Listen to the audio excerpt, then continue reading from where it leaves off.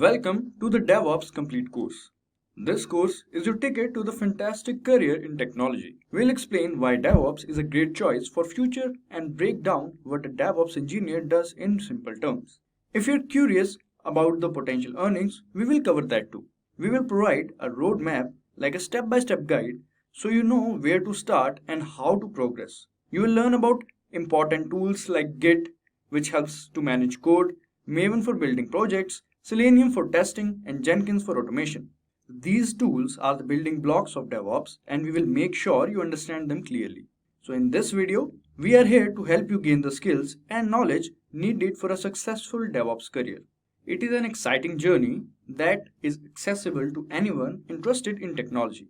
So get ready to explore the world of DevOps with us, and you will be prepared to thrive in this dynamic and rewarding field.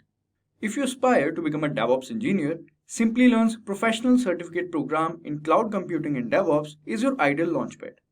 In partnership with E&ICT Academy, IIT Guwahati, this program equips with the skills needed to excel in cloud computing and DevOps. Learn to deploy robust Microsoft Azure and AWS applications through a blend of live virtual class, hands-on labs, self-paced videos, and collaborative peer interactions. Don't miss this opportunity to master the art of cloud and DevOps. Enroll today and pave your way to becoming a cloud expert. Meet Tim. Tim builds a robot in his lab, a climate-controlled and pollution-free environment. Once he's done, he drops the robot off at his project partner, Mia's house. Mia takes it out to her backyard to ensure that the robot meets the requirements. But here is where the problem arises. The change in the environment causes the robot to malfunction. Mia is now really annoyed and she has a lot to correct. And it seems to her as though Tim didn't really do much. This wall between them leaves the poor robot to bite the dust. Well, what if we broke this wall? Tim and Mia now work together in a common space. Tim develops each block of functionality of the robot, which is then immediately checked by Mia. Both are now working simultaneously instead of waiting on the other to finish their task. As and when a feature is ready for use, they are put together to build the final product. They develop a common mindset and share ideas. To further speed up the process, they use several tools which can automate every stage. This means that the robot is now ready sooner, with less iterations and manual work. From an organization perspective, Tim would be the developer, while Mia, the operations. Their union is the core of the DevOps approach. DevOps has several stages and set of tools to automate each of these stages. Let's have a look at these. Tim first puts down a plan. In terms of software, this could mean deciding on the modules and the algorithms to use. Once he has the plan, he now codes the plan. With tools such as Git, Tim has a repository for storing all the codes and their different versions. This is called version control. Next, this code is fetched and made executable. This is the build stage. Tools such as Gradle and Maven will sort this out. Now, before deployment, the product is tested to catch any bugs. The most popular tool automating testing is Selenium. Once the products are tested, Mia must deploy it. The deployed product is then continuously configured to the desired state. Ansible, Puppet, and Docker are some of the most common tools used that automate these stages. Now, every product is continuously monitored in its working environment. Nagios is one such tool that automates this phase, and the feedback is fed back to the planning stage. And finally, we have the core of the DevOps lifecycle, the integration stage. Tools such as Jenkins is responsible for sending the code for build and test. If the code passes the tests, it's further sent for deployment. This is called continuous integration. Let's now have a look at an organization that has adopted the DevOps approach. Which of the below sequence of steps would they follow to develop a software? Leave your answers in the comment section. Keep an eye out for the right answer on the comment section or our YouTube community. Giants such as Amazon, Netflix, Target, Etsy, and Walmart have all adopted DevOps and seen a considerable increase in delivery and quality. In 2014, An hour of downtime for Netflix would cost it $200,000. It became absolutely crucial that Netflix prepared themselves for any sort of failure. And so they took to the DevOps approach and implemented it in the most unique way. They developed a tool called the Simian Army.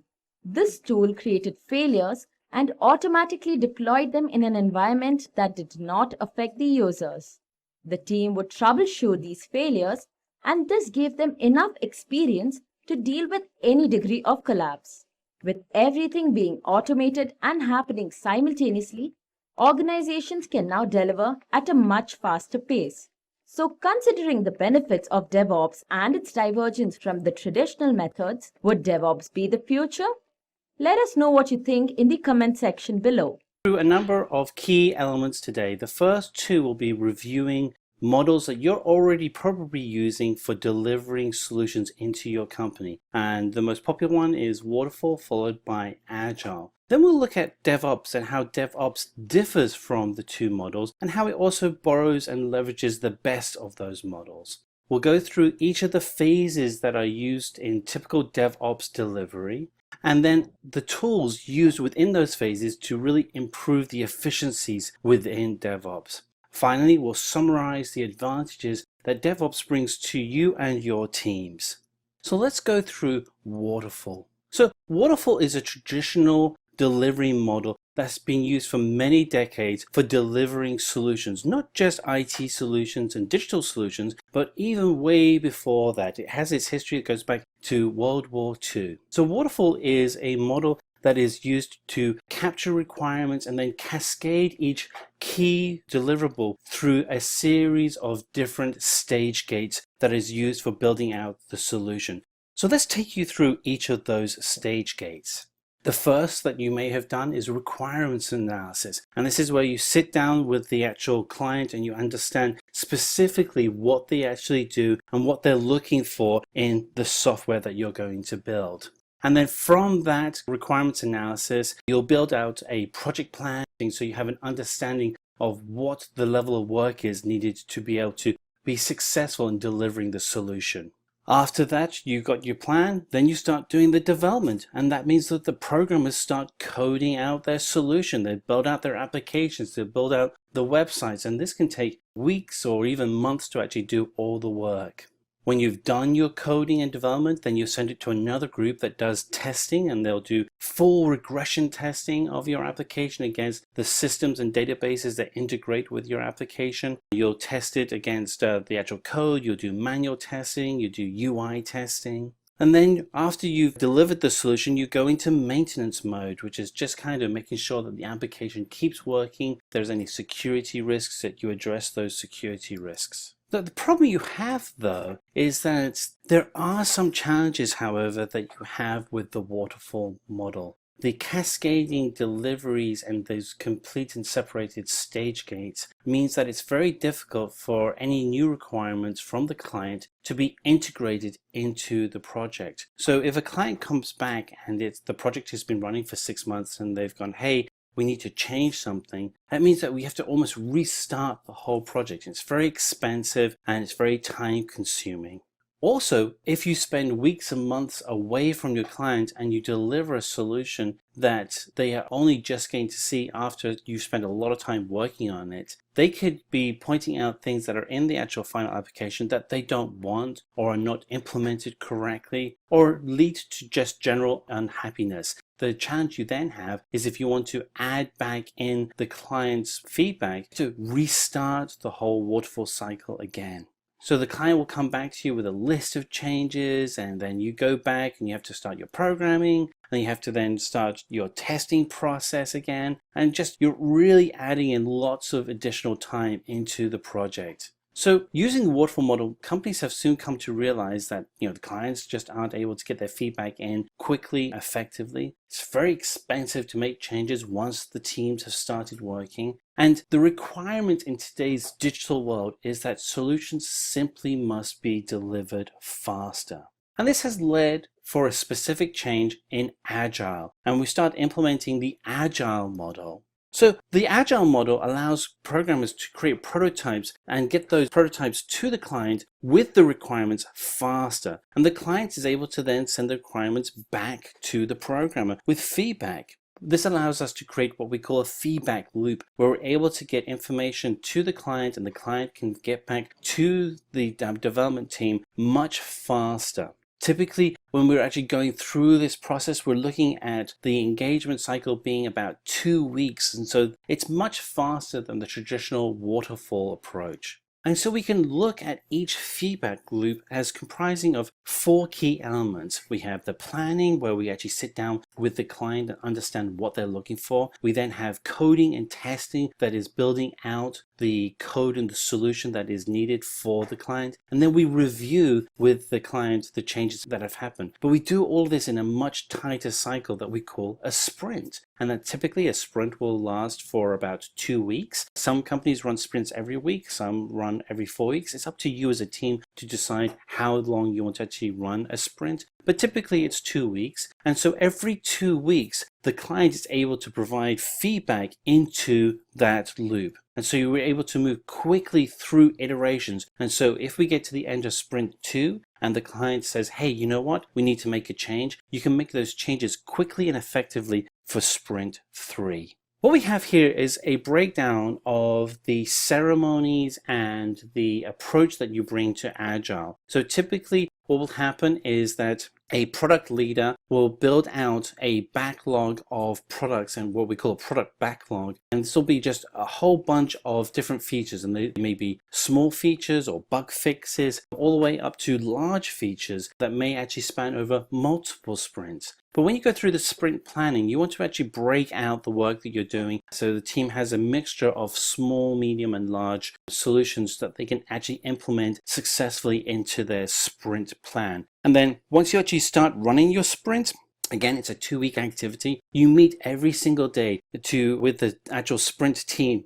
to ensure that everybody is staying on track, and if there's any blockers, that those blockers are being addressed effectively and immediately. The goal at the end of the 2 weeks is to have a deliverable product that you can put in front of the customer, and the customer can then do a review. The key advantages you have of running a sprint with Agile is that the client requirements are better understood because the client is really integrated into the Scrum team. They're there all the time. And the product is delivered much faster than with a traditional waterfall model. You're delivering features at the end of each sprint versus waiting weeks, months, or in some cases years for a waterfall project to be completed. However, there are also some distinct disadvantages. The product itself really doesn't get tested in a production environment. It's only being tested on the developer computers. And it's really hard when you're actually running Agile for the sprint team to actually build out a solution easily and effectively on their computers to mimic the production environment. And the developers and the operations team are running in separate silos. So you have your development team running their sprint and actually working to build out the features.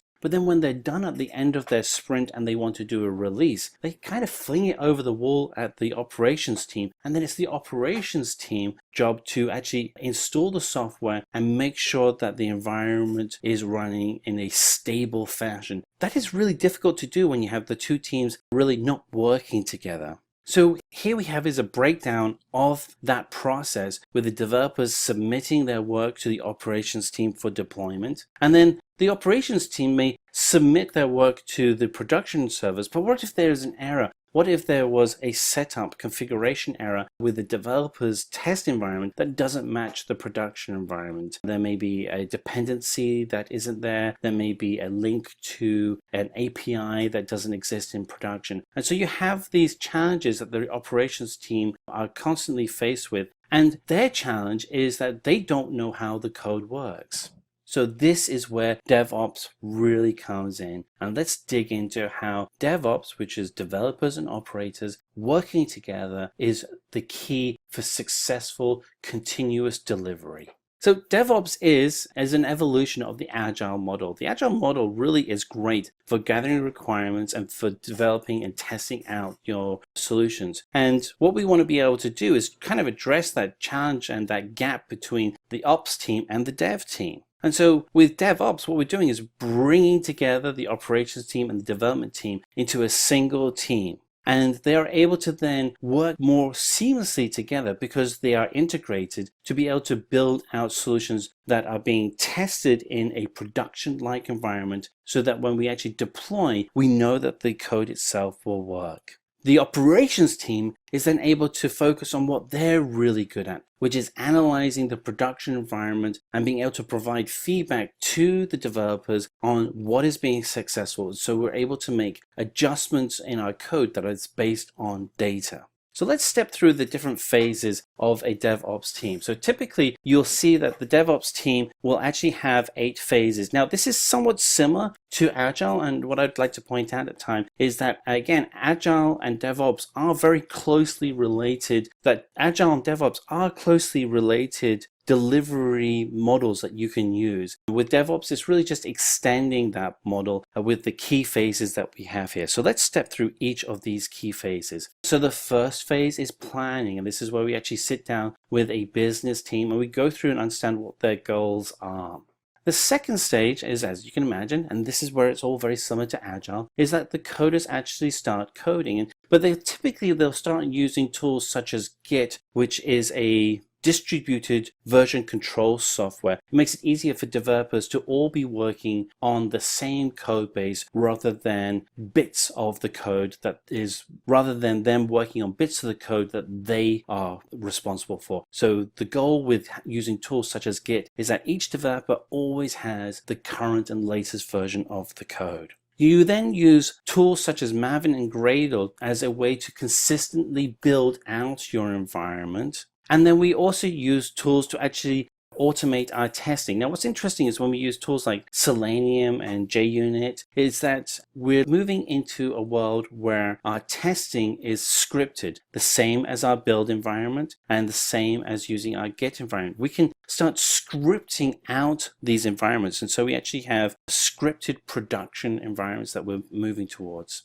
Jenkins is the integration phase that we use for our tools. And another pointer here is that the tools that we're listing here, these are all open source tools. These are tools that any team can start using. We want to have tools that control and manage the deployment of code into the production environments. And then finally, tools such as Ansible and Chef will actually operate and manage those production environments so that when code comes to them, that code is compliant with the production environment, so that when the code is then deployed to the many different production servers, that the expected results of those servers, which is you want them to continue running, is received. And then finally, you monitor the entire environment so you can actually zero in on spikes and issues that are relevant to either the code or changing consumer habits on the site. So let's step through some of those tools that we have in the DevOps environment. So here we have is a breakdown of the DevOps tools that we have. And again, one of the things I want to point out is that these tools are open source tools. There are also many other tools. This is just really a selection of some of the more popular tools that are being used. But it's quite likely that you're already using some of these tools today. You may already be using Jenkins. You may already be using Git. But some of the other tools really help you create a fully scriptable environment so that you can actually start scripting out your entire DevOps tool set. This really helps when it comes to speeding up your delivery, because the more you can actually script out the work that you're doing, the more effective you can be at running automation against those scripts, and the more effective you can be at having a consistent experience.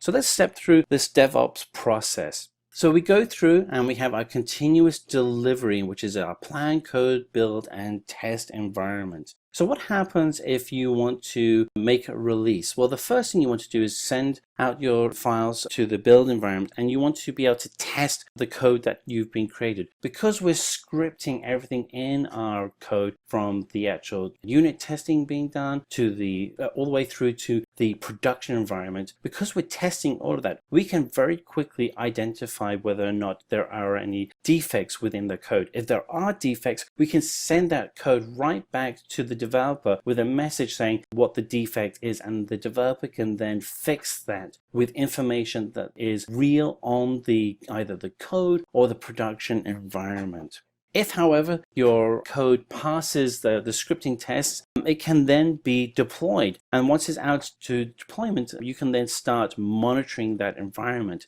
What this provides you is the opportunity to speed up your delivery. So you go from the waterfall model, which is weeks, months, or even years between releases, to agile, which is 2 weeks or 4 weeks, depending on your sprint cadence, to where you are today with DevOps, where you can actually be doing multiple releases every single day. So there are some significant advantages, and there are companies out there that are really zeroing in on those advantages. If we take any one of these companies, such as Google, any given day will actually process 50 to 100 new releases on their website through their DevOps teams. In fact, they have some great videos on YouTube that you can find out on how their DevOps teams work. Netflix is also a similar environment. Now, what's interesting with Netflix is that Netflix have really fully embraced DevOps within their development team. And so they have a DevOps team, and Netflix is a completely digital company. So they have software on phones, on smart TVs, on computers, and on websites.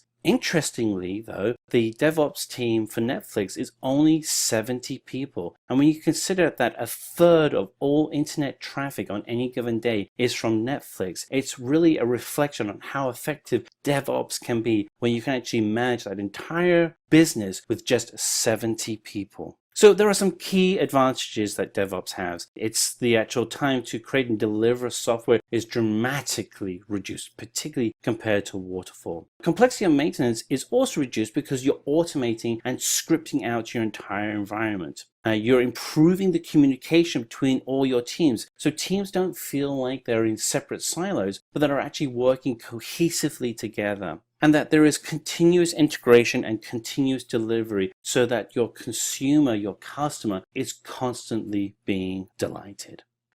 The field of DevOps has grown exponentially over the past few years, and it's no surprise why. DevOps is a set of practices and tools that aims to break down the silos between development and operations team and streamline the software delivery process. By doing so, DevOps enables organizations to deliver high-quality software faster and more efficiently than ever before. So if you're interested in pursuing a career in DevOps, then this video on how to choose DevOps as a career is for you, with the proper roadmap on how to get started with it. Also, do not forget to subscribe to our YouTube channel and hit the bell icon to never miss an update from Simplilearn. So without any further ado, let's get started. First is to understand the role of a DevOps professional. Before diving into the specifics of how to become a DevOps professional, it's essential to understand the roles and responsibilities of a DevOps professional. A DevOps professional is typically responsible for designing, implementing, and maintaining the infrastructure, automation tools, and processes required for the efficient delivery of software. This includes collaborating with development teams to integrate automation into the software development process, setting up and maintaining the infrastructure required for the software delivery pipeline, such as servers, databases, and network systems, developing and implementing automation scripts to improve the efficiency of software delivery process, continuously monitoring and analyzing the software delivery process to identify and resolve bottlenecks and improve efficiency, ensuring that the software delivery process adheres to industry best practices and regulatory requirements. So now that you understand the roles and responsibilities of a DevOps professional, let's take a look at the roadmap to become a DevOps professional. So first is to learn the basics of software development. To be an effective DevOps professional, it's essential to have a good understanding of software development processes, including programming languages, software development methodologies, and version control tools. You can start by learning programming languages like Python, Java, or Ruby. Well, a DevOps Engineer course will prepare you for a career in DevOps technologies. Through this DevOps Engineer course, you will learn to review deployment methodologies, CI/CD pipelines, observability, and use DevOps tools like Git, Docker, and Jenkins with this DevOps Engineer Certification. You can check out the link for this course in the description. Following that, learn about infrastructure and operations as a DevOps professional. You will be responsible for managing infrastructure, including servers, databases, and network system. So it's essential to have a good understanding of infrastructure and operations. This includes learning about servers, operating systems, network protocols, and storage systems. Then explore about automation tools and cloud services. Automation is a critical part of DevOps. Learning automation tools such as Ansible, Puppet, or Chef can help you streamline the software delivery process and improve efficiency. Most organizations today use cloud services to deliver software. Learning cloud services such as AWS, Azure, or GCP can help you design and implement cloud architecture that are efficient and scalable. Well, to help you with learning DevOps and cloud services, Simplilearn has to offer Azure DevOps Solution Expert Master's Program to help you become an industry-ready professional. In this course, you will learn to plan smarter, collaborate better, and ship faster with a set of modern development services. The link for this course is mentioned in the description. Do check them out. Once done with skilling, you need to gain experience and get certified as discussed before. The best way to gain experience in DevOps is to work on real-world projects. This can be achieved through internships, volunteering for open source projects, or even taking on small projects on your own. This will allow you to put your theoretical knowledge into practice and gain hands-on experience. Along with it, there are various certification programs available, such as the DevOps Institute Certification Program, AWS Certification DevOps Engineer, and Microsoft Azure DevOps Solutions Certification. Once you have gained experience and acquired the necessary skills, it's time to start looking for job opportunities. There are various job titles in DevOps, such as DevOps Engineer, Site Reliability Engineer, Automation Engineer, and Release Engineer. In top hiring companies in the field include Amazon, Google, Microsoft, IBM, and many others. Well, a postgraduate program in DevOps in collaboration with Caltech CTME is a professional development option that will square your skills with industry standards. In this course, you will learn how to formalize and document development processes and create a self-documenting system. DevOps certification course will also cover advanced tools like Puppet, SaltStack, and Ansible that will help self-governance and automated management at scale. Link is mentioned in the description. Do check it out. If you're new to the tech industry or just curious about the role of DevOps in software development, you have come to the right place. So what exactly is DevOps? In simple terms, it's a set of practices and tools that help developers and operational team work better together, releasing software faster with higher quality. At its core, DevOps is about breaking down barriers between development and operations and creating a culture of collaboration that focuses on delivering value to customers as quickly and efficiently as possible. Of course, this is a vast oversimplification, and there are many different aspects to DevOps that we could spend hours diving into. But for now, let's focus on some of the key responsibilities of a DevOps engineer, who is the person responsible for implementing and overseeing DevOps practices and processes. But before we begin, if you're new to the channel and haven't subscribed, it aims to streamline the entire software development lifecycle by integrating and optimizing processes, tools, and methodologies. It encourages a culture of shared responsibility where developers and operations team work together closely throughout the entire software development lifecycle, from planning and coding to testing, deployment, and monitoring. Now the question is, who is a DevOps engineer? Well, you got it right. A DevOps engineer is a professional who combines software development expertise with operations knowledge to facilitate collaboration, streamline processes, and improve software delivery and infrastructure management within an organization. A DevOps engineer role is to bridge the gap between development and operations team, enabling efficient and reliable software development and deployment practices. But the question is, how to become a DevOps engineer? What are the skills that you need to possess to become a good DevOps engineer? Well, a DevOps engineer possesses a wide range of skills, including proficiency in scripting and programming languages, knowledge of various tools and technologies, expertise in system administration, cloud platforms, and containerization technologies, as well as strong problem solving and communication skills are necessary. Firstly, having a good coding knowledge. Well, tools like Confluence, Jira, Git, these tools can support and enhance collaboration and project management within a DevOps environment. Next, having a good knowledge on deployment tools are also necessary. Now, tools like DCOS provides orchestration capabilities for distributed applications. Docker enables containerization for consistent and scalable deployments, and AWS offers a broad range of cloud services for infrastructure provisioning, scalability, and managed services. Next, you need to have a good knowledge on operations tools as well. Now, Chef and Ansible focus on infrastructure automation and configuration management, while Kubernetes specializes in container orchestration and management. These tools are utilized in DevOps to automate various aspects of software development life cycles, including infrastructure provisioning, configuration, management, application deployment, and scaling. Moving ahead, you need to have a strong grip on monitoring tools. Nagios, Splunk, and Datadog are three commonly used tools in the field of monitoring and observability. Now, each tool serves a specific purpose in monitoring and managing system and applications. Nagios specializes in infrastructure and application monitoring. Splunk focuses on log analysis and data visualization. Datadog provides comprehensive monitoring and analytic capabilities in cloud environments. These tools play a crucial role in maintaining the health and performance of systems and applications. Moving ahead, you need to have a good knowledge on Jenkins and CodeShip. Now, Jenkins and CodeShips are both essential tools in DevOps practices. Jenkins is a flexible and extensible automation server that supports continuous integration, testing, and deployment. On the other hand, CodeShip is a cloud-based CI/CD platform that offers simplicity and ease of use, particularly for cloud-native applications. Both these tools contribute to improving development productivity and code quality. And finally, having a good knowledge on testing tools like Selenium, JUnit are necessary for a DevOps engineer.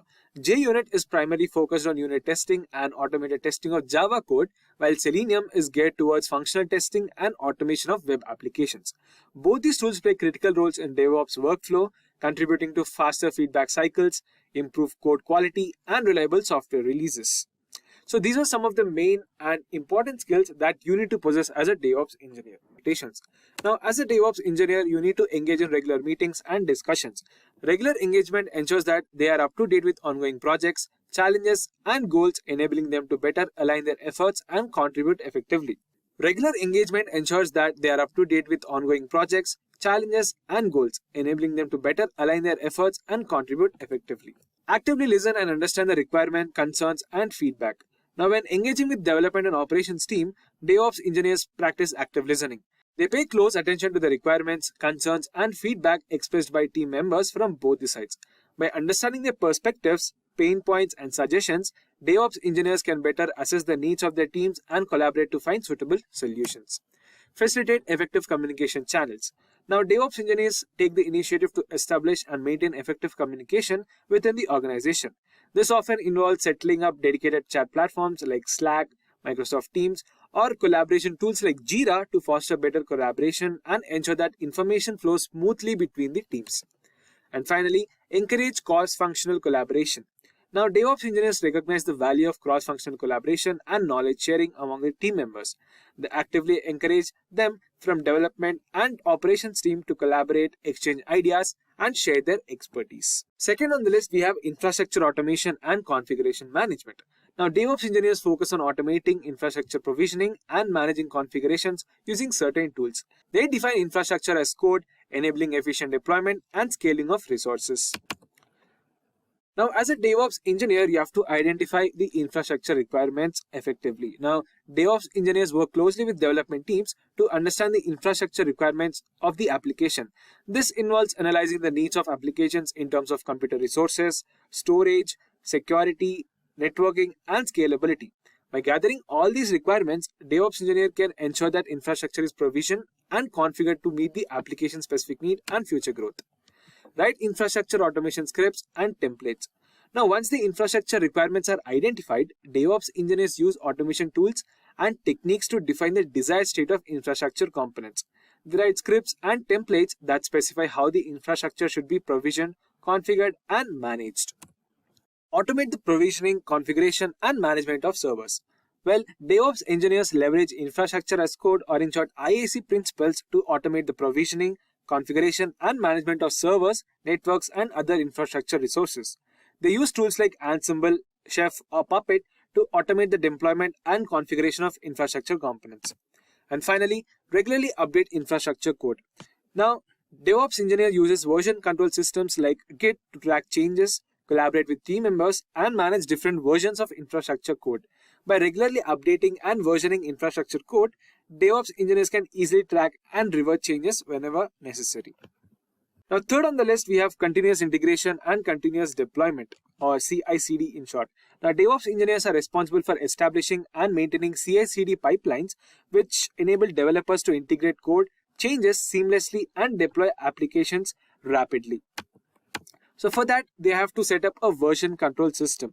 Now, version control systems like Git play a crucial role in DevOps by providing a centralized repository for managing code and tracking changes. Setting up a version control system involves creating a repository, initializing it with the code, and defining branching and merging strategies. Configure a build server. Now, a build server automates the process of compiling, testing, and packaging application code. Tools like Jenkins and GitLab CI/CD allows you to define build pipelines that specify the steps to be executed.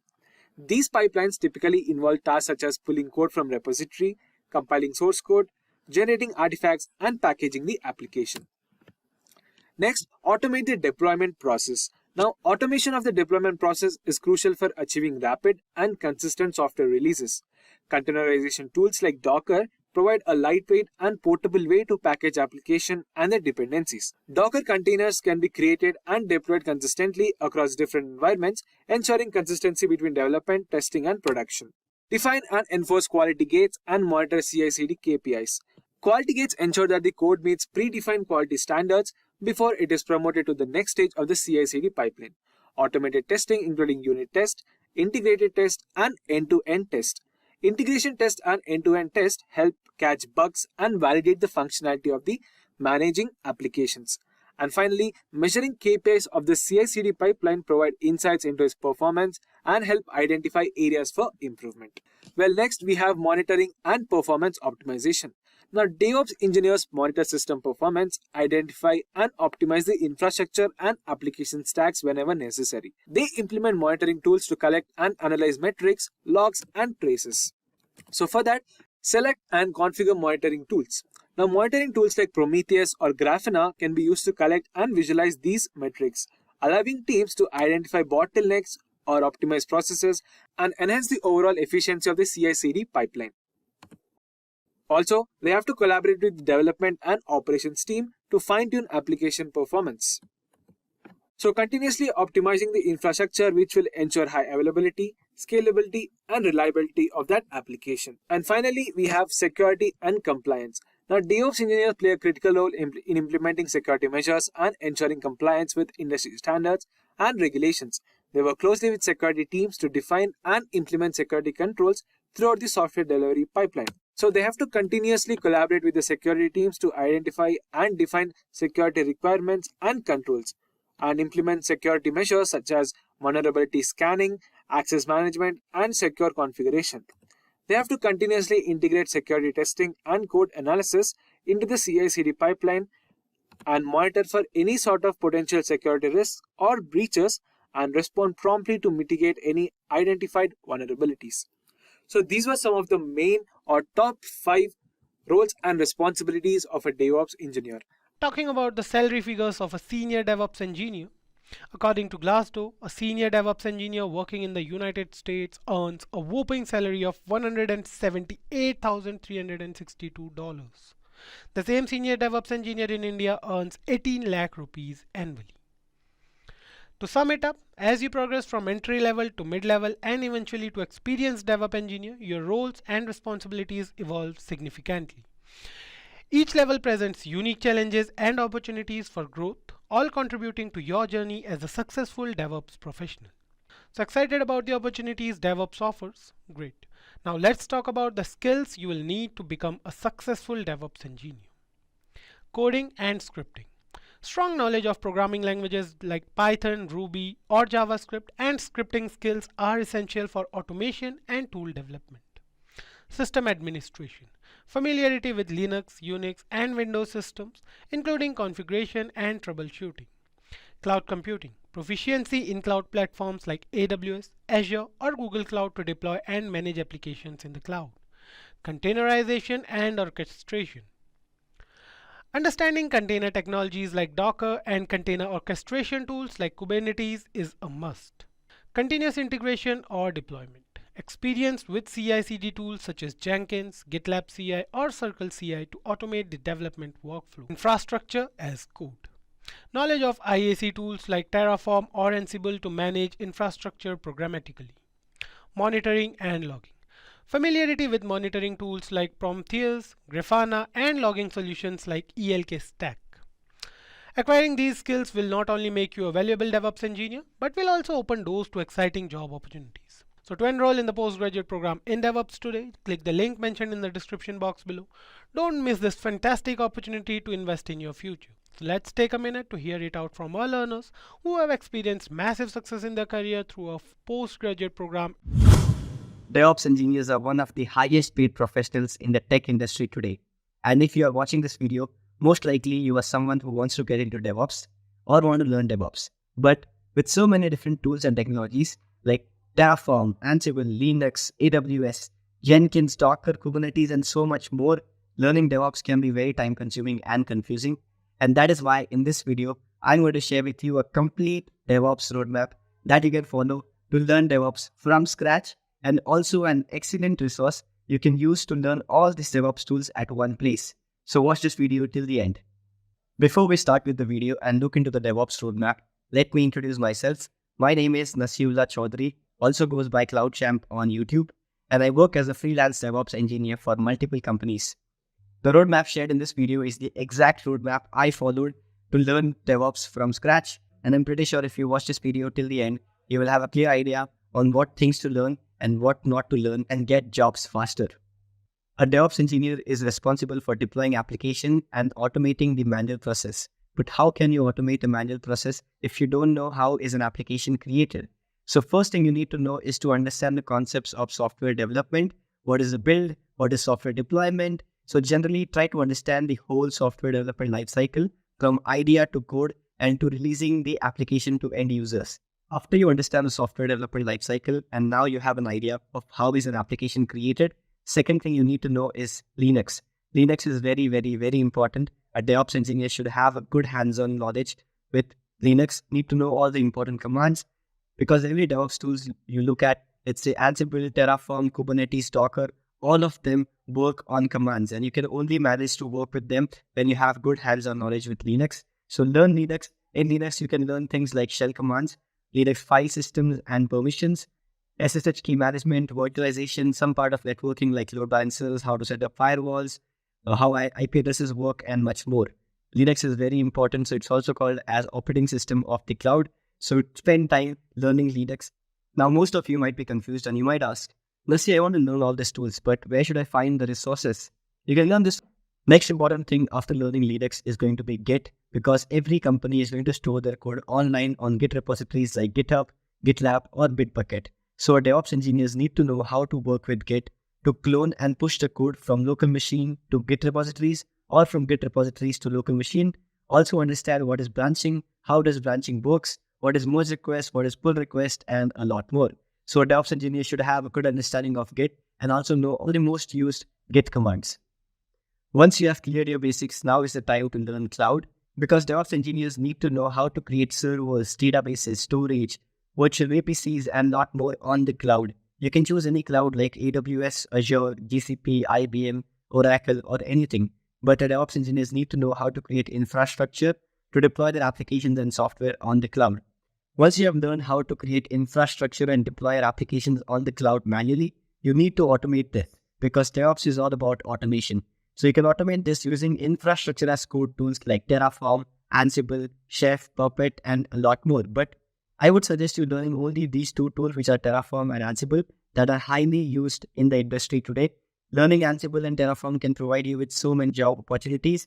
So start with learning Terraform and Ansible after you have mastered creating an application on the cloud manually. Due to rise in demand and application stability, companies are shifting from servers to containers, which is why you need to learn Docker and Kubernetes. For Docker, you need to understand the concepts of virtualization and concept of containerization. Also, you need to know how to containerize an application and run it on a server or a Kubernetes cluster. You need to know the commands on how to create Docker file, how to create Docker image, how to run containers, networking in Docker, and some of the parts. For Kubernetes, you need to understand the Kubernetes architecture, what is deployment, what is replica set, what is pod, what is node, and how to properly manage a containerized application using Kubernetes cluster, either on EKS, AKS, or GKE, which is going Kubernetes engine. So it is very important for you to understand and know the commands to properly work through containerization, which is a leading and a popular tool right now in the market. Next, very important thing for a DevOps engineer to learn is going to be CI/CD, or continuous integration and continuous deployment, because every company wants to deploy their application automatically. In DevOps, all code changes like new features or bug fixes should be integrated in the existing application and provided to the end user in an automated fashion. And you can only do this by using CI/CD. So a DevOps engineer should know how to set up CI/CD server, how to integrate code repositories to trigger pipeline automatically when there is a change, and to fix bug faster, and to provide better quality software to the end user very fast in automated fashion. Some popular CI/CD tool includes Jenkins, GitLab, Circle CI, Travis CI. So learning CI/CD will help you land your job very, very fast, and it's very important, also known as heart of DevOps. So you should master CI/CD. All the tools that we have mentioned till now will help you deploy an application on the cloud or on containers anywhere. But once the software or your application is in production, it is very important for you to monitor it, to track performance, to see if there are any issues, check system resources like CPU or RAM or anything. So one of the responsibilities of DevOps engineer is to set up software monitoring, infrastructure monitoring, collect logs, and to visualize data to check if there are any issues or if system has less resources or not. So you need to learn tools like Prometheus, Grafana, also logging tools like CloudWatch or ELK Stack, which is very important to make sure that your application is running without any issues and without any problems. Congratulations, now you know all the tools and technologies you require to become a DevOps engineer. But DevOps is all about automation, and there is always going to be something that you can automate. So to automate this, you will require scripting language. And some of you might argue that scripting is not required, or you don't need any programming language in DevOps. Coding is not a thing in DevOps, but that's not actually true. You will require knowledge of one programming language or a scripting language, because you need to automate the manual process. So some popular scripting language can be Bash, PowerShell, which are all OS related. So you can use Bash in Linux and PowerShell in Windows. And non-OS related are Python, Go, Ruby, which is what I would suggest. I would suggest you trying to learn Python, which will help you automate all the manual process, like rotating passwords of your databases, like starting a deployment, starting a build, or clearing cache. Anything that you are doing manually can be automated through scripting languages using this Python or Go or Bash. My suggestion would be to start with Python. And if you learn Python, you will be unstoppable and you will have more value as a DevOps engineer. And you don't need to learn any programming language at a software engineer level. You just need to know enough Python or enough Go just to write scripts which can automate your things. You don't need to go deep in DSA and all those things, which are very common questions that I get. So just focus on learning Python in a way where you can automate things by writing scripts. So just the basics, not too advanced, only to automate stuff. So there you have it, a complete DevOps roadmap to learn things from scratch. Along with this, make sure you have your LinkedIn perfect, you attend meetups, and also enroll to the Simplilearn DevOps program. Thank you. Where innovation meets efficiency to transform software development and operations into seamless and agile process. In this video on DevOps Engineering Roadmap 2024, we will be covering what is DevOps, DevOps Engineering Roadmap, responsibilities of DevOps engineer, salary, and company's hiring. Let me ask you a quick question. So which of the following is a key objective of DevOps? Option A is slowing down software development. Option B is increasing the gap between development and operations. Option C is automating and streamlining software delivery. Option D is reducing collaboration among teams. Now you can pause this video and answer in the comment section below. Alright, so now let's start with the first topic, which is what is DevOps? So DevOps is a collaborative approach that brings together software development, that is dev, and IT operations, that is ops teams, to streamline the software delivery process. It emphasizes communication, collaboration, automation to enable faster and more reliable software releases. DevOps aims to break down the wall between teams, allowing for seamless integration and continuous feedback throughout the development lifecycle. By automating tasks such as code testing, deployment, and infrastructure management, DevOps promotes and stability. Ultimately, DevOps fosters a culture of collaboration, innovation, and continuous improvement, enabling organizations to deliver high-quality software at faster pace to meet customer demands. If you aspire to become a DevOps engineer, Simplilearn's professional certificate program in cloud computing and DevOps is your ideal choice. In partnership with ENICT Academy, IIT Guwahati, this program equips you with the skills needed to excel in cloud computing and DevOps. Learn to deploy robust Microsoft Azure and AWS applications through a blend of live virtual class, hands-on labs, self-paced videos, and collaborative peer interactions. Don't miss this opportunity to master the art of cloud and DevOps. Enroll today and pave your way to become a cloud expert. Alright, now let's move on and understand the DevOps engineering roadmap. So, the DevOps engineers need to possess a diverse set of skills. So let's explore the importance of key skills in the DevOps engineer roadmap. First we have is Linux. Linux is an open source operating system widely used in the DevOps world. DevOps engineers need to be familiar with Linux as it is commonly used for server management, scripting, and automation. Understanding Linux commands and system administrations helps in effectively managing infrastructure. Next skill is Jenkins CI/CD.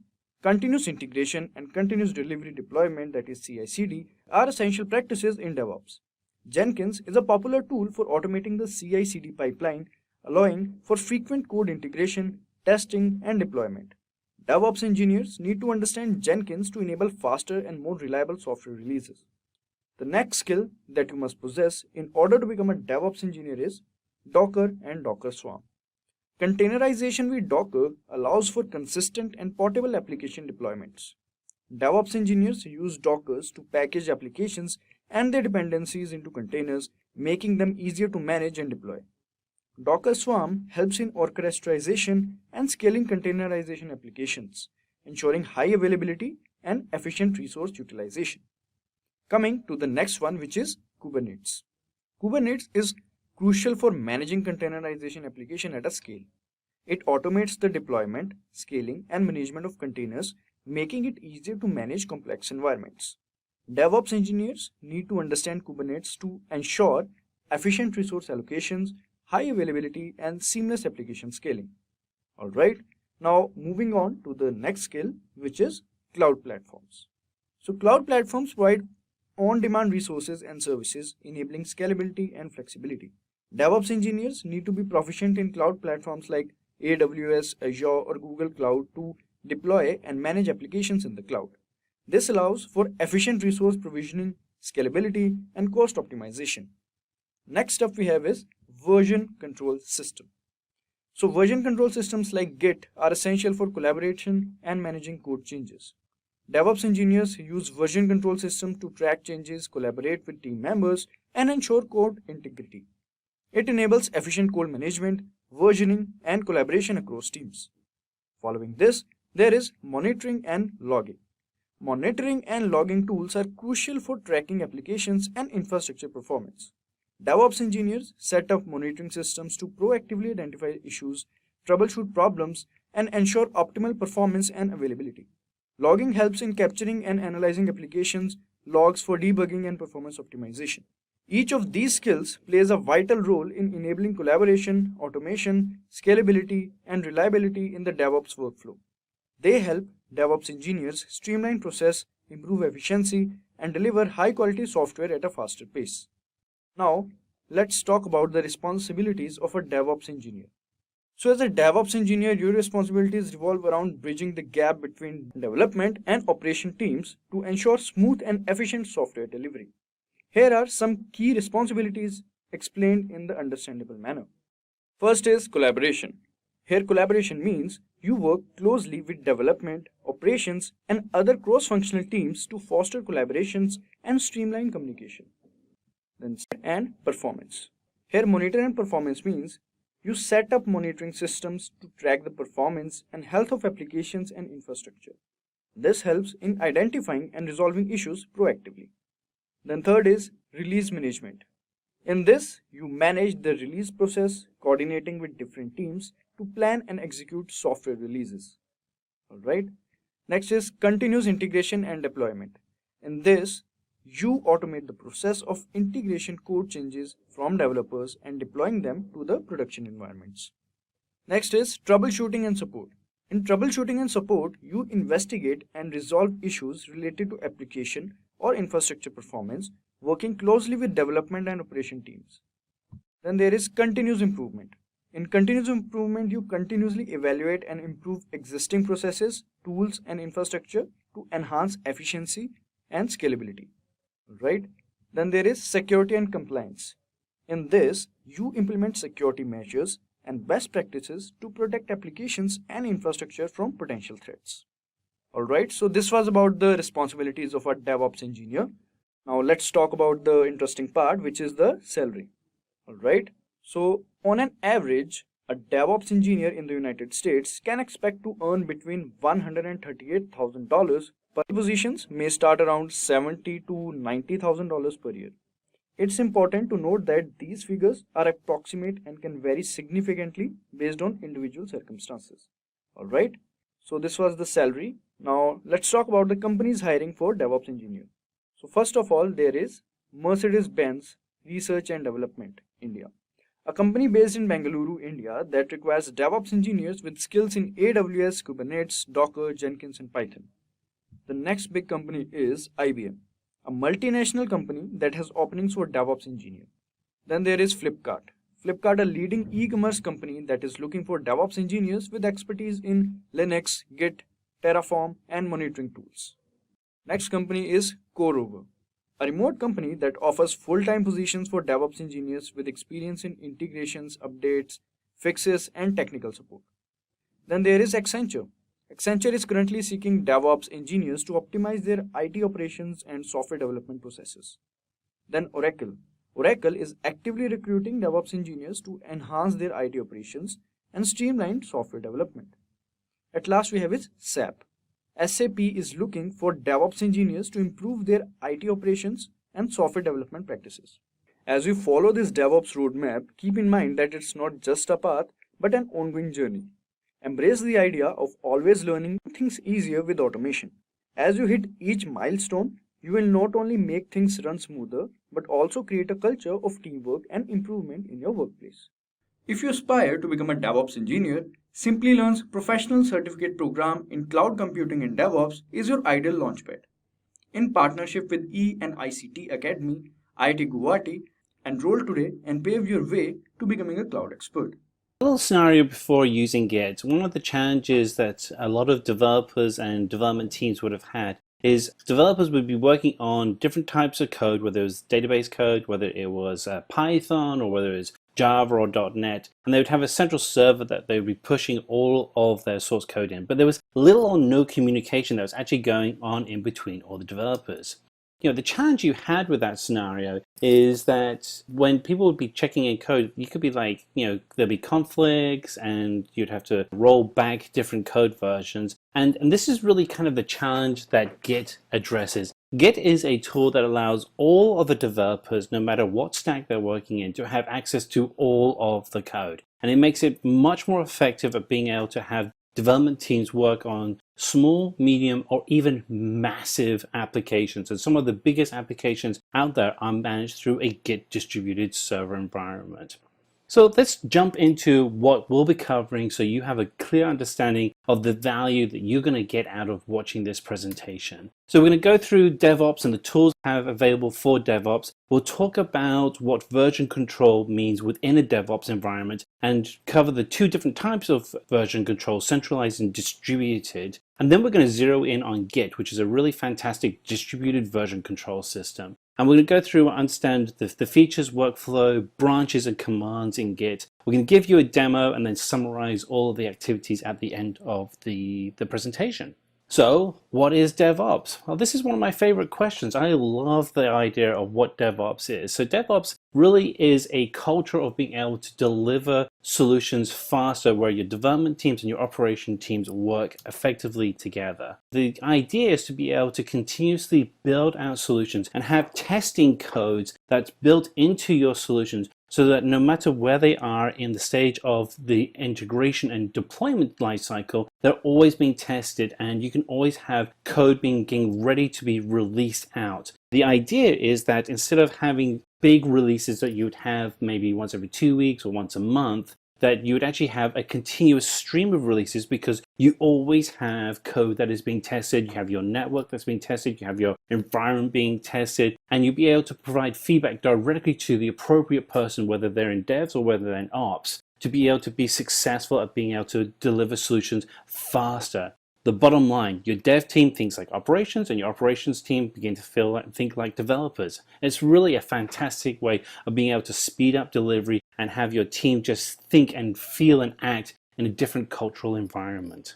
So let's have a look at some of the tools that are available to you in DevOps environments. If we look at DevOps, it's really kind of split into two areas. The dev side, you have building, code, planning, and testing. And then on your ops side, you have release, deployment, operating, and monitoring. But the tools really all interact with each other. And what's really great is that the tools are either open source or very, very low in cost. And in fact, most of the tools that you're seeing in front of you right now are open source tools, which means there's no licensing to you, and you can actually effectively manage them and implement them within your team right now. So let's have a look at some of the dev tools that you have for doing code versioning. And so some of the tools that you may have used in the past include Subversion, Team Foundation Service, and Git. These are all different types of version control software that you have out there. One of the oldest ones is Subversion. It's a centralized version control system. It's one of the tools I used years ago. It really is good at doing what it's supposed to do, which is just a very simple version controlled solution. It's open source, so it's free. There's no licensing. There are challenges with working with it because it is a centralized tool rather than a distributed tool, and we'll get into that in a little bit. But for a very basic version control system, it does what you want it to do. Team Foundation Service Solutions is something that many of you in Microsoft world may have been using for a long time. And the thing that's great about TFS is that it's built right into the Microsoft environment. It's the server side, the services side of building out your solutions with Microsoft. Just recently, in the last couple of weeks, at the beginning of September 2018, Microsoft actually just rebranded TFS as Azure DevOps, and so you have Azure Pipelines, and there are 5 now Azure tools that actually replace TFS. But these are all tools that are very similar in concept. The old TFS tools are very similar to the centralized SVN tools, whereas the new tools that are part of Azure are actually much more aligned with Git. So what you're seeing is Microsoft moving from the centralized server to a distributed server with their new Azure DevOps tools, which is fantastic news for every developer listening to this. And then we have Git, and Git is a distributed version control system. It is, again, open source, which means that you can start using it right now without fear of having to have any costs or any penalties. And the thing that's really good about it is that you can use it for almost any kind of digital project. And what it's good at is being able to create that historical record and versioning of your source code, whether you're doing a web application, a mobile application, or you're actually building a Python script for a machine learning solution. So let's dig into what version control systems are and how they can be of value to you. So the role of a version control system is to allow developers to be able to check in their files into a repository. And here you can see how we can check in 3 files into a repository, and that repository then becomes a snapshot or a historical record of the files that we're working on. And you want to be able to have it so that the repository is flexible enough so that as you want to be able to scale and add in new files or new versions of a file, that you can actually do that easily within your VCS environment. And the goal is to be able to constantly have each of these versions available so that anybody that wants to be able to check out the file can actually have the latest version or see a history of how that file became what it is today.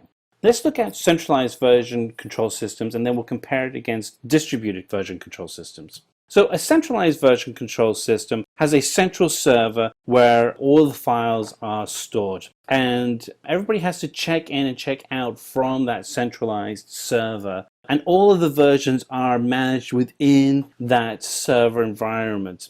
The problem is that if that central server crashes, which doesn't happen but very often, but it can happen, you end up losing all of your files. And I was actually on a project where that actually happened to us, and we lost 6 months of history of how the application was created. Fortunately for us, we actually had a backup, but it didn't have all the historical data. So we were able to at least continue working, but we just lost a lot of files and it took a while to get back into place.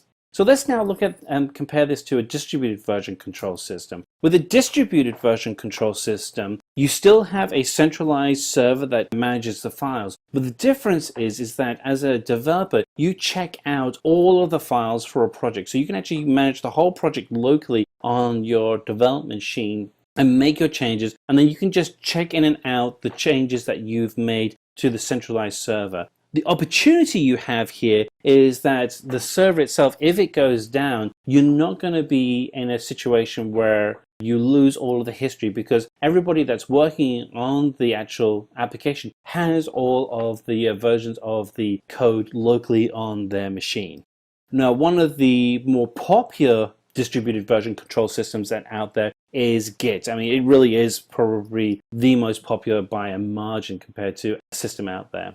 So, let's dig into, what actually is Git. So Git is a version control system for managing files. And as a developer, you have a Git client on your machine, and you're able to make changes and create local repositories of a program on your computer. And then you can sync up with a remote service such as GitHub or GitLab or the new Azure Labs environment, where you can actually store files remotely and then allow remote teams to have access to those changes in the actual application you made. So you can track your changes easily. The tool is inherently distributed, so it makes it very easy to manage the code for large teams. And you can bring people in very quickly, and you can have people come in as specialists and spin them up quickly and have them work on a piece of the code and then drop them out of the project. If you want to have a check on how this works, go and start contributing to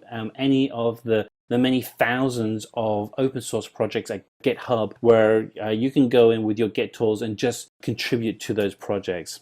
And then finally, one of the things that I really like with Git is that it's not a linear development approach. It's not starting from A and going to Z. It's a non-linear approach, which allows you to have branches that people are working on in parallel to your master branch, where people are actually doing the delivery of the production code. So let's step through some of these features. So Git, as you can imagine, the first thing it does is track history. That's probably the most important part of having a version control system. It's free open source. You can actually go and use it right now. There are no costs for actually using it. It is a non-linear environment that allows people to be able to build out new features in parallel to the master branch, so that you can be constantly having the master code out there and adding in new features without breaking the code. And you can automatically create backups because each developer has a version of the code remotely. It's incredibly scalable. Some of the biggest projects out there now are being managed through Git. And because of this scale, the collaboration becomes a byproduct of teams working together. And branching just is so much easier within Git. So as you can see, this whole thing leads to a very effective distributed environment. So let's step through some of the workflow that we have available for Git. So the way that Git works is that you, as an operator, as a developer, you have the Git client on your local development machine, whether it's a Linux machine, a Mac, or a PC, and you connect to a remote server and you pull down the latest working copy, and then you're able to make all of your changes locally, and you can modify the codes, you can review changes, and you can commit those codes to your Git repository that you have locally, and then you can push those changes back up to the remote server. And as soon as you push them into the remote server, those changes then become available to everybody else working on the project. So they can be constantly keeping everybody updated on all the work that is happening. So, typically the way that it would work is, you would start off with having the working file, the working directory that you have locally, and then you would stage those files into a staging area, and then you get those files ready to be committed to your Git repository. And These are all actions that you would do locally and then connect to a remote server. And then later when you go back into work on your project, the first thing you should always do is check out that code so that you always have the latest version of the code and everybody's kept in sync. So let's talk about branching in Git. So the way that branches work is that if you imagine you're working on a project, and projects always have a tendency of getting bigger than you imagine. And what you want to be able to do is keep that main product working and keeping it working effectively. But if you want to be able to add a feature to that product, you may have 2 or 3 different groups that are working on multiple features simultaneously. And what you want to be able to do is give them the freedom to work on those individual features. And the way you do it in Git is that you can create branches off the master, and while you're off the main branch, which is called the master. And so each person could be working on their own separate branch, and then when they want to, they can then later merge those branches back into the main master. And all this time, the main master still works and still able to produce the right code for the customer. But at the same time, it allows the developers the freedom to be able to write in their new features.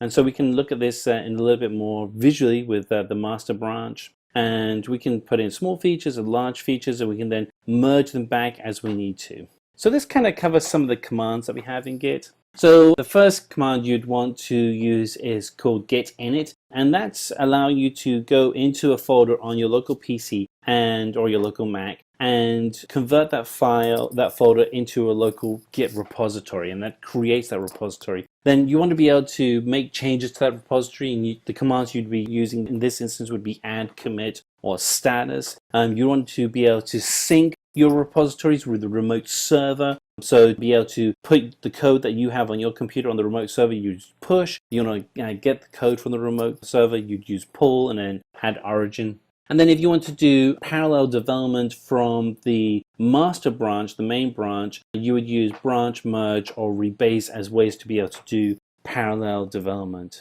And now we're going to go through and do a demo on Git. So we're going to do a demo on Git so you can feel comfortable running the commands in the interface and you're able to get Git running correctly in your environment. So the first thing we're going to do is we're going to set up which version of Git that you have, and then we're going to see if we can establish some global configurations within your Git environment. And we're going to do sandeep.dash as the name, email address is sandeep.simplilearn, and then we're going to do a list of the different configuration settings we have. So to check the version of Git that we have, we do git -- version in our terminal or command line window. You can also use PowerShell. That'll actually get you running in the same environment as well. All of these tools are going to be command line tools. And then the next thing we're going to do is we're going to assign some global usernames and a global email address so that we can actually access the Git account itself locally on the device. And so we're going to put in config -- global user.name Sandeep,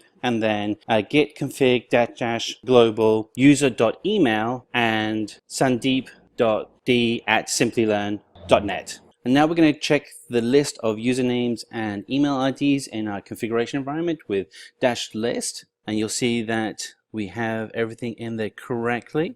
Here is our username right here, and our name and our email ID.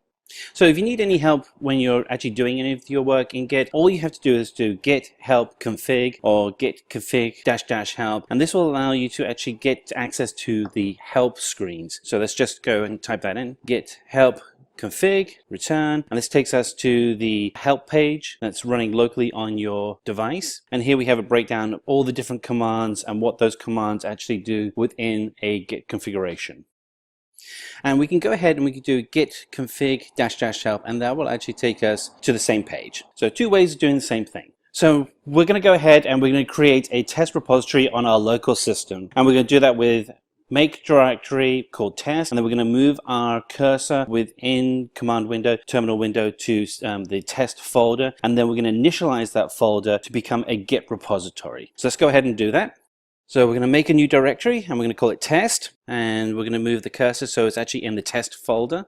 We do cd change directory to test, and you can see now we're actually in the test folder. And now what we have to do is initialize this folder as a Git repository. And so we're going to do this as git in it, and it's now a new Git instance that we can actually now use for managing our Git environment. So we're going to create a new file, and we're going to call it info.txt, and we're going to put some content in it, and we're actually going to put it in the folder that we've just created, so you can actually see what it's like to test out the Git environment with a file that hasn't been checked into it yet. So let's go ahead and do that. So we open up our folder directory, and here you can see we have the test folder, and we're just going to go ahead and create a default test file. So right click, text, new document, info.txt, open that, and you can put really whatever you want in here. We're just going to put in this information right now. Name equals Sam, registration number 12479, and save that file, close it out. Now if we actually go ahead and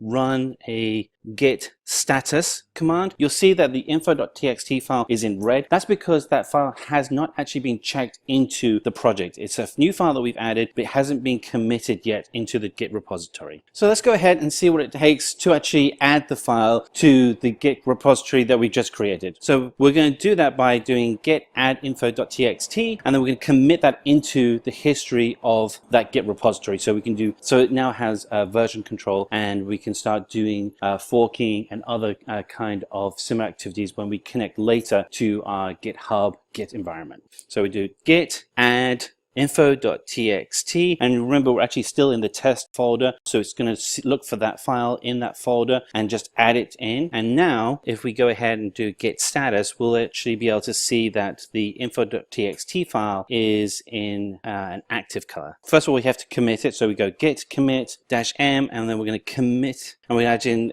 some quick text here. You can write whatever you want. Committing the text file is now actually committed into the Git repository, and it's still running locally on your PC. So we're going to go make some changes to the file, and we're going to save it, and we want to be able to see how we can use Git to compare the differences between the two files. So let's go over, and we're going to make some changes to the info.txt file. Here we are. Here's info.txt. We're just going to add in a new line. We're going to add in the line address, and we're going to save that file. And now when we go over to Git, we're going to be able to review the difference. So we're going to do git diff, and here you actually see that we've added in a new address file. So now you can actually see this is the difference between the two documents. Now, as you can imagine, when you have code, this would become more elaborate, where actually will show you code that's been pulled out if you've eliminated any code, or if you added in new code. Really useful. So we're going to go ahead and add our Git username to a remote location, so we can actually start testing out the file that we've created into a remote repository. In this case, we're going to use GitHub, and you'll be able to see how we can actually then save that file into a Git repository that somebody else could then access and be able to make edits to. So let's just go ahead and make those changes. So git config -global user.username, and we're going to do Simplilearn, and that will associate it with this Git repository that we've just created locally. So Simplilearn-GitHub. So Simplilearn GitHub is the username that we use on GitHub. So we're going to go over to GitHub. Here we are in GitHub, and then correct new repository. And then, as you can see, we're in Simplilearn-GitHub, and we're going to call the new repository test. We're going to make it public so anybody can access it. And you'll see that it automatically adds a README file, and we have our test environment set up correctly. So we'll go ahead and copy the URL link, which is github.com/simplilearn-github/test.git. Copy that, and we'll go back over to our command line window. And so now we're going to add the username to the GitHub configuration. So what we're doing is we're connecting the local repository to the remote repository. So we type git remote add origin, and then we'll paste in the address. And this then allows us to connect the local repository that we created in the test folder with the remote repository. And now we're connected. So now that we've connected, we can actually push the file that we have in the local repository on your PC or Mac to the remote repository in the GitHub server environment. So let's go ahead and do that. So we're going to do git push, and push is the command to push the documents from the origin, which is the local file, to master, and master is a remote file. Hey, and there we are. Success. So what we have now is the file that we just created in our local Git repository is actually now in the remote repository as well, so anybody can access it. So let's go have a look at that. So we're going to refresh the GitHub page, and hey, there we are. There's info.txt has been uploaded, and we're ready to go. That's great. That's what you should be seeing. So refreshing your web page on the remote GitHub folder, and it could be any Git service, but just happen to be using GitHub because it's free to use. You'll be able to see that the local file has been installed and is now part of the Git repository in the remote server. So what we're going to do now is we're going to create 3 more files, and we're just going to call them info.txt, info2, and info3, and then we're going to push them out to the remote server, and we're going to merge everything together into a single environment. So let's go ahead and create those 3 files, and we're just going to add those into the folder. So let's go ahead, create new text document, info1, and then we're going to create info2, and then info3. I'll get my typing right here. Okay, here we go. There we are. Okay, I'm opening info3, and I'm just going to enter some text in here. And what we're going to do is illustrate how we can do branching. And each of these files I'm going to save and then close out. And now I can go over and... So let's create a new branch, and we're going to call this one first underscore branch. And we go git branch first underscore branch, and this will be a new branch of the code environment that we're creating. And so hit return, and that allows us to create a new branch. And so what we do is we're going to move to the new branch. So we're going to do git checkout first underscore branch, and that allows us to move into that branch. And you'll see that info.txt is already there, which is good. That's what we want to see. Now what we need to do is add in the new documents. So here we have the different steps we've taken. We created a branch, we moved to the new branch, and now we're going to go ahead and add the info3 txt to that branch so you can actually see everything coming together. And we're going to go at git add info3.txt. So we're just adding a file like we were previously with our initialization, our first initial Git folder, and that file has now been added to the first branch. So we're going to go ahead and commit the file to the first branch, and then we're going to merge the documents into the master branch so we have everything together. So let's go ahead and do those steps. We're going to do the commit first, and then we're going to merge everything together. All right, so we do git commit -m, and we're just going to say made changes to first branch, and that's just documentation so that we know what we've done. And there we are, we've committed the file. So we had that file info3 txt committed, and now we're going to go ahead and merge the files into the main master, and so we can actually have everything together as one consistent environment. And we do that by typing in.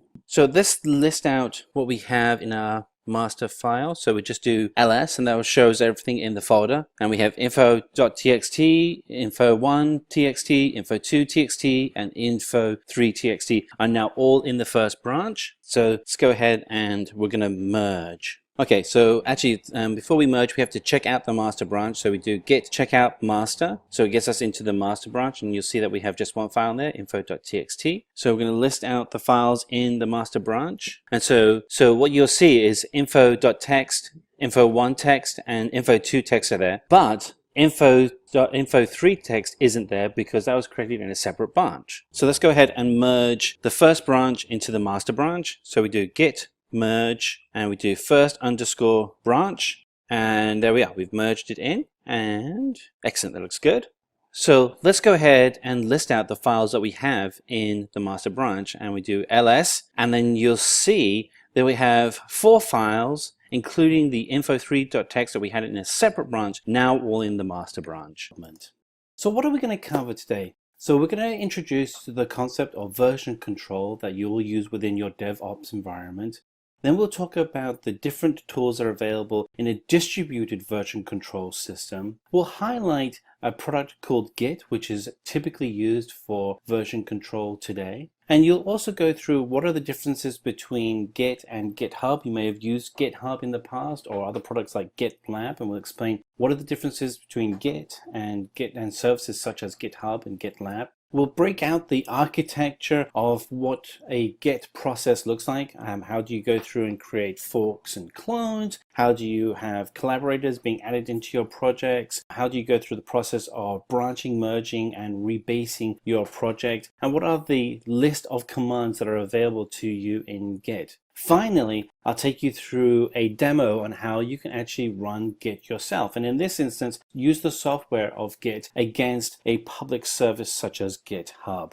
All right, let's talk a little bit about version control systems. So you may have already been using a version control system within your environment today. You may have used tools such as Microsoft's Team Foundation services, but essentially the use of a version control system allows people to be able to have files that are all stored in a single repository. So if you're working on developing a new program, such as a website or an application, you would store all of your version control software in a single repository. Now, what happens is that if somebody wants to make changes to the code, they would check out all of the code in the repository to make the changes, and then there would be an addendum added to that. So there would be the version 1 changes that you had, then the person would then later on check out that code, and then be a version 2 added to that code. And so you keep adding on versions of that code. The bottom line is that eventually you'll have people being able to use your code, and that your code will be stored in a centralized location. However, the challenge you run into is that it's very difficult for large groups to work simultaneously within a project. The benefits of a VCS system, a version control system, demonstrates that you're able to store multiple versions of a solution in a single repository. Now let's take a step at some of the challenges that you have with traditional version control systems and see how they can be addressed with distributed version control. So in a distributed version control environment, what we're looking at is being able to have the code shared across a team of developers. So if there are 2 or more people working on a software package, they need to be able to effectively share that code amongst themselves, so that they constantly are working on the latest piece of code. So a key part of a distributed version control system that's different to just a traditional version control system is that all developers have the entire code on their local systems, and they try and keep it updated all the time. It is the role of the distributed VCS server to ensure that each client, and we have a developer here, and developer here, and developer here, and each of those are clients, have the latest version of the software, and then that each person can then share the software in a peer-to-peer like approach. So that as changes are being made into the server of changes to the code, then those changes are then being redistributed to all of the development team. The tool to be able to do an effective distributed VCS environment is Git. Now, you may remember that we actually covered Git in a previous video, and we'll reference that video for you. So we start off with our remote Git repository, and people are making updates to the copy of their code into a local environment. That local environment can be updated manually and then periodically pushed out to the Git repository. So you're always pushing out the latest code changes you've made into the repository. And then from the repository, you're able to pull back the latest updates. And so your Git repository becomes the kind of the center of the universe for you. And then updates are able to be pushed up and pulled back from there. What this allows you to be able to accomplish is that each person will always have the latest version of the code. So what is Git? Git is a distributed version control tool used for source code management. So GitHub is the remote server for that source code management, and your development team can connect their Git client to that remote hub server. Git is used to track the changes of the source code and allows large teams to work simultaneously with each other. It supports a non-linear development because of thousands of parallel branches, and has the ability to handle large projects efficiently. So let's talk a little bit about Git versus GitHub. So Git is a software tool, whereas GitHub is a service, and I'll show you how those two look in a moment. You install the software tool for Git locally on your system, whereas GitHub, because it is a service, it's actually hosted on a website. Git is actually the software that's used to manage different versions of source code, whereas GitHub is used to have a copy of the local repository stored on the service, on the website itself.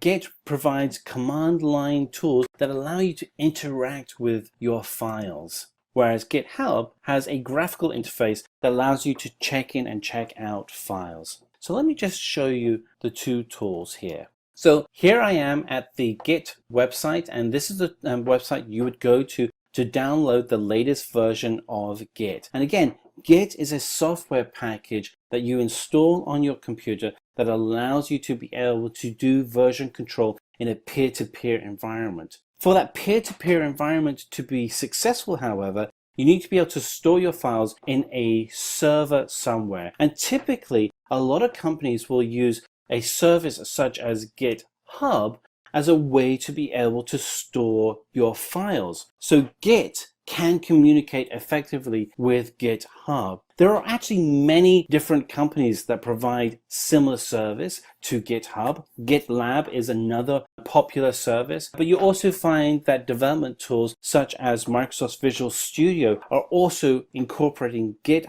commands into their tools. So the latest version of Visual Studio Team Services also provides this same ability. But GitHub, it has to be remembered, is a place where we actually store our files and can very easily create public shareable, is a place where we can store our files and create public shareable projects. You can come to GitHub and you can do a search on projects. You can see at the moment I'm doing a lot of work on blockchain, but you can actually search on the many hundreds of projects here. In fact, I think there's something like over 100,000 projects being managed on GitHub at the moment. That number is probably actually much larger than that. And so if you are working on a project, I would certainly encourage you to start at GitHub to see if somebody's already maybe done a prototype that they're sharing, or they have an open source project that they want to share that's already available in GitHub. Certainly if you're doing anything with Azure, you'll find that there are 45,000 Azure projects currently being worked on. Interestingly enough, GitHub was recently acquired by Microsoft, and Microsoft is fully embracing open source technologies. So that's essentially the difference between Git and GitHub. One is a piece of software, and that's Git, and one is a service that supports the ability of using the software, and that's GitHub. So let's dig deeper into the actual Git architecture itself. So the working directory is the folder where you are currently working on your Git project. And we'll do a demo later on where you can actually see how we can actually simulate each of these steps. So you start off with your working directory where you store your files, and then you add your files to a staging area where you are getting ready to commit your files back to the main branch on your Git project.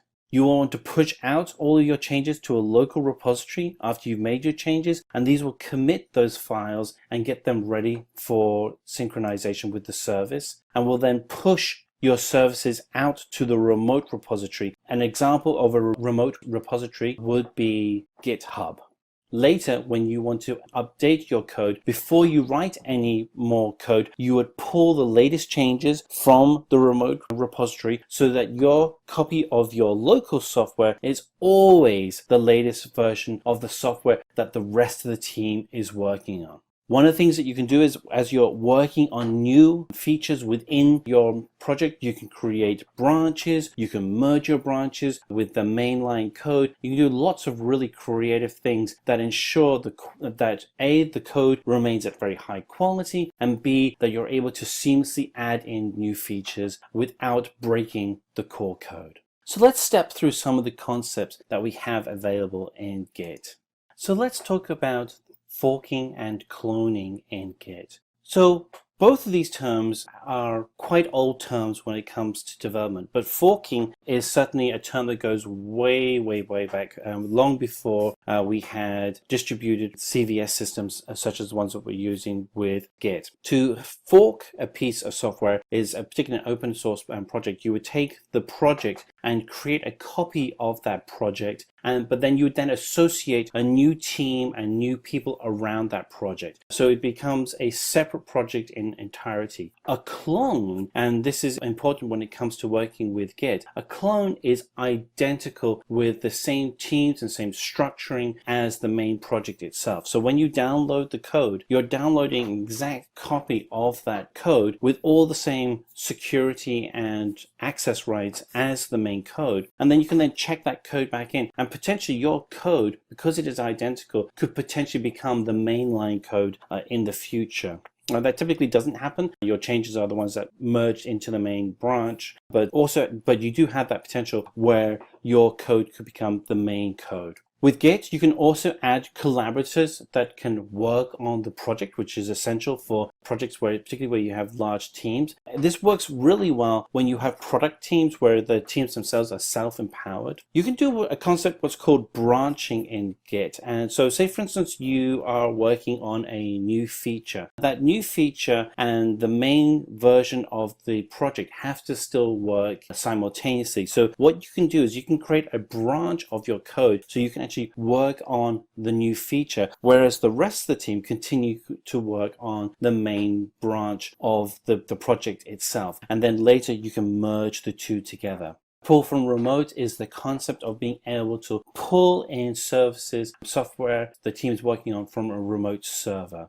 And Git rebase is the concept of being able to take a project and reestablish a new start from the project. So you may be working on a project where there have been many branches and the team has been working for quite some time on different areas, and maybe you kind of losing control of what the true main branch is. You may choose to rebase your project. And what that means though is that anybody that's working on a separate branch will not be able to branch their code back into the mainline branch. So going through the process of a Git rebase essentially allows you to create a new start for where you're working on your project. So let's go through forks and clones.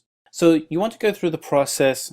So you want to go ahead and fork the code that you're working on. So let's use this scenario that one of your team wants to go ahead and add a new change to the project. The team member may say, yeah, go ahead and create a separate fork of the actual project. So what does that look like? So when you actually go ahead and create a fork of the repository, you actually go and you can take the version of the mainline branch, but then you take it completely offline into a local repository for you to be able to work from. And you can take the mainline code and you can then work on a local version of the code separate from the mainline branch. It's now a separate fork. Collaborators is the ability to have team members working on a project together. So if someone is working on a piece of code and they see some errors in the code that you've created, none of us are perfect at writing code. I know I've certainly made errors in my code. It's great to have other team members that have your back and can come in and check and see what they can do to improve the code. So to do that, you have to then add them as a collaborator. Now you would do that in GitHub. You can give them permission within GitHub itself. It's really easy to do, super visual interface that allows you to do the work quickly and easily. And depending on the type of permissions you want to give them, sometimes it could be very limited permissions. It may be just to be able to read the files. Sometimes it's being able to go in and make all the changes. You can go through all the different permission settings on GitHub to actually see what you can do. But you'll be able to make changes so that people can actually have access to your repository, and then you as a team can then start working together on the same code. Let's step through branching in Git. So suppose you're working on an application, but you want to add in a new feature. And this is very typical within a DevOps environment. So to do that, you can create a new branch and build the new feature on that branch. So here you have your main application on what's known as the master branch. And then you can then create a sub branch that runs in parallel, which has your feature. You can then develop your feature and then merge it back into the master branch at a later point in time. Now, the benefit you have here is that by default, we're all working on the master branch. So we always have the latest code. The circles that we have here on the screen show various different commits that have been made so that we can keep track of the master branch and then the branches that have come off which have the new features. And there can be many branches in Git. So Git keeps the new features you're working on in separate branches until you're ready to merge them back in with the main branch. So let's talk a little bit about that merge process. So you're starting with the master branch, which is the blue line here, and then here we have a separate parallel branch, which has the new features. So if we're to look at this process, the base commit of feature B is the branch. F is what's going to merge back into the master branch. And it has to be said there can be so many divergent branches, but eventually you want to have everything merge back into the master branch. Let's step through git rebase. So again, we have a similar situation where we have a branch that's being worked in parallel to the master branch, and we want to do a git rebase. So we're at stage C, and what we've decided is that we want to reset the project so that everything from here on out along the master branch is the standard product. However, this means that any work that's being done in parallel as a separate branch will be adding in new features along this new rebased environment. Now, the benefit you have by going through the rebase process is that you're reducing the amount of storage space that's required for when you have so many branches. It's a great way to just reduce your total footprint for your entire project. So git rebase is the process of combining a sequence of commits to form a new base commit. And the prime reason for rebasing is to maintain a linear project history. When you rebase, you unplug a branch and replug it in on the tip of another branch. And usually you do that on the master branch, and that will then become the new master branch. The goal of rebasing is to take all the commits from a feature branch and put it together in a single master branch. And it makes the project itself much easier to manage. Let's talk a little bit about pull from remote. Suppose there are two developers working together on an application. The concept of having a remote repository allows the two developers will be actually then checking in their code into a remote repository that becomes a centralized location for them to be able to store their code. It enables them to stay updated on the recent changes to the repository because they'll be able to pull the latest changes from that remote repository so that they are ensuring that as developers, they're always working on the latest code. So you can pull any changes that you have made to your forked remote repository to your local repository. The command to be able to do that is written here, and we'll go through a demo of how to actually do that command in a little bit. Good news is if there are no changes, you'll get a notification saying that you're already up to date. And if there is a change, it will merge those changes to your local repository and you get a list of the changes that have been made remotely. So let's step through some of the commands that we have in Git. So git init initializes a local Git repository on your hard drive. Git add adds one or more files to your staging area. Git commit -m commit message is a commit changes the git command, commits changes to head up. So the git command commits changes to your local staging area. Git status checks the status of your current repository and lists the files you have changed. Git log provides a list of all the commits made on your current branch. Git diff views the changes that you've made to the file. So you can actually have files next to each other and you can actually see the differences between the two files.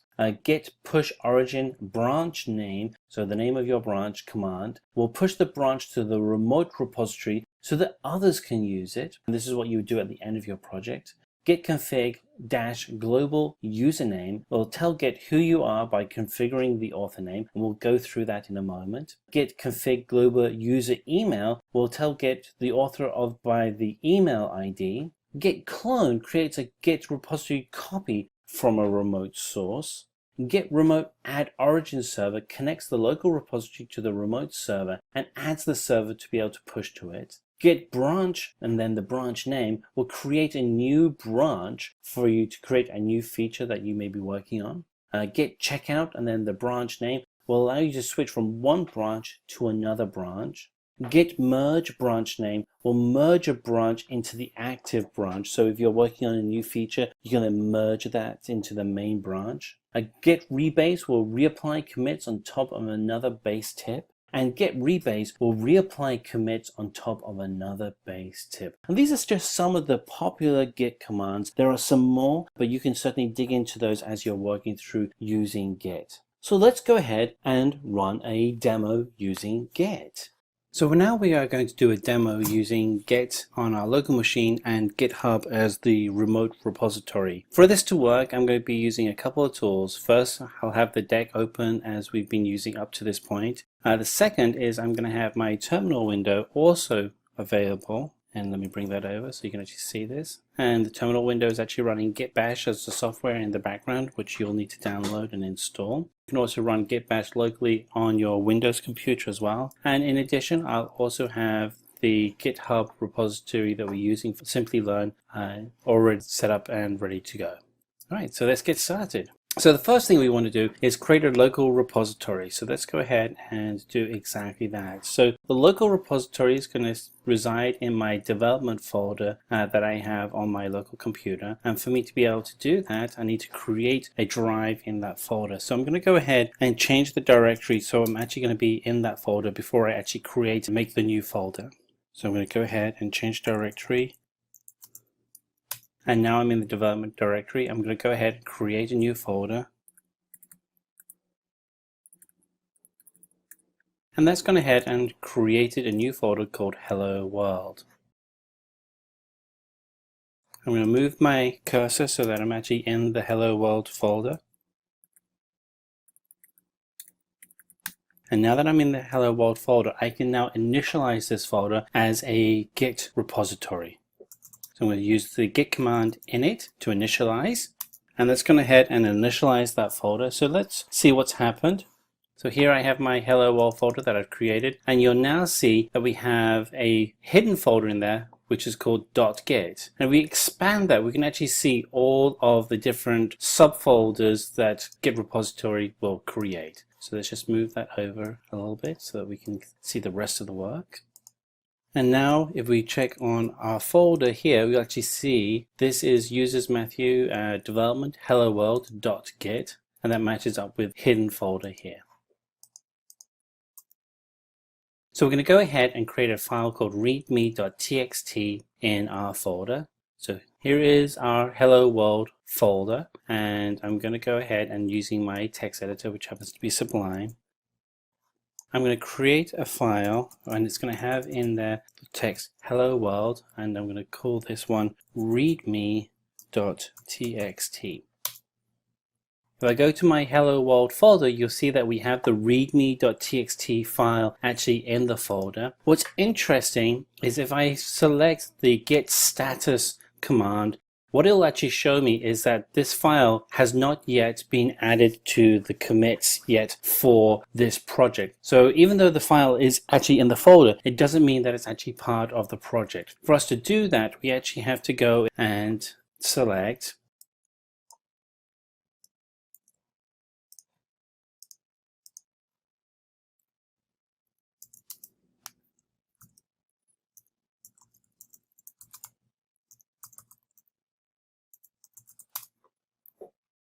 For us to actually commit the file, we have to go into our terminal window, and we can use the git status to actually read the files that we have there. So let's go ahead and use the git status command, and it's going to tell us that this file has not been committed. You can use this with any folder to see which files and subfolders haven't been committed. And what we can now do is we can go and actually add the readme file. So let's go ahead and we're just going to select git add. So the git command is add readme.txt. So that then adds that file into our main project, and we want to then commit those files into the main repository's history. And so to do that, we'll hit the git command commit, and we'll do a message in that commit, and this one will be first commit, and it has committed that project. What's interesting is we can now go back into readme file, and I can change this. So we can go hello git. Git is a very popular version control solution, and we'll save that. Now what we can do is we can actually go and see if we have made differences to the readme text. So to do that, we'll use the diff command for git.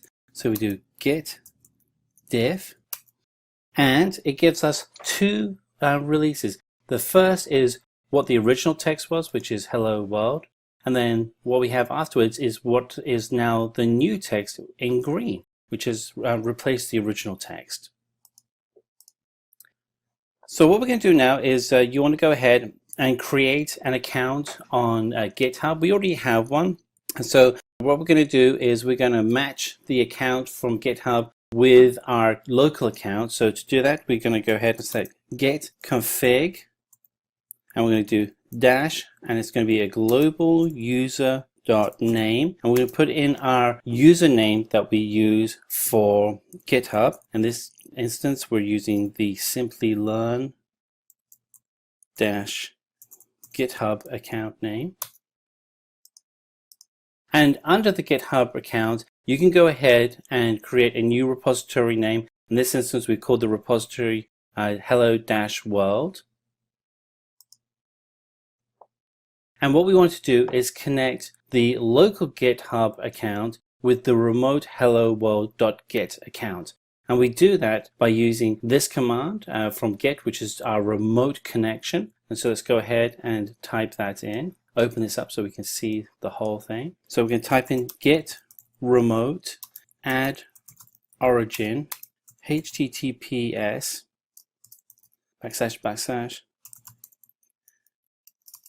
github.com/Simplilearn-GitHub, and you have to get this typed in correctly when you're typing in the location hello-world.git.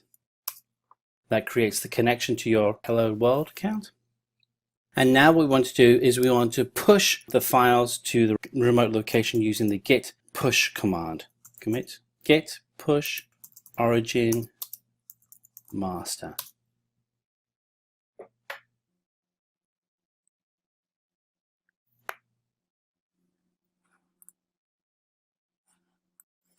So we're going to go ahead and connect to our local remote GitHub. So I'm just going to bring up my terminal window again. And so let's select git remote add origin, and we'll connect to the remote location github.com/Simplilearn-hello-world.git. Oh, we actually have already connected, so we're connected to that successfully. And now we're going to push the master, gish. So git push origin master, and everything is connected and successful. And if we go out to GitHub now,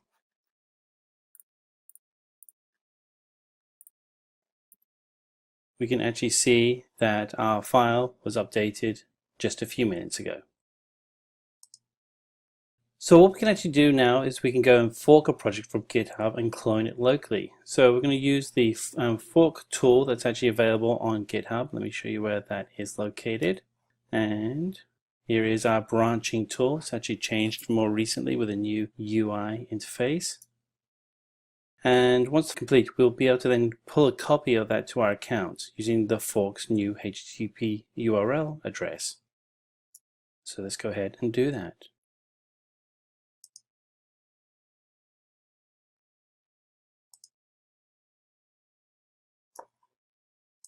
So we're going to go ahead and create a fork of our project. Now, to do that, you would normally go in, when you go into your project, you'll see that there are fork options in the top right-hand corner of the screen. Now, right now, I'm actually logged in with the default primary account for this project. So I can't actually fork the project as I'm working on the main branch. However, if I come in with a separate ID, and here I am, I have a different ID, and so I'm actually pretending I'm somebody else, I can actually come in and select the fork option and create a fork of this project.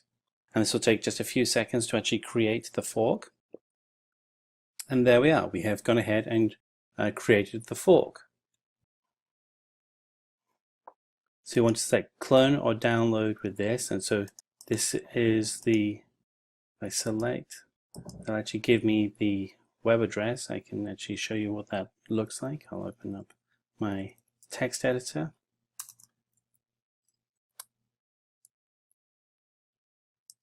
Oops, that's not correct.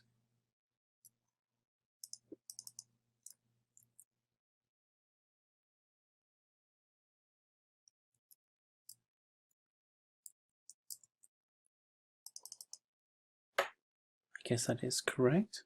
So I'm going to copy that. And I can fork the project locally and clone it locally. I can change the directory, so I can create a new directory that I'm going to put my files in and then post in that content into that folder. So I can now actually have multiple versions of the same code running on my computer. I can then go into the forked content and use the patchwork command to actually, so I can create a copy of that code that we've just created, and we call it, that's a clone, and we can create a new folder that we're actually putting the work in, and we could, for whatever reason we wanted to, we could call this folder patchwork, and that would be maybe a new feature, and then we can then paste in the URL of the new directory that has the forked work in it. And now at this point we've now pulled in and created a clone of the original content. And so this allows us to go ahead and fork out all of the work for our project onto our computer. So we can then develop our work separately. So now what we can actually do is we can actually create a branch of the fork that we've actually pulled in onto our computer. So we can actually then create our own code that runs in that separate branch. And so we want to check out the branch and then push the origin branch down to our computer. This will give us the opportunity to then add our collaborators. So we can actually then go over to GitHub and we can actually come in and add in our collaborators. And we will do that under settings and select collaborators. And here we can actually see we have different collaborators that have been added into the project, and you can actually then request people to be added via their GitHub name or by email address or by their full name. One of the things that you want to be able to do is ensure that you're always keeping the code that you're working on fully up to date by pulling in all the changes from your collaborators. You can create a new branch and then make changes and merge it into the master branch. To do that, you would create a folder, and then that folder in this instance would be called test. We would then move our cursor into the folder called test and then initialize that folder. So let's go ahead and do that. So let's create a new folder, and we're going to first of all change our root folder. We're going to go to development, and we're going to create a new folder.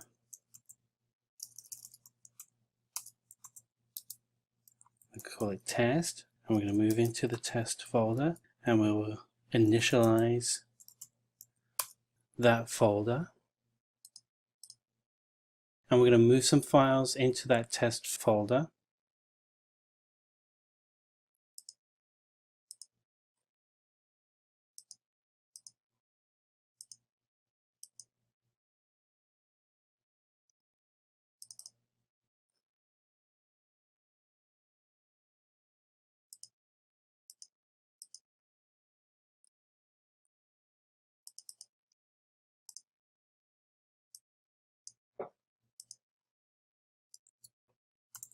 Call this one test1, and then we're going to do file save as, and this one's going to be test2, and now we're going to commit those files.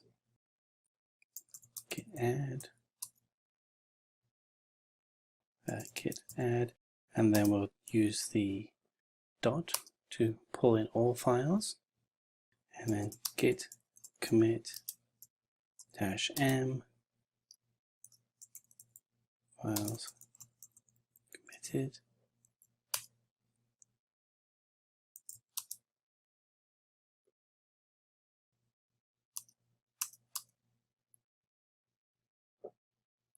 Make sure I'm in the right folder here. I don't think I was.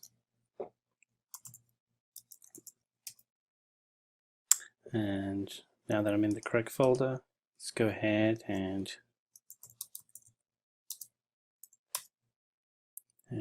git commit. And it's gone ahead and added those files. And so we can see the two files that were created have been added into the master. And we can now go ahead and create a new branch. You can call this one git branch test underscore branch. And let's go ahead and create a third file to go into that folder. This is file 3. We'll do file save as. We'll call this one test3.txt. And we'll go ahead and add that file. And do git add test3.txt. And we're going to move from the master branch to the test branch. Git check out test underscore branch. And it switched to the test branch. And we'll be able to list out all of the files that are in that branch now. And we want to go through and merge the files into one area. So let's go ahead and we'll do git merge test underscore branch. And it's, well, we've already updated everything, so that's good. So otherwise it would tell us what we would be merging. And now all the files are merged successfully into the master branch. There we go, all merged together. Fantastic. And so what we're going to do now is move from master branch to test branch. So git checkout test underscore branch.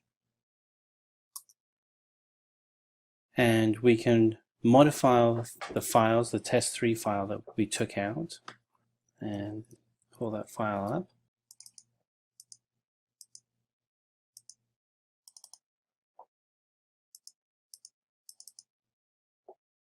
And we can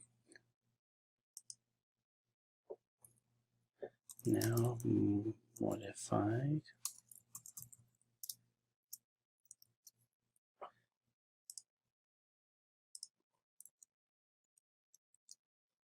And we can then commit that file back in. And we've actually been able to then commit the file with one changes, and we see it's the text-free change that was made. And we can now go through a process of checking the file back in, switching back to the master branch, and ensuring that everything is in sync correctly.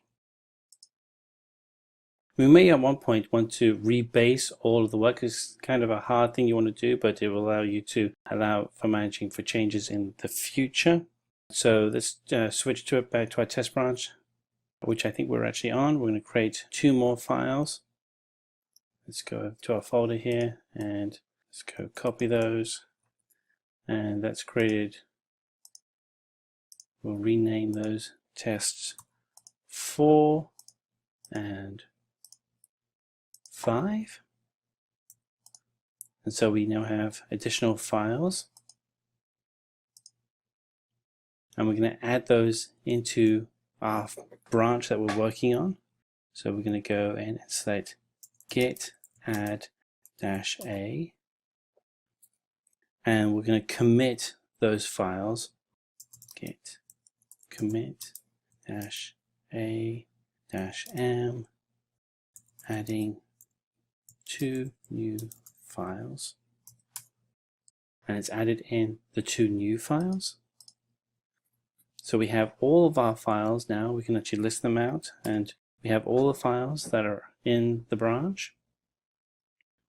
And we'll switch then to our master branch.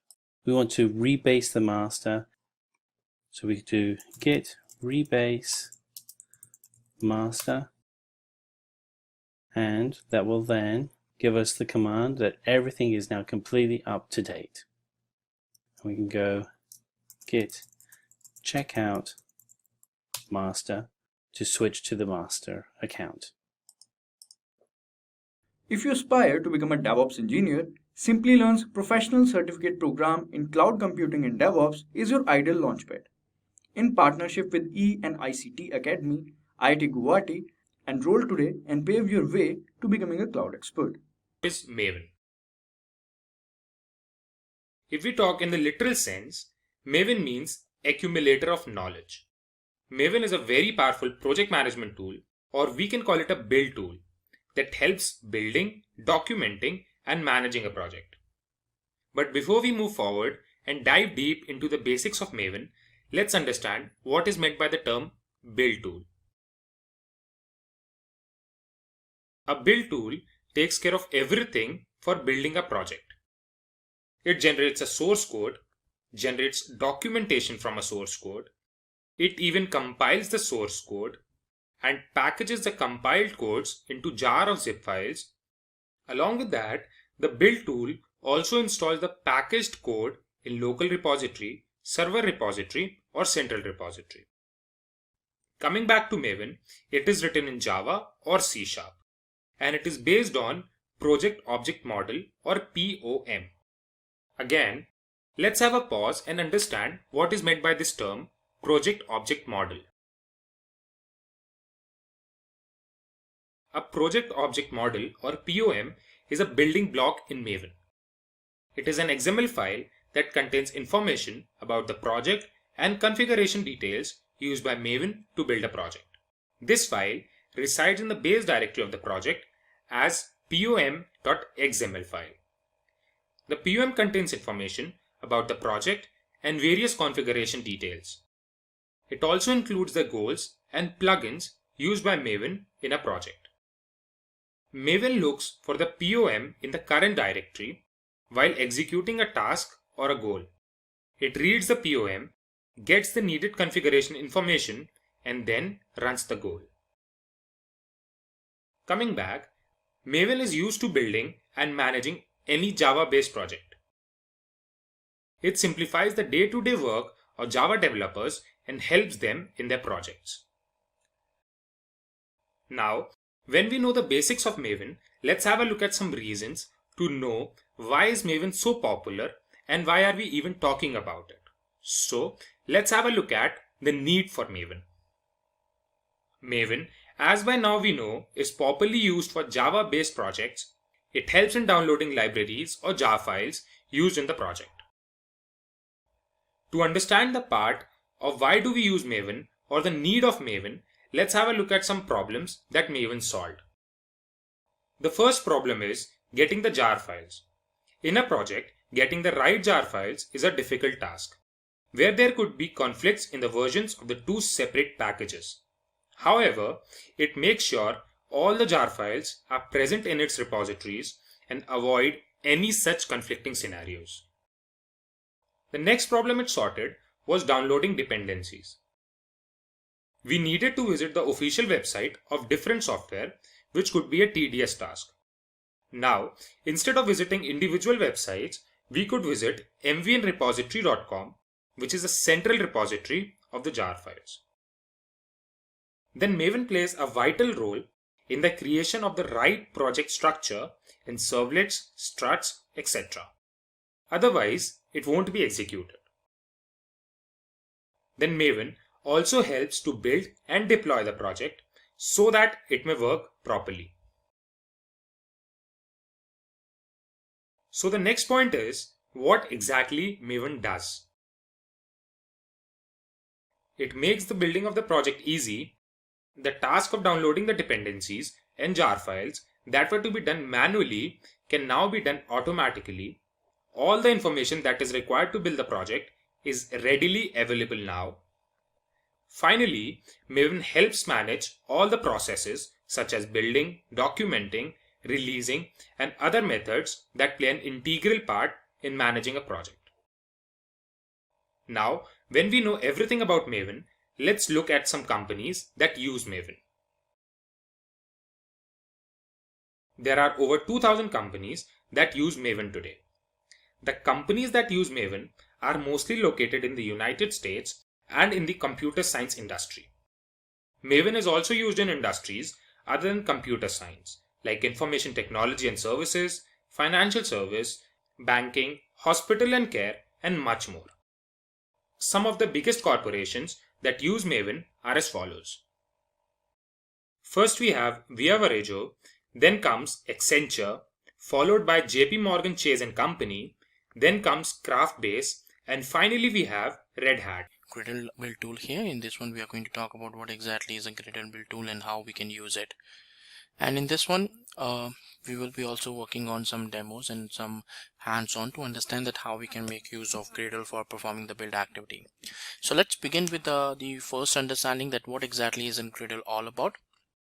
Now Gradle is a kind of a build tool which can be used for the build automation performance, and it can be used for various programming languages. Primarily it's being used for the Java based applications.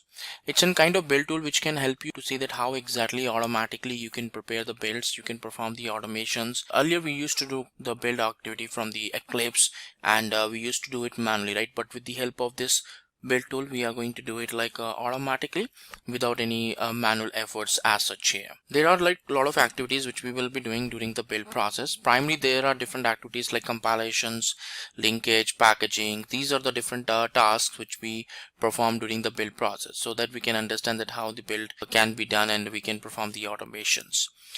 This process also, it's kind of standardized, because again if you want to automate something, standards or a standard process is something which we require for that before being going ahead with that part. So that's the reason why we are getting this build tool, because this build tool helps us to do a standardization process to see that how the standards can be met and how we can proceed further with that part.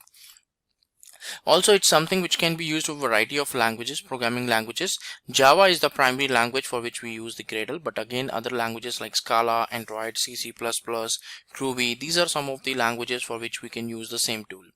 Now it's actually using, like, it's referring to as a Groovy based domain specific language rather than XML, because Ant and Maven, these are the XML based build tools, but this one is not that dependent on XML. It's using the Groovy based domain specific language. DSL language is being used here. Right now, again, it's something which can be used to do the build. It can further on be used to perform the test cases automations also there, and then further on you can deploy to the Artifactory also, that okay, I want to push the artifacts to the Artifactory, so that part also you can get it done over here. So primarily this tool is known for doing the build automations for the big and large projects, the projects in which the source code, the amount of source code and the efforts is more. So in that case this particular tool makes sense. Now Gradle includes both the pros of Maven and Ant, but it removes the drawbacks or whatever the issues which we face during these two build tools. So it's helping us to remove all the cons which we face during the implementation of Ant and Maven, and again all the pros of Ant and Maven is implemented with this Gradle tool. Now let's see that why exactly this Gradle is used, because that's a very valid question, that what is the activity, like what is the reason why we use the Gradle. Because the first one is that it resolves issues faced on other build tools. That's a primary reason, because we are already having the tools like Maven and Ant which is available there, but primarily this Gradle tool is something which is removing all the issues which we are facing with the implementation of other tools. So these issues are getting removed as such. Second one is that it focuses on maintainability, performance and flexibility. So it's giving the focus on that how exactly we can manage the big large projects, and we can have flexibility that what different kind of projects I want to build. Today I want to build in different ways, tomorrow the source code modifies, gets added up, so I have the flexibility that I can change this build scripts, I can perform the automations. So a lot of flexibility is available which is being supported by this tool. And then the last one is like it provides a lot of features, a lot of plugins. Now this is one of the benefit which we get in the case of Maven also, that we get a lot of features.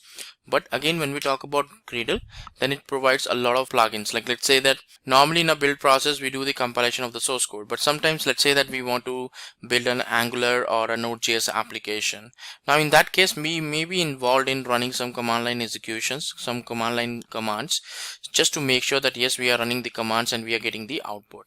So there are a lot of features which we can use, like there are a lot of plugins which is available there, and we will be using those plugins in order to go ahead and in order to execute those build process and doing the automations. Now let's talk about the Gradle and Maven, because again, when we talk about Maven, like it was like something which was primarily used for the Java, but again when we are talking about Gradle, so again it's just being used primarily for the Java here. But what is the reason that we prefer Gradle over the Maven? So what are the different reason for that? Let's talk about that part, because this is very important.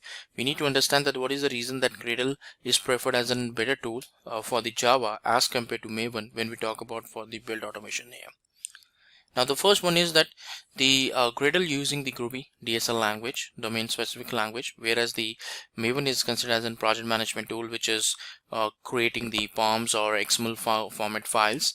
So it's being used for the Java project, but XML format is being used here. And on the other hand, Gradle is something which is not using the XML formats, and whatever the build scripts you're creating, that is something which is there in the Groovy based DSL language. And on the other hand, in the POM, we have to create the XMLs, dependencies, whatever the attributes you are putting up in the Maven, that's something which is available there in the format of XML. The overall goal of the Gradle is to add functionality to a project, whereas the goal of the Maven is to to complete a project phase, like to work on different project phase, like compilation, test executions, then packaging, so then deploying to Artifactory. So these are all different phases which is available there into the Maven. But on the other hand, Gradle is all about adding the functionality, that how you want to have some particular features added up into the build scripts. In Gradle, there are, like, we usually specify that what are the different tasks we want to manage.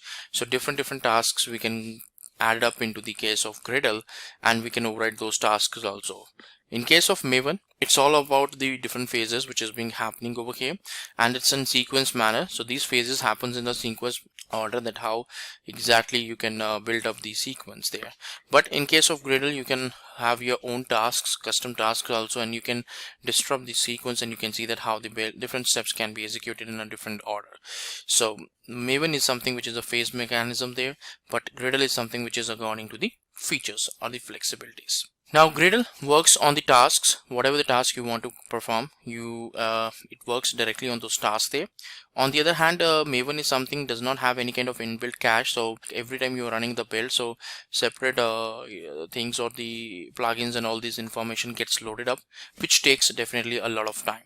On the other hand, Gradle is something which is using its own internal cache, so that it can make the builds a little bit faster, because it's not something which is doing the things from the scratch. Whatever the things is already being available in the cache, so it's just pick that part, and from there it will proceed further on the build automation. And that's the reason why Gradle performance is much faster as compared to Maven, because it uses some kind of a cache in there, and then helps to improve the overall performance. Now let's talk about the Gradle installation, because this is a very important aspect to be done, because when we are doing the installation, we have to download the Gradle executables, right? So let's see that what are the different steps is involved in the process of the Gradle installation. So when we talk about the Gradle installation, so there are primarily 4 steps which is available. The very first one is that you have to check if the Java is installed.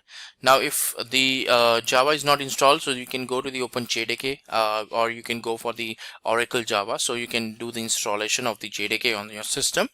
So JDK 8 is something we can most commonly use nowadays, so you can install that. Once the Java is downloaded and installed, then you have to do the Gradle download Gradle there. Now once the Gradle binaries are executable, or the zip file gets downloaded, so you can add the environment variables, and then you can validate if the Gradle installation is working fine as expected or not. So we will be doing the Gradle installation into our local systems and into the Windows platform, and we'll see that how exactly we can go for the installation of Gradle, and we'll see that what are the different versions we are going to install here. So let's go back to the system and see that how we can go for the Gradle installation. So this is the website of the JDK of Java, Oracle Java. Java. Now here you have different JDK, so from there you can do whatever the option you want to select, you can go with that. So JDK 8 is something which is most commonly used nowadays, like it's most comfortable or compatible version which is available. So in case you want to see that if the JDK is installed into your system, all you have to do is that you have to just say like Java -version, and that will give you the output that whether the Java is installed into your system or not. So in case my system the Java is installed, but if you really want to do the installation, you have to download the JDK installer from this website, from this Oracle website, and then you can proceed further on that part. Now once the JDK is installed, so you have to go for the Gradle installation, because Gradle is something which will be performing the build automations and all that stuff. So you have to download the binaries, like the zip file probably, in which we have the executables and all, and then we have to have some particular environment variables configured so that we will be able to have the system modified over there. So right now we have got like the prerequisites as in Java version installed. Now the next thing is that we have to install or download the executables. So in order to download the latest Gradle distribution, so you have to click on this one. Right now over here there are different options, like you want to go for 6.7. now they're having like binary onlys or complete. We'll go for the binary onlys because we don't want to have the source, we just want the binaries and the executables. Now it's getting downloaded, it's around close to 100 MB of the installer which is there. Now we have to just extract into a directory, and then the same path we need to configure into the environment variable, so that in that way we will be able to see that how the Gradle executables will be running, and it will give the complete output to us over here in this case. So it may take some time, and once the particular modifications and the download is done, then we have to extract it, and once the extraction is done, so we will be able to go back and have some particular version or have the configurations established over there.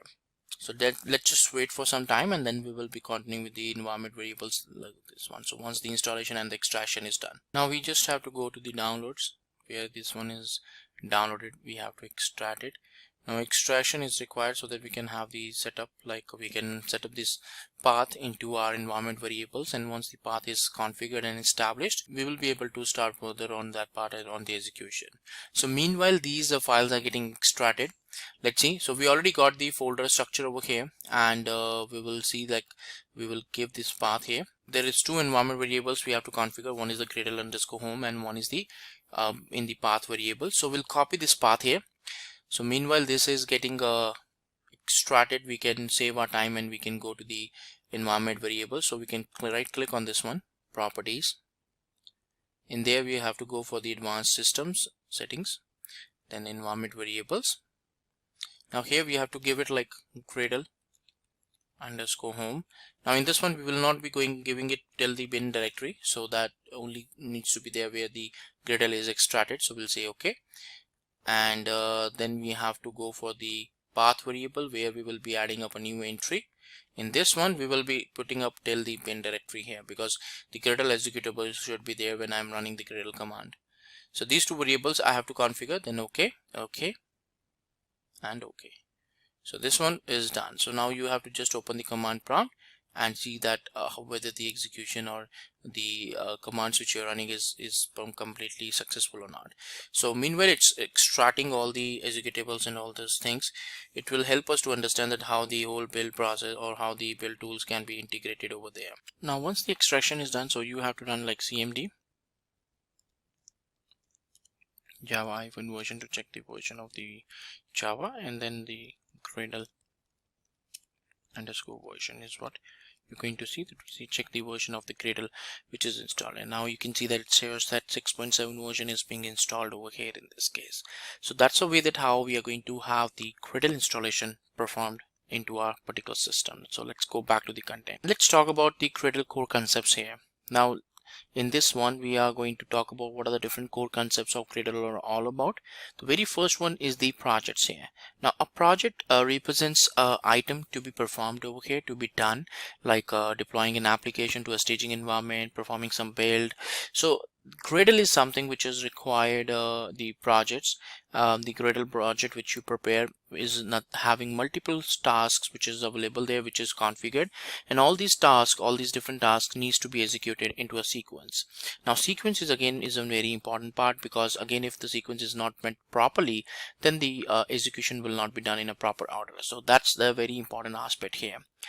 Tasks is the one in which is a kind of an entity in which we will be performing a series of steps. These tasks may be like compilation of a source code, preparing a jar file, preparing a web application archive file, or a ER file. Also we can have like in some tasks we can even publish our artifacts to the artifact tree, so that we can store those artifacts into a shared location. So there are different ways in which we can have this particular tasks executed. Now build scripts is the one in which we will be storing all this information. What are the dependencies, what are the different tasks we want to refer. It's all going to be present in the build.gradle file there. Build.gradle file will be having the information related to what are the different dependencies you want to download and you want to store there. So all these things will be a part of the build scripts. Now let's talk about the features of Gradle. What are the different features which we can use in case of Gradle here? There are different type of features which is available there. So let's talk about them one by one. So the very first one over here is the high performance. Then high performance is something which we can see that we already discussed, that in case you are using a large projects, so Gradle is something which is in better approach as compared to Maven because of the high performance which we are getting. It uses an internal cache which makes sure that you are using, like you are doing the builds faster, and that can give you a higher performance over there. Second one is the support. It provides the support. So it definitely provides a lot of support on how you can perform the builds, and it's being the latest tool which is available there. So the support is also quite good in terms of how you want to prepare the build, how you want to download the plugins, different plugin supports, and the dependencies information also there. Next one is multi-project build software. So using this one you can have multiple projects. In case in your repository you have multiple projects here, so all of them can be easily built up with the help of this particular tool. So it supports multiple projects to be built up using the same Gradle project and Gradle scripts. So that support is also available with this Gradle build tool. Incremental builds are also something which you can do with the help of Gradle. So if you have done only the incremental changes and you want to perform only the incremental build, so that can also be possible with the help of a Gradle here. The build scans, so we can also perform the build scans. So we can use some integrations with SonarQube and all, where we can have the scans done to the source code on understand on how the build happens or how the source code really happens on there. So that code scan or the build scans can also be performed with this one. And then it's a familiarity with Java. So for Java it's something which is considered as by default. Not even Java, in fact Android, which is also using the Java programming language, is using the particular Gradle over here, so that the build can be done and it can gain benefits out of that. So in all the manners, in all the different ways, it's basically helping us to see that how we can make sure that this tool can help us in providing a lot of features, and that can help us to make a reliable build tool for our Java based projects or any other programming based project here. Right, now let's see that how we can onboard a Java project with the Gradle here, and for that we have to go back, and Gradle is something which is already installed. We just have to create a directory where we can have like how we can perform some executions, we can prepare some build scripts, and we can have a particular execution of a Gradle build happened over there. So let's go back to the machine. Okay, so we are going to open the terminal here and we'll see that how we can create it. So first of all I have to create a directory structure. Let's say that we'll say like Gradle -project. Now once the project is created, so we can go inside this directory. So to create some Gradle related projects and preparing the files. Now in this one let's first create a particular one. So we will be saying like vi build.gradle. So in this one we are going to put like two plugins we are going to use. So we are going to say like apply plugin Java, and then we are going to say like apply plugin application. So these two plugins we are going to use, and when we got this file over here in this one, so it shows like build.gradle, which is available there in this case. So two these files are available. Now if you want to learn like what are the different tasks. So you can run like Gradle tasks command over there. So Gradle task will help you know that what are the different tasks which is available over here by processing the build scripts and all. So this will definitely help you to understand on giving you the output. So here all the different tasks are being given, and it will help you to understand that what are the different tasks you can configure and you can work over here, just like jar files, clean and all that stuff, build, compile, then init is there, then all these different executions, assemble, then java dog, then build, then check, test, all these different tasks are there. And if you really want to run the Gradle build, so you can run like Gradle clean to perform the clean activity, because right now you are doing like a build, so before that you can have a clean, and then you can run a specific command, or you can run the Gradle clean build, which will perform the cleanup also, and it will at the same time will have the build process also performed over there. So build and cleanup both will be executed over here, and what is the status, whether it's a success or it's a failure, that will be given back to you. Now in this case, in the previous one, if you see that when you ran the Gradle clean, it was only running one task, but when you go for the build process, when you run the Gradle clean build, it's going to give you a much more information. In fact, you can also give me further information, like you can have the -- info flag also there, so that if you want to get the details about the different tasks which is being executed over here, so that also you're going to get over here in this one. So you just have to put like -- info, and then all these steps will be given back to you, that how these tasks will be executed and the response will be there. So that's a way that how you can create a pretty much simple straightforward project in form of Gradle, which can definitely help you to run some couple of Gradle commands, and then you can understand that what are the basic commands you can run and how the configurations really works on there, right? Let's go back to the main content. Right, now let's move on to the next one. So in the next one, we are going to see that how we can prepare a Gradle build project in case of Eclipse. Now we are not using the local system, we are not directly creating the folders and the files here. We are actually using the Eclipse for performing the creating a new Gradle project over here. So let's move on that part. Okay, so now the Eclipse is open, and I have opened in this one. The very first thing is that we have to do the Gradle plugin installation so that we can create new projects on Gradle, and then we have to configure the path, that how the Gradle plugin can be configured on the preferences and all that stuff, and then we will be doing the build process. So the very first thing is that we have to go to the Eclipse marketplace. In there we have to search for Gradle.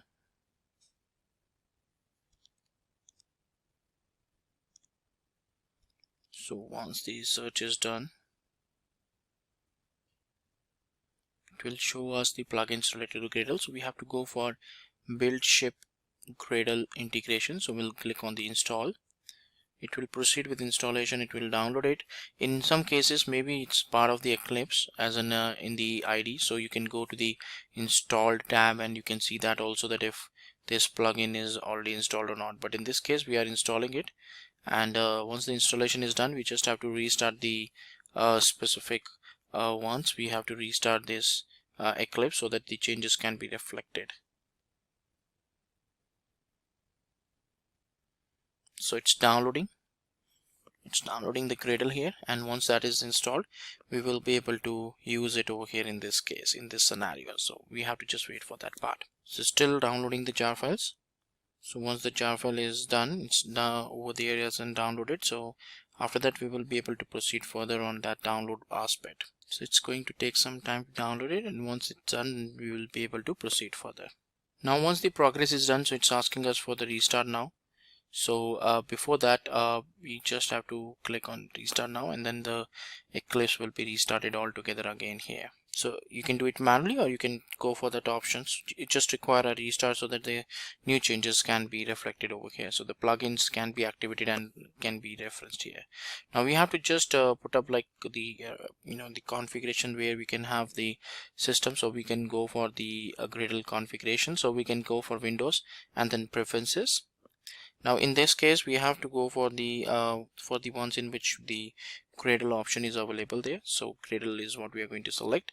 Now user home, the Gradle user home is what we need to use, right? So you want to go for the Gradle, you want to go for local installation. So all these options you can use. You can, if you go for the Gradle wrapper, then it will be downloading the Gradle locally and it is going to use the Gradle W or gradlew.bat file. But if you already have an installation locally, so you can prefer that also, right? Now in the previous demo we have already got the Gradle extracted, so we just have to go for the downloads. In the downloads already Gradle is available, so we are going to select that part here. So this is what we are going to select, right? So this represents that this is the directory structure in which we are having the mechanism. So you can either go for the build scan, so you can select the build scan also. So once this is enabled, then all the projects will be scanned and will be, you know, published, and it's in kind of additional option which is available. If you really want to disable it, you can disable it also, and you can go with this configuration also. So this is where the particular Gradle folder is being put over here in this case, and then we have to just click on apply, and we just have to click on apply and close. So with this one, the particular execution is done. Now we will be going for the project creation, so you can right click over here, or you can go to the file also. So here we are going to go for the job project, and in this we are going to have a Gradle project. So Gradle project is what we are going to create here. And next, so we are going to say like Gradle project, and then next.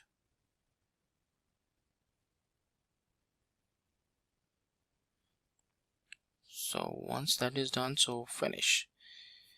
So with this one, when you create the project, so what will happen that automatically there will be a folder structure will be available there, right? And there are some Gradle scripts which will also be created there. So we will be doing the modifications to there, and we'll see that how the particular Gradle build script looks like, and how we will be adding some couple of Selenium related dependencies, and we'll see that how we can have more and more dependencies added, and what will be the impact of those dependencies on the overall project. So that also, it's very important aspect to be considered. So let this processing be happen over there. It's just creating, and some plugins and binaries are getting installed and getting downloaded. So we'll see that once the project is imported, completely executed over here and got created, we can extract that. Now if you see here, the particular option is available about the Gradle tasks, so you can extract it also, and you will be able to know that what are the different tasks which is available there. Let's see that in the build they are running like build. These are the different tasks which is happening inside the build process. So Gradle executions will be also available over here in this case, and Gradle tasks will be different. It will be represented over here in this one. So you just have to extract on the Gradle build project. Okay, so this is the library which is available. Now what happens that you will be able to have like settings.gradle. In this one you will be able to have like, okay, Gradle - project is something which is available there in this one, so that's what I'm being referring. Then we have over here as in these folder structures which is created like source, main, Java. This is the one. Source, test, Java is the one which is available as in the folder structure, and source, test, resources are also available here. So the main source, main, resources are also available. Now in this case, what happens that these are the dependencies, project and external, these are the different dependencies are available there. So let's see, let's add a dependency over here in this one in the build.gradle script, and see that how we can do that. If we open build.gradle file, so you can see that these dependencies are there, like test implementation, JUnit is available there, right? And then we have a implementations of this one which is available. Now these jar files, when you put up, it will automatically be added up as in part of this one, as in part of the particular dependencies over here, and which means that you don't have to store them as in within the repository, and automatically they can be happened over there. So let's open a dependency page. So we will be going to MVN repository, where we will be opening a dependency link. So this is the dependency link here. So Selenium-Java is available, and it can give you the dependency for all the different options. Now we have for Maven, this is the one, and for Gradle, this is the one here. So we have to just copy this one, and we have to use it as a dependency. So this is the group, and this is the name and the version which we are using here. Now we have copied this one, so we will go back to the Eclipse. So here we have to just put that dependency, and we have to just save it. So this is something which is providing like Selenium dependencies which is available. So now we have to just refresh the project. So right click over here, then you will be able to see the options in the Gradle saying that refresh Gradle project.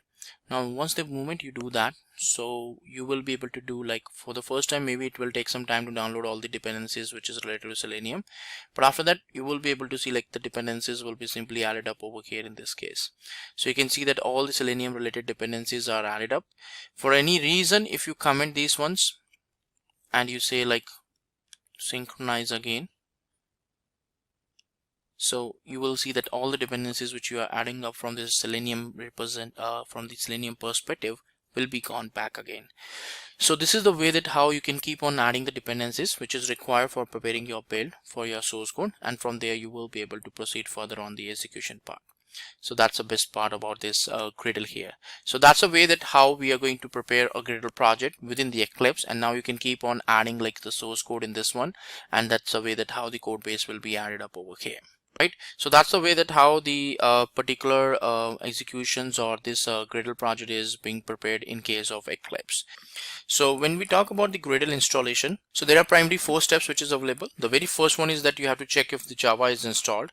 Now if the Java is not installed, so you can go to the Open JDK or you can go for the Oracle Java, so you can do the installation of the JDK on your system. So JDK 8 is something you can most commonly use nowadays, so you can install that. Once the Java is downloaded and installed, then you have to do the Gradle download Gradle there. Now once the Gradle binaries are executable or the zip file gets downloaded, so you can add the environment variables, and then you can validate if the Gradle installation is working fine as expected or not. So we will be doing the Gradle installation into our local systems and into the Windows platform, and we'll see that how exactly we can go for the installation of Gradle, and we'll see that what are the different versions we are going to install here. So let's go back to the system and see that how we can go for the Gradle installation. So this is the website of the JDK of Java, Oracle Java. Now here you have different JDK, so from there you can do whatever the option you want to select, you can go with that. So JDK 8 is something which is most commonly used nowadays, like it's most comfortable or compatible version which is available. So in case you want to see that if the JDK is installed into your system, all you have to do is that you have to just say like Java -version, and that will give you the output that whether the Java is installed into your system or not. So in case my system the Java is installed, but if you really want to do the installation, you have to download the JDK installer from this website, from this Oracle website, and then you can proceed further on that part. Now once the JDK is installed, so you have to go for the Gradle installation, because Gradle is something which will be performing the build automations and all that stuff. So you have to download the binaries like the zip file probably in which we have the executables and all, and then we have to have some particular environment variables configured so that we will be able to have the system modified over there. So right now we have got like the prerequisites as in Java version installed. Now the next thing is that we have to install or download the executables. So in order to download the latest Gradle distribution, so you have to click on this one. Right now over here there are different options, like you want to go for 6.7. now it's having like binary onlys or complete. We'll go for the binary onlys because we don't want to have the source, we just want the binaries and the executables. Now it's getting downloaded, it's around close to 100 MB of the installer which is there. Now we have to just extract into a directory, and then the same path we need to configure into the environment variable, so that in that way we will be able to see that how the Gradle executables will be running, and it will give the complete output to us over here in this case. So it may take some time, and once the particular modifications and the download is done, then we have to extract it, and once the extraction is done, so we will be able to go back and have some particular version or have the configurations established over there. So let's just wait for some time, and then we will be continuing with the environment variables like this one. So once the installation and the extraction is done, now we just have to go to the downloads where this one is downloaded. We have to extract it. Now extraction is required so that we can have the setup, like we can set up this path into our environment variables, and once the path is configured and established, we will be able to start further on that part on the execution. So meanwhile these files are getting extracted. Let's see. So we already got the folder structure over here, and we will see like we will give this path here. There is 2 environment variables we have to configure. One is the Gradle_home and one is the in the path variable. So we'll copy this path here. So meanwhile this is getting extracted, we can save our time and we can go to the environment variable. So we can right click on this one, properties, In there we have to go for the advanced systems settings, then environment variables. Now here we have to give it like Gradle underscore home. Now in this one we will not be giving it till the bin directory, so that only needs to be there where the Gradle is extracted. So we'll say okay, and then we have to go for the path variable where we will be adding up a new entry. In this one we will be putting up till the bin directory here, because the Gradle executable should be there when I'm running the Gradle command. So these two variables I have to configure, then okay, and okay. So this one is done. So now you have to just open the command prompt and see that whether the execution or the commands which you're running is completely successful or not. So meanwhile it's extracting all the executables and all those things. It will help us to understand that how the whole build process or how the build tools can be integrated over there. Now once the extraction is done, so you have to run like cmd java version to check the version of the Java, and then the Gradle underscore version is what you're going to see, that we check the version of the Gradle which is installed, and now you can see that it says that 6.7 version is being installed over here in this case. So that's the way that how we are going to have the Gradle installation performed into our particular system. Started with the first topic, that is the birth of Selenium. Selenium was primarily created by Jason Huggins in 2004. Jason, an engineer at ThoughtWorks, was working on a web application that needed to be tested frequently. He realized that the repeated manual testing of the application is becoming inefficient. So he created a JavaScript language that automatically controlled the browser's actions. This program was named JavaScript Test Runner. After he realized that his idea of automating the web applications has a lot of potential, he made the JavaScript Test Runner open source, and it was later renamed as Selenium Core.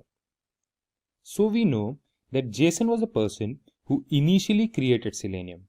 But then we must also know that Selenium is a collection of different tools, and since there are different tools, there will be several developers too. To be exact about the number of different tools, there are 4 different tools that have their own creators. Let's have a look at all of them. The first tool is the Selenium Remote Control, or the Selenium RC, that was created by Paul Hammond. Then comes Selenium Grid, that was developed by Patrick Lightbody. The third tool is the Selenium IDE, that was created by Shinya Kasatani, and the fourth tool, that is the Selenium WebDriver, was created by Simon Stewart. We shall be learning about all these tools in great detail as we move forth in our video. First, let's have a look at what is Selenium. Selenium is a very popular open source tool that is used for automating the tests carried on the web browsers. There may be various programming languages like Java, C#, Python, etc. that could be used to create Selenium test scripts. This testing that is done using Selenium tool is referred to as Selenium testing. We must understand that Selenium allows the testing of web applications only. We can neither test any computer software nor any mobile application using Selenium. Selenium is composed of several tools with each having its own specific role and serving its own testing needs. Moving forth, let's have a look at the features of Selenium, which will help us understand the reason behind its widespread popularity. So here we have a set of features of Selenium. Selenium is an open source and portable framework that has a playback and record feature. It is one of the best cloud-based testing platform and supports various OS and languages. It can be integrated with several testing frameworks and supports parallel test execution. We will be talking about all these features in detail as we move forward. So here, the first feature that we have is open source and portable framework. This feature states that Selenium is an open source and portable framework for testing web applications. In addition to that, Selenium commands are categorized in terms of different classes, which make it easier to understand and implement. The second feature is the playback and record feature. The feature states that the tests can be authorized without learning a test scripting language with the help of playback and record features. The next feature says that Selenium is a cloud-based testing platform.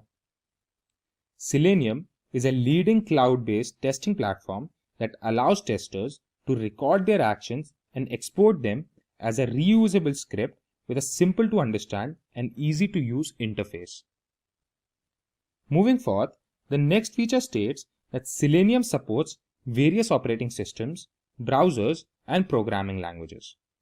The tool supports programming languages such as C#, Java, Python, PHP, Ruby, Perl, and JavaScript.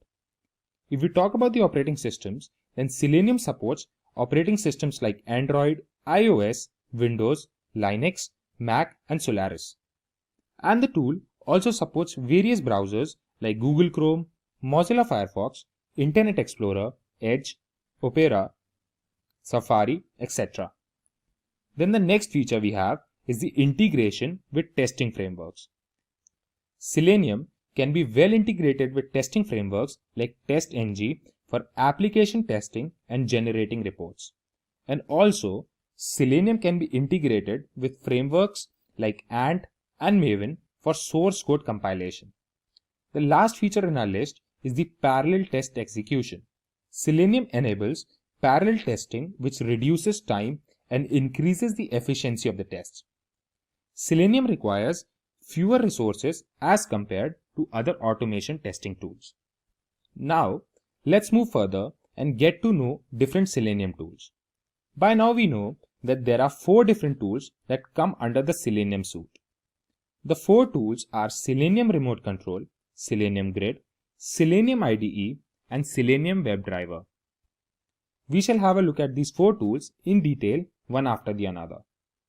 Beginning with Selenium Remote Control. Selenium Remote Control enables the writing of automated web applications in languages such as Java, C#, Perl, Python, and PHP to build complex tests such as reading and writing files, querying a database, and emailing the test results. Selenium RC was a sustainable project for a very long time before Selenium WebDriver came into existence, and hence Selenium RC is hardly in use today, as the WebDriver offers more powerful functionalities. The second tool we shall see is the Selenium Grid. Selenium Grid is a smart proxy server that enables the running of tests in parallel on several machines. This is made possible when the commands are routed to the remote web browser instances and one server acts as the hub. The hub here is responsible for conducting several tests on multiple machines. Selenium Grid makes cross-browser testing easy, as a single test can be carried on multiple machines and browsers altogether, making it easy to analyze and compare the results. Here, there are 2 main components of Selenium Grid, Hub and the node. Hub is a server that accepts the access request from the WebDriver client, routing the JSON test commands to the remote drivers on nodes. And here, the node refers to the remote device that consists of a native OS and a remote WebDriver. It receives the request from the hub in the form of a JSON test commands and executes them using the WebDriver. Moving forth, the third tool is the Selenium IDE. If you want to begin with the Selenium IDE, it needs no additional setup except installing the extension of your browser. It provides an easy-to-use tool that gives instant feedbacks. Selenium IDE records multiple locators for each element it interacts with. If one locator fails during the playback, the others will be tried until one is successful. The IDE makes the test debugging easier with features like setting breakpoints and pausing exceptions. Through the use of the run command, you can reuse one test case inside one another. And also, Selenium IDE can be extended through the use of plugins. They can introduce new commands to the IDE or integrate with a third-party service. The last and the fourth tool in the Selenium suite is the Selenium WebDriver. Selenium WebDriver is the most critical component of the Selenium tools suite that allows cross-browser compatibility testing. The WebDriver supports various operating systems like Windows, Mac, Linux, Unix, etc. It provides compatibility with a range of languages including Python, Java, and Perl. Along with it, it provides supports different browsers like Chrome, Firefox, Opera, Safari, and Internet Explorer. The Selenium WebDriver completes the execution of test scripts faster when compared to other tools, and also it provides compatibility with iPhone driver, HTML unit driver, and Android driver. Now, after you know about the tools, the question arises which tool to choose. So in the next topic, we shall see different factors on the basis of which we may decide which tool would be more suitable for us. Here, we shall have a look at the reasons why one should choose that particular tool. We shall begin with Selenium Remote Control. Selenium Remote Control or Selenium RC should be chosen to design a test using a more expressive language than Celanese. Celanese is a set of Selenium commands that are used to test our web applications. Then the Selenium RC might be chosen to run tests against different browsers on different operating systems. The RC may be chosen to deploy tests across multiple environments using Selenium Grid. It helps in testing the applications against a new browser that supports JavaScript and web applications with complex AJAX-based scenarios. Now, the second tool for which we shall see the reasons are Selenium Grid. Selenium Grid, as we learned in the reasons for Selenium RC, is used to run Selenium RC scripts in multiple browsers and operating systems simultaneously. The grid is used to run a huge test suite that needs to be completed at the earliest possible time. Now comes the third tool. The third tool is Selenium IDE. Selenium IDE is used to learn about concepts on automated testing and Selenium. These concepts include Celanese commands such as type, open, click and wait, assert, verify, etc.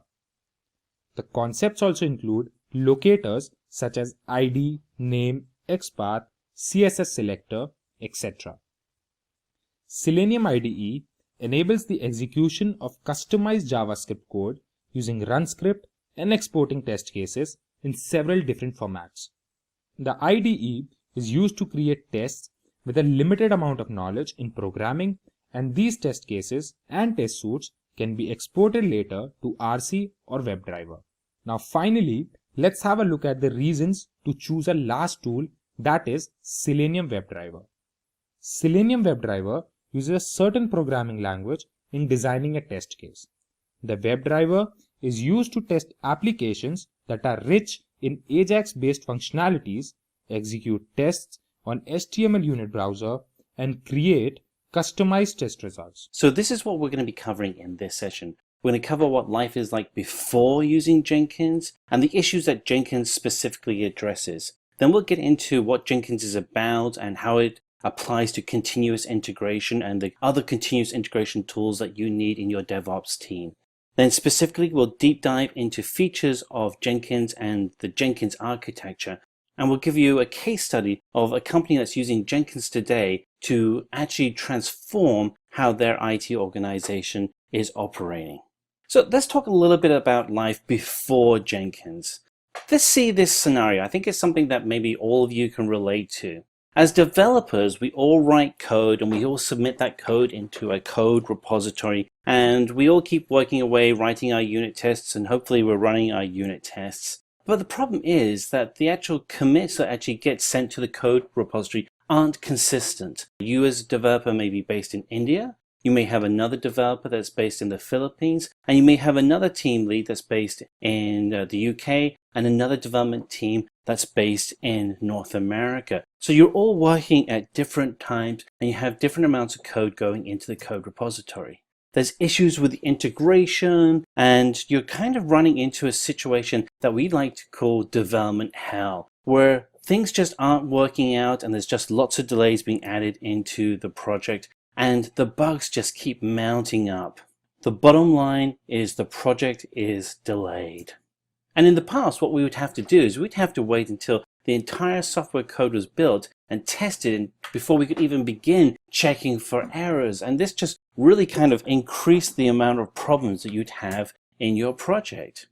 The actual process of delivering software was slow. There was no way that you could actually iterate on your software, and you just ended up with just a big headache with teams pointing fingers at each other and blaming each other. So let's jump into Jenkins and see what Jenkins is and how it can address these problems. So Jenkins is a product that comes out of the concept of continuous integration that you may have heard of as power developers, where you'd have two developers sitting next to each other coding against the same piece of information.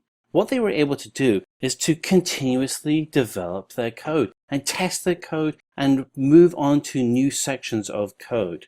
Jenkins is a product that allows you to expand on that capacity to your entire team. So you're able to submit your codes consistently into a source code environment. So there are two ways in which you can do continuous delivery. One is through nightly builds and one is through continuous. So the approach that you can look at continuous delivery is modifying the legacy approach to building out solutions. So what we used to do is we would wait for nightly builds, and the way that our nightly builds would work and operate is that as code developers, we would all run and have a cutoff time at the end of the day that was consistent around the world, that we would put our codes into a single repository. And at night, all of that code would be run and operated and tested to see if there were any changes, and a new build would be created. And that would be referred to as the nightly build. With continuous integration, we're able to go one step further. We're able to not only commit our changes into our source code, but we can actually do this continuously. There's no need to race and have a team get all of their code in at an arbitrary time. You can actually do a continuous release, because what you're doing is you're putting your tests and your verification services into the build environment. So you're always running cycles to test against your code. This is the power that Jenkins provides in continuous integration. So let's dig deeper into continuous integration. So the concept of continuous integration is that as a developer, you're able to pull from a repository the code that you're working on, and then you'll be able to then at any time submit the code that you're working on into a continuous integration server. And the goal of that continuous integration server is that it actually goes ahead and validates and passes any tests that a tester may have created. Now, if on the continuous integration server a test isn't passed, then that code gets sent back to the developer, and the developer can then make their changes. It allows the developer to actually do a couple of things. It allows the developer not to break the build, and we all don't want to break the builds that are being created, but it also allows the developer not to actually have to run all of the tests locally on their computer. Running tests, particularly if you have a large number of tests, can take up a lot of time. So if you can push that service off to another environment, like a continuous integration server, it really improves the productivity of your developer. What's also good is that if there are any code errors that have come up that may be beyond just the standard CI test, so maybe there's a code, the way that you write your code isn't consistent, those errors can then be passed on easily from the tester back to the developer too. The goal from doing all of this testing is that you're able to release and deploy, and your customer is able to get new code faster, and when they get that code, it simply just works. So let's talk a little bit about some of the tools that you may have in your continuous integration environment. So the cool thing with working with continuous integration tools is that they are all open source, or at least the ones that we have listed here are all open source. There are some that are private, but typically you'll get started with open source tools, and it gives you the opportunity to understand how you can accelerate your environment quickly. So Bamboo is a continuous integration tool that specifically runs multiple builds in parallel for faster compilation. So if you have multiple versions of your software that runs on multiple platforms, this is a tool that really allows you to get that up and running super fast so that your teams can actually test how those different builds would work for different environments. And this has integration with Ant and Maven and other similar tools. So one of the tools you're going to need is a tool that allows you to automate the software build, test, and release process. And BuildBot is that open source product for you. Again, it's an open source tool, so there's no license associated with this. So you can actually go in and you can actually get the environment up and running, and you can then test for and build your environment and create your releases very quickly. So BuildBot's also written in Python, and it does support parallel execution jobs across multiple platforms. If you're working specifically on Java projects that need to be built and tested, then Apache Gump is the tool for you. It makes all of those projects really easy. It makes all the Java projects easier for you to be able to test with API level and functionality level testing. So one of the popular places to actually store code and create versioning of your code is GitHub, and it's a service that's available on the web, just recently acquired by Microsoft. If you are storing your projects in GitHub, then you'll be able to use Travis Continuous Integration, or Travis CI, and it's a tool designed specifically for hosted GitHub projects.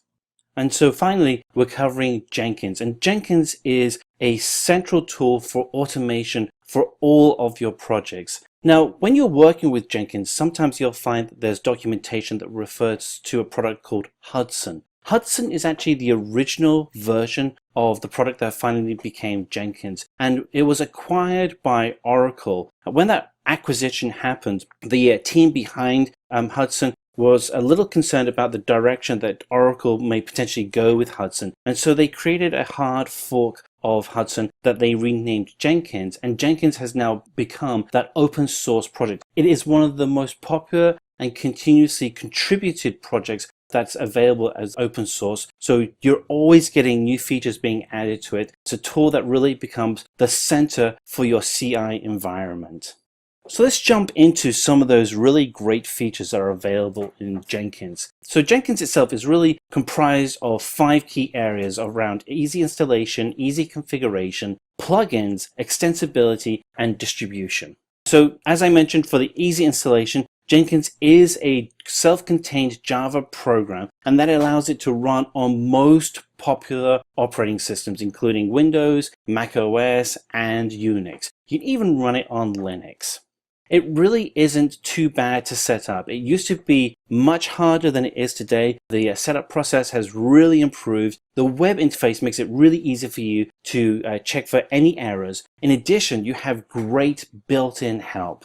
One of the things that makes tools like Jenkins really powerful for developers and continuous integration teams and your DevOps teams as a whole, when you have plugins that you can then add in to extend the base functionality of the product. Jenkins has hundreds of plugins, and you can go and visit the update center and see which other plugins that would be good for your DevOps environment. Certainly check it out. There's just lots of stuff out there. In addition to the plugin architecture, Jenkins is also extremely extensible. The opportunity for you to be able to configure Jenkins to fit in your environment is almost endless. Now, it's really important to remember that you are extending Jenkins, not creating a custom version of Jenkins. And that's a great differentiation because the core foundation remains as the core Jenkins product. The extensibility can then be continued with newer releases of Jenkins. So you're always having the latest version of Jenkins and your extensions mature with those core foundation. The distribution and the nature of Jenkins makes it really easy for you to be able to have it available across your entire network. It really will become the center of your CI environment, and it's certainly one of the easier tools and more effective tools for DevOps. So let's jump into the standard Jenkins pipeline. So when you're doing development, you start off and you're coding away on your computer. The first thing you have to do when you're working in the Jenkins pipeline is to actually commit your code. Now, as a developer, this is something that you're already doing, or at least you should be doing. You're committing your code to a Git server or to an SVN server or similar type of service. So in this instance, you'll be using Jenkins as the place for you to commit your code. Jenkins will then create a build of your code, and part of that build process is actually going through and running through tests. And again, as a developer, you're already comfortable with running unit tests and writing those tests to validate your code. But there may be additional tests that Jenkins is running. So for instance, as a team, you may have a standard set of tests for how you actually write out your code so that each team member can understand the code that's been written. And those tests can also be included in the testing process within the Jenkins environment. Assuming everything passed the tests, you can then get everything placed in a stage and release ready environment within Jenkins. And finally, you're getting ready to deploy or deliver your code to a production environment. Jenkins is going to be the tool that helps you with your server environment to be able to deploy your code to the production environment. And the result is that you're able to move from a developer to production code really quickly. This whole process can be automated. Rather than having to wait for people to actually test your codes or going through a nightly build, you're looking at being able to commit your code and go through this testing process and release process continuously. As an example, companies Etsy will release up to 50 different versions of their website every single day. So let's talk about the architecture within Jenkins that allows you to be so effective at applying a continuous delivery DevOps environment. So the server architecture really is broken up into two sections. So on the left-hand side of the section, you have the code the developers are doing and submitting that code to a source code repository. And then from then, Jenkins is your continuous integration server. And it will then pull any code that's been sent to the source code repository and will run tests against it. It will use a build service such as Maven to actually then build the code. And in every single stage that we have that Jenkins manages, there are constant tests. So for instance, if a build fails, that feedback is sent right back to the developers so that they can then change their code so that the build environment can run effectively. The final stage is to actually execute specific test scripts. And these test scripts can be written in Selenium. So it's probably good to mention here that both Maven and Selenium are plugins that run in the Jenkins environment. So before we were talking about how Jenkins can be extended with plugins, Maven and Selenium are just two very popular examples of how you can extend the Jenkins environment. The goal to go through this whole process, again, it's an automated process, is to get your code from the developer to the production server as quickly as possible, have it fully tested, and have no errors. So it's probably important at this point to mention one piece of information around the Jenkins environment, that if you have different code builds that need to be managed and distributed, this will require that you need to have multiple builds being managed. Jenkins itself doesn't allow for multiple files and builds to be executed on a single server. You need to have a multiple server environment with running different versions of Jenkins for that to be able to happen. So let's talk a little bit about the master-slave architecture within Jenkins. So what we have here is an overview of the master-slave architecture within Jenkins. On the left-hand side is the remote source code repository. And that remote source code repository could be GitHub, or it could be Team Foundation Services, or the new Azure DevOps code repository, or it could be your own Git repository. The Jenkins server acts as the master environment on the left-hand side, and that master environment can then push out to multiple other Jenkins slave environments to distribute the workload. So it allows you to run multiple builds and tests and production environments simultaneously across your entire architecture. So Jenkins slaves can be running the different build versions of the code for different operating systems, and the server master is controlling how each of those builds operate. So let's step into a quick story of a company that has used Jenkins very successfully. So here's a use case scenario. Over the last 10 or 15 years, there has been a significant shift within the automotive industry where manufacturers have shifted from creating complex hardware to actually creating software. We've seen that with companies such as Tesla, where they are creating software to manage their cars. We see the same thing with companies such as General Motors with their OnStar program. and Ford just recently have rebranded themselves as a technology company rather than just an automotive company. What this means, though, is that the software within these cars is becoming more complex and requires more testing to allow more capabilities and enhancements to be added to the core software. So Bosch is a company that specifically ran into this problem, and their challenge was that they wanted to be able to streamline the increasingly complex automotive software by adopting continuous integration and continuous delivery best practices, with the goal of being able to delight and exceed the customer expectations of the end user.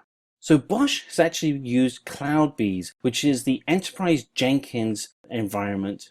So to be able to reduce the number of manual steps such as building, deploying, and testing, Bosch has introduced the use of CloudBees from Jenkins, and this is part of the enterprise Jenkins platform. It has significantly helped improve the efficiencies throughout the whole software development cycle, from automation, stability, and transparency, because Jenkins becomes a self-auditing environment. Now, the results have been tangible. Previously, it took 3 days before a build process could be done, and now it's taken that same 3-day process and reduced it to less than 3 hours. That is significant. Large-scale deployments are now kept on track and have expert support, and there is clear visibility and transparency across the whole operations through using the Jenkins tools. If you aspire to become a DevOps engineer, Simplilearn's professional certificate program in cloud computing and DevOps is your ideal launchpad. In partnership with E&ICT Academy, IIT Guwahati, enroll today and pave your way to becoming a cloud expert. Implement the CI processes over here. Now, what is the purpose of Jenkins here? Now, Jenkins is normally a kind of a CI tool which we use for performing the build automations and the test cases automation there. It's one of the open source tool which is available there, and one of the most popular CI tool also available into the market. Now, this tool makes it easier for the developers to integrate the changes to the project here. So we can easily integrate the changes, and whatever the modifications we want to manage, we will be able to do that with the help of Jenkins. Now, Jenkins also achieves the continuous integration with the help of couple of plugins. Each and every tool which you want to integrate have its own plugins which is available there. For example, you want to integrate Maven, we have a Maven plugin in Jenkins which you can install, you can configure. In that case, you will be able to use the Maven there. Now, you can deploy the Maven to build tool onto the Jenkins server, and then you can prepare or you can configure any number of Maven jobs in case of Jenkins. So what exactly the Maven or the Jenkins really do is, the Maven when integrates with Jenkins through the particular plugin, so you can able to automate the builds, because for automation the build you require some integration with the Maven, and that integration is what we are getting from the Maven plugin. So in Jenkins you have to install the Maven plugin, and once the plugin is installed, so what you can do is that you can proceed with the configurations, you can proceed with the setup, and this particular plugin can help you to build out some of the Java based projects which is available there in the Git repositories, and once that is done, you will be able to go ahead and you will be able to process a complete integration of Maven within Jenkins. Right, so let's see that how we can go for the integration. Now I have already installed the Maven onto the Linux virtual machine which we are using. So using the apt utility or using the yum utility, you can actually download the Jenkins package and the Maven package onto the server, onto the virtual machine. And now I'm going to proceed further with the plugin installation and the configuration of a Maven project. So I have a GitHub repository which is having a Maven project, Maven source code and the Mavenized test cases over there. So let's log into the Jenkins and see that how it works. So this is the Jenkins interface which we have over here. Now in this one, what we can do is that we can create some Maven jobs over here, and once those jobs are created, we will be able to do a custom build onto this Jenkins. So first of all, we have to install the particular plugin here. For that, we have to go to the Manage Jenkins. In Manage Jenkins, you have the Manage Plugins option there. So you have to click on that. Now here you will be having different tabs like updates, available, installed, advanced. All these different tabs are available there. So what you can do is that you can click on the available one. When you go to the available tab, so what will happen that here you can actually put up that what exactly plugin you want to fetch here. So I can put a plugin called Maven. Now you can see that the very first one, the Maven integration tool, is available. So I'm going to select that particular plugin and click on download now and install after restart.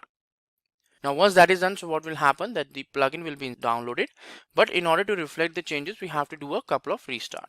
Now for that you don't have to go to the virtual machine. You have the option here itself that will allow you to do the restart over here when you click on this button. So you check this option and say that restart Jenkins when the installation is done. So what will happen that the installation will be automatically attempted whenever the particular plugin installation is completed here. So you just have to refresh the page again and you will be able to see that the particular Jenkins is being processed as such here,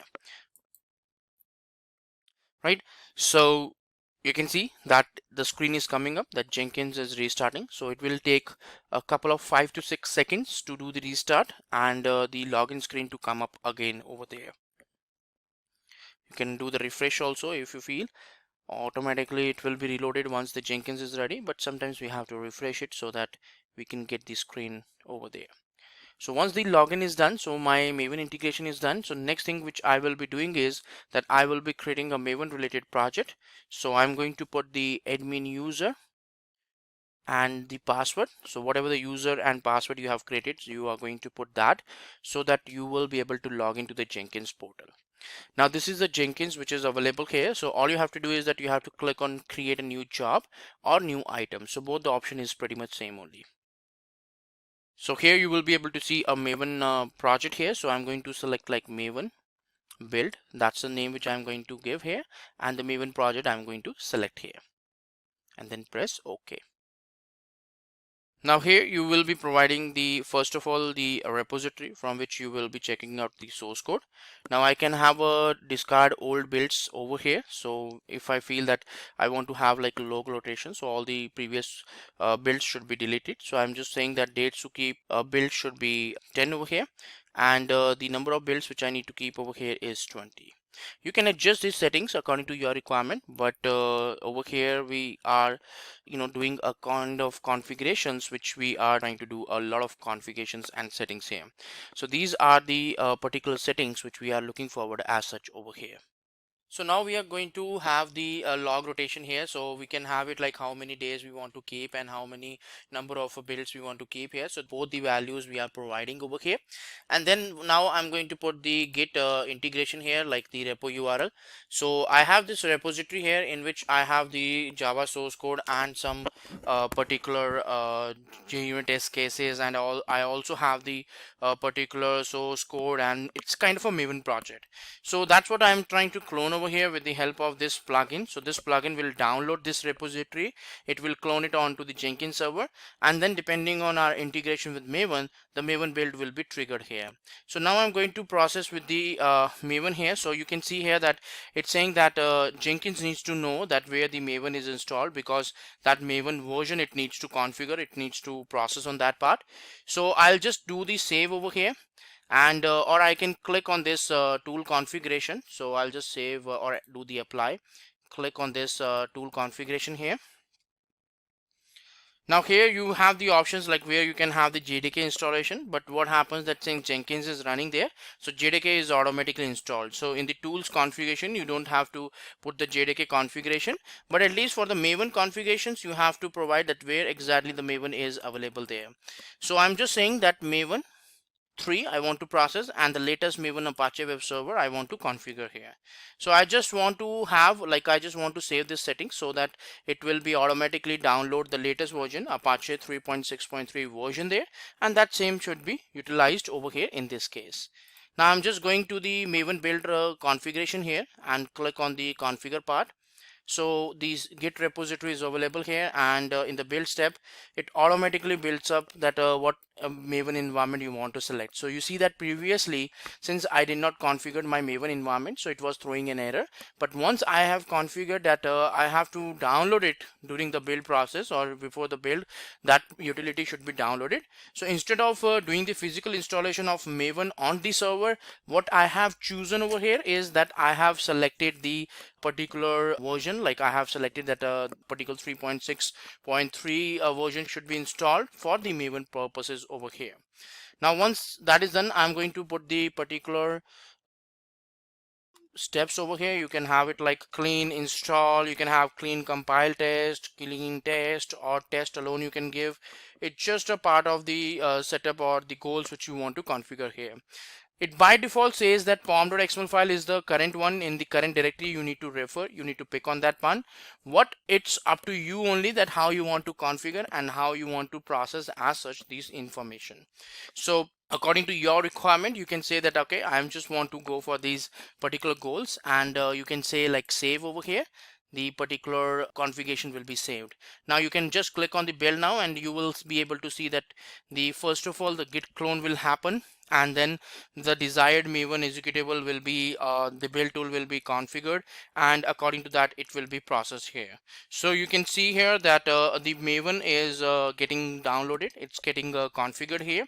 And once it's configured, because I have explained over there that 3.6.3 version I have to select, so that specific version will be configured and will be picked up over here. Now even if you don't have the Maven installed on the physical machine on which the Jenkins is running, still you will be able to do the processing using this particular component here. So you can see here that we have some particular test cases executed, and in the end we are able to get a particular artifacts also there. Since I did not call upon the package or install goal, that's the reason why the particular artifacts was not generated, var file or jar file, whatever the packaging mode is available at POM level. But still what happens that my test cases do gets executed, and that's what I have got over here in this case. So this is a kind of a mechanism where we feel that how we can configure a Git repository.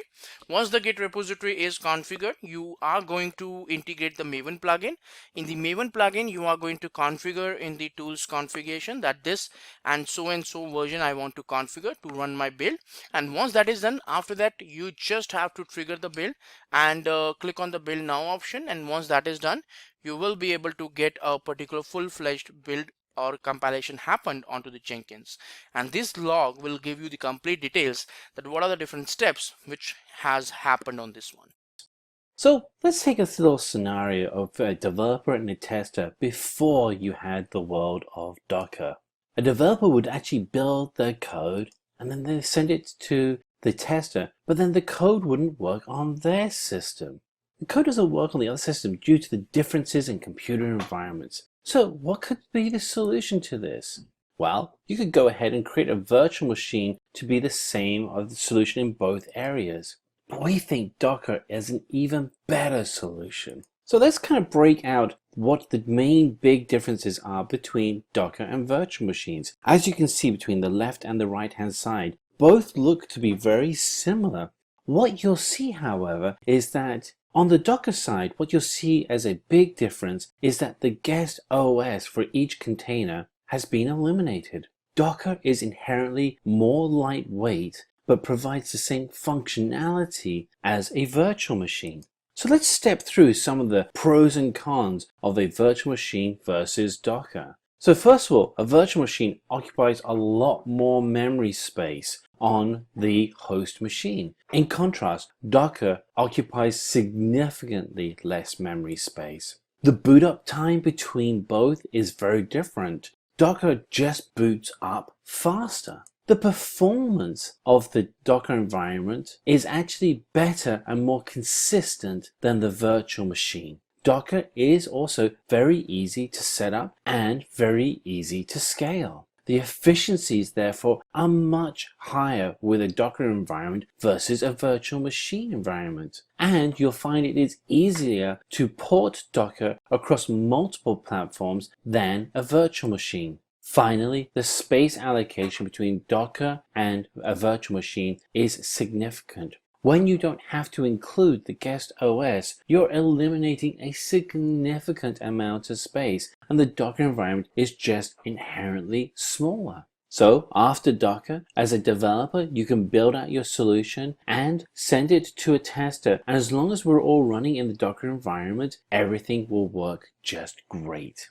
So let's step through what we're going to cover in this presentation. We're going to look at the DevOps tools and where Docker fits within that space. We'll examine what Docker actually is and how Docker works. And then finally, we'll step through the different components of the Docker environment. So what is DevOps? DevOps is a collaboration between the development team and the operation team, allowing you to continuously deliver solutions and applications and services that both delight and improve the efficiency of your customers. If you look at the Venn diagram that we have here, on the left-hand side we have development, on the right-hand side we have operation, and then there's a crossover in the middle, and that's where the DevOps team sits. If we look at the areas of integration between both groups, developers are really interested in planning, code, building, and testing, and operations want to be able to efficiently deploy, operate, and monitor. When you can have both groups interacting with each other on these 7 key elements, then you can have the efficiencies of an excellent DevOps team.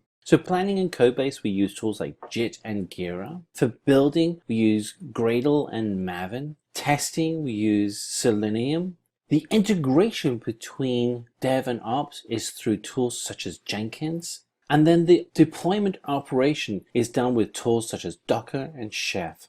Finally, Nagios is used to monitor the entire environment. So let's step deeper into what Docker actually is. So Docker is a tool which is used to automate the deployment of applications in a lightweight container so the application can work efficiently in different environments.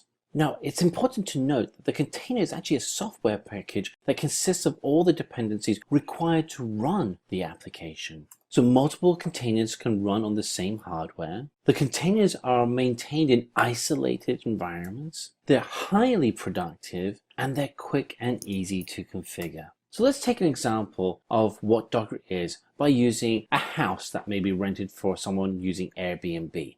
So in the house, there are 3 rooms and only 1 cupboard and kitchen. And the problem we have is that none of the guests are really ready to share the cupboard and kitchen, because every individual has a different preference when it comes to how the cupboard should be stocked and how the kitchen should be used. This is very similar to how we run software applications today. Each of the applications could end up using different frameworks. So you may have a framework such as Rails, Perfect, and Flask, and you may want to have them running for different applications for different situations. This is where Docker will help you run the applications with the suitable frameworks. So let's go back to our Airbnb example. So we have 3 rooms and a kitchen and cupboard. How do we resolve this issue? Well, we put a kitchen and cupboard in each room. We can do the same thing for computers. Docker provides the suitable frameworks for each different application.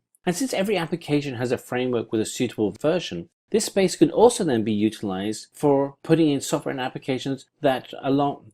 And since every application has its own framework and suitable version, the area that we had previously stored for a framework can be used for something else. Now we can create a new application, in this instance a 4th application that uses its own resources.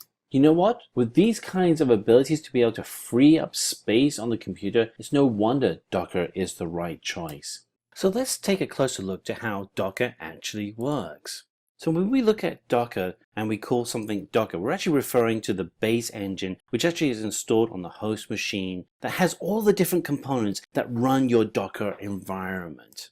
And if we look at the image on the left-hand side of the screen, you'll see that Docker has a client-server relationship. There is a client installed on the hardware. There is a client that contains the Docker product, and then there is a server which controls how that Docker client is created. The communication that goes back and forth to be able to share the knowledge on that Docker client relationship is done through a REST API. And this is fantastic news because that means that you can actually interface and program that API. So we look here in the animation, we see that the Docker client is constantly communicating back to the server information about the infrastructure, and it's using this REST API as that communication channel. The Docker server then will check out the requests and the interaction necessary for it to be the Docker daemon, which runs on the server itself, will then check out the interaction and the necessary operating system pieces needed to be able to run the container. Okay, so that's just an overview of the Docker engine, which is probably where you're going to spend most of your time. But there are some other components that form the infrastructure for Docker. Let's dig into those a little bit deeper as well. So what we're going to do now is break out the 4 main components that comprise of the Docker environment.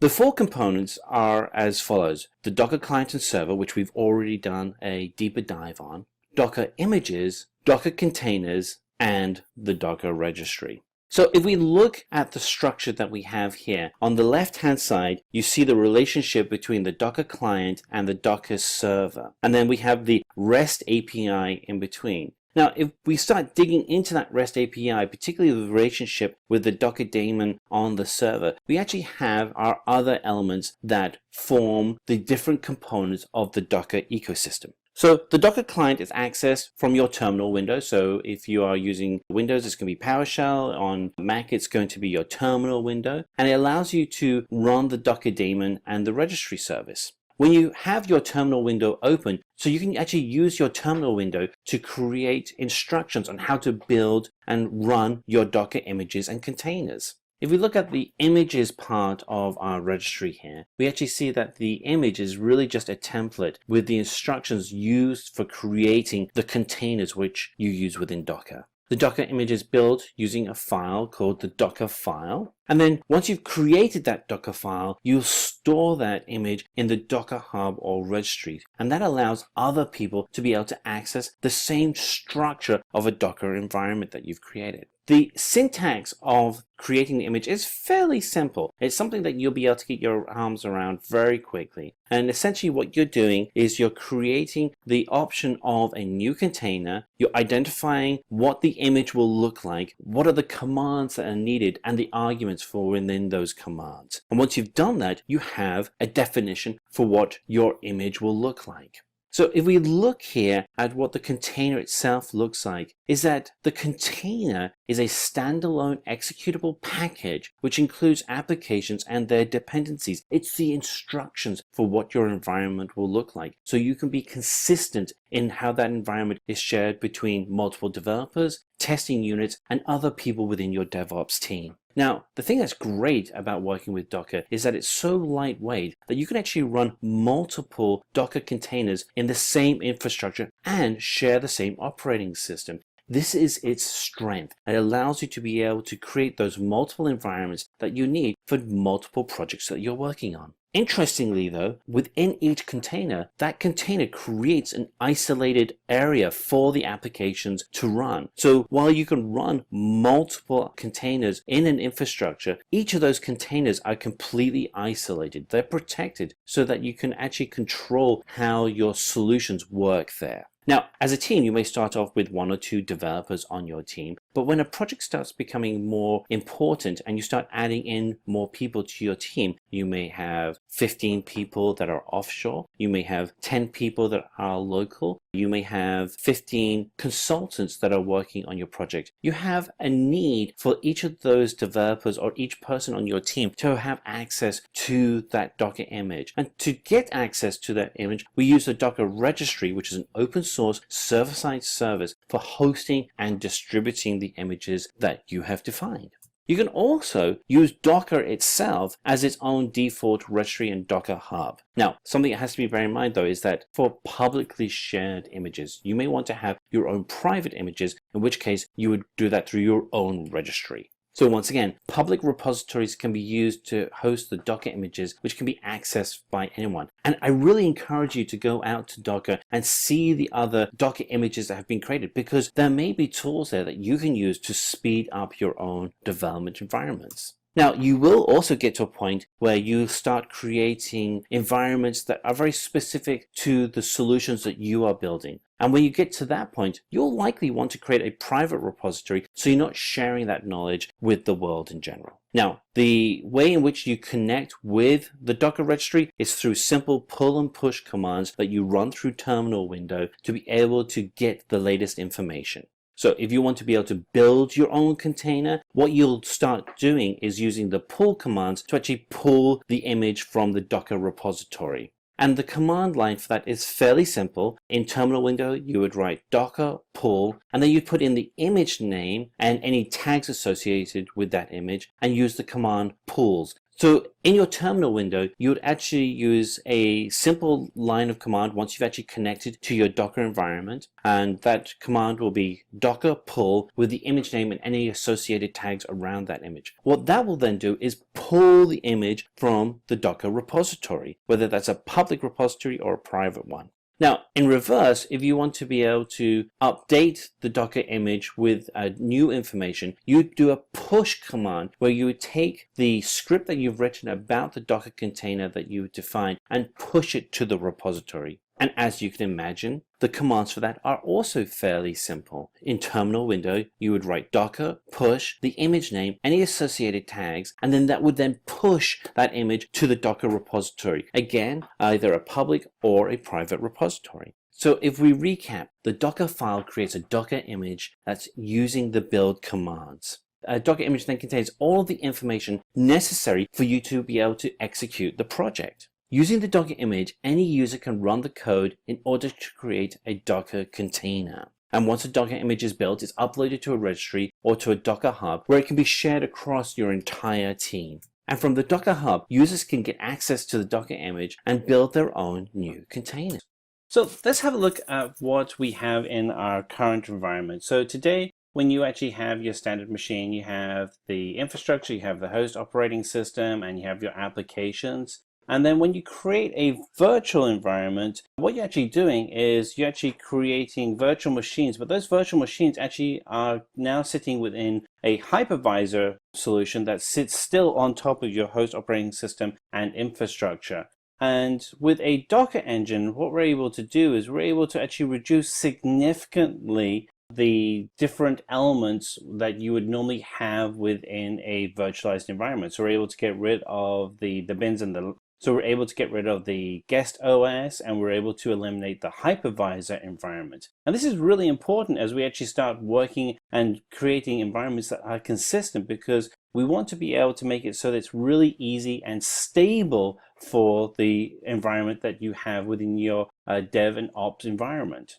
Now, critical is getting rid of that hypervisor element. It's just a lot of overhead. So let's have a look at a container as an example. So here we actually have a couple of examples. On the right hand side, we have different containers. We have one container that's running Apache Tomcat with Java. A second container is running SQL Server in a Microsoft.NET environment. The third container is running Python with MySQL. These are all running just fine within the Docker engine and sitting on top of a host OS, which could be Linux. It really could be any host OS within a consistent infrastructure. And you're able to have a solution that can be shared easily amongst your teams. So let's have a look at an example that you'd have today if a company is doing a traditional Java application. So you have your developers working in JBoss on his system, and he's coding away, and he has to get that code over to a tester. Now, what will happen is that tester will then typically in your traditional environment then have to install JBoss on their machine and get everything running and hopefully set up identically to the developer. Chances are they probably won't have it exactly the same, but they're trying to get it as close as possible. And then at some point, you want to be able to test this within your production environment, so you send it over to a system administrator who would then also have to install JBoss on their environment as well. Yeah, this just seems to be a whole lot of duplication. So why go through the problem of installing JBoss 3 times? And this is where things get really interesting, because the challenge you have today is that it's very difficult to almost impossible to have identical environments if you're just installing software locally on devices. The developer's probably got a whole bunch of development software that could be conflicting with the JBoss environment. The tester has similar testing software, but probably doesn't have all the development software.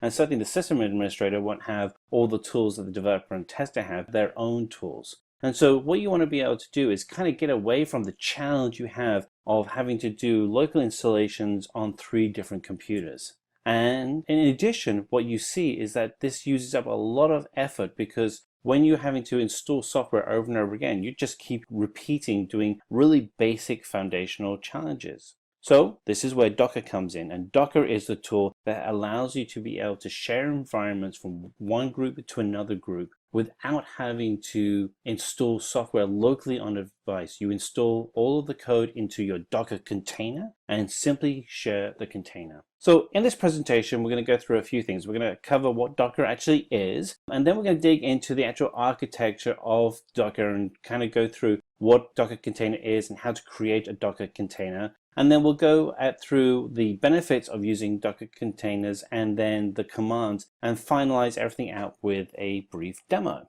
So what is Docker? So Docker is, as you'd expect, because all the software that we cover in this series is an open source solution, and it is a container solution that allows you to be able to containerize all of the necessary files and applications needed to run the solution that you're building. So you can share it from different people in your team, whether it's a developer, tester, or system administrator. And this allows you to have a consistent environment from one group to the next. So let's kind of dig into the architecture so you understand why Docker runs effectively. So the Docker architecture itself is built up of two key elements. There is the Docker client, and then there is a REST API connection to a Docker daemon, which actually hosts the entire environment. Within the Docker host and the Docker daemon, you have your different containers, and each one has a link to a Docker registry. The Docker client itself is a REST service, so as you'd expect, a REST API that sends command line to the Docker daemon through a terminal window or command line interface window. And we'll go through some of these demos later on so you can actually see how you can actually interact with Docker. The Docker daemon then checks the request against the Docker components and then performs the service that you're requesting. Now, the Docker image itself, all it really is a collection of instructions used to create a container. And again, this is consistent with all the DevOps tools that we have. The DevOps tools that we're looking to use throughout this series of videos are all environments that can be scripted. And this is really important because it allows you to be able to duplicate and scale the environments that you want to be able to build very quickly and effectively. The actual container itself has all of the applications and the dependencies of those applications in one package. You kind of think of it as a really effective and efficient zip file. It's a little bit more than that, but it's one file that actually has everything you need to be able to run all of your solutions. The actual Docker registry itself is an environment for being able to host and distribute different Docker images among your team. So say, for instance, you had a team of developers that were working on multiple different solutions. So say you have a team of developers and you have 50 developers and they're working on 5 different applications. You can actually have the applications themselves, the containers, shared in the Docker registry. So each of those teams at any time check out and have the latest container of that latest image of the code that you're working on. So let's dig into what actually is in a container. So the important part of a Docker container is that it has everything you need to be able to run the application. It's like a virtualized environment. It has all your frameworks and your libraries, and it allows the teams to be able to build out and run exactly the right environment that the developer intended. What's interesting though is the actual applications then will run in isolation, so they're not impacting other applications that's using dependencies on other libraries or files outside of the container. Because of the architecture, it really uses a lot less space, and because it's using less space, it's a much more lightweight architecture. So the files, the actual folder itself is much smaller. It's very secure, highly portable, and the boot up time is incredibly fast. So let's actually get into how you would actually create a Docker container. So the Docker container itself is actually built through command line, and it's built of a file and Docker image. So the actual Docker file is a text file that contains all the instructions that you would need to be able to create that Docker image. And then we'll actually then create all of the project code within inside of that image. Then the image becomes the item that you would share through the Docker registry. You would then use the command line, and we'll do this later on, select Docker run and then the name of the image. to be able to easily and effectively run that image locally. And again, once you've created the Docker image, you can store that in the Docker registry, making it available to anybody within your network. So something to bear in mind is that Docker itself has its own registry called Docker Hub, and that is a public registry, so you can actually go out and see other Docker images that have been created and access those images. As your own company, you may want to have your own private repository, so you want to be able to go ahead and either do that locally through your own repository, or you can actually get a licensed version of Docker Hub where you can actually then share those files. Now, something that's also very interesting to know is that you can have multiple versions of a Docker image. So if you have a different version control, different release versions, and you want to be able to test and write code for those different release versions because you may have different setups, you can certainly do that within your Docker registry environment. Okay, so let's go ahead and we're going to create a Docker image using some of our basic Docker commands. And so there are essentially really, kind of just two commands that you're going to be looking for. One is the build command, and another one is to actually put it into your registry, which is a push command.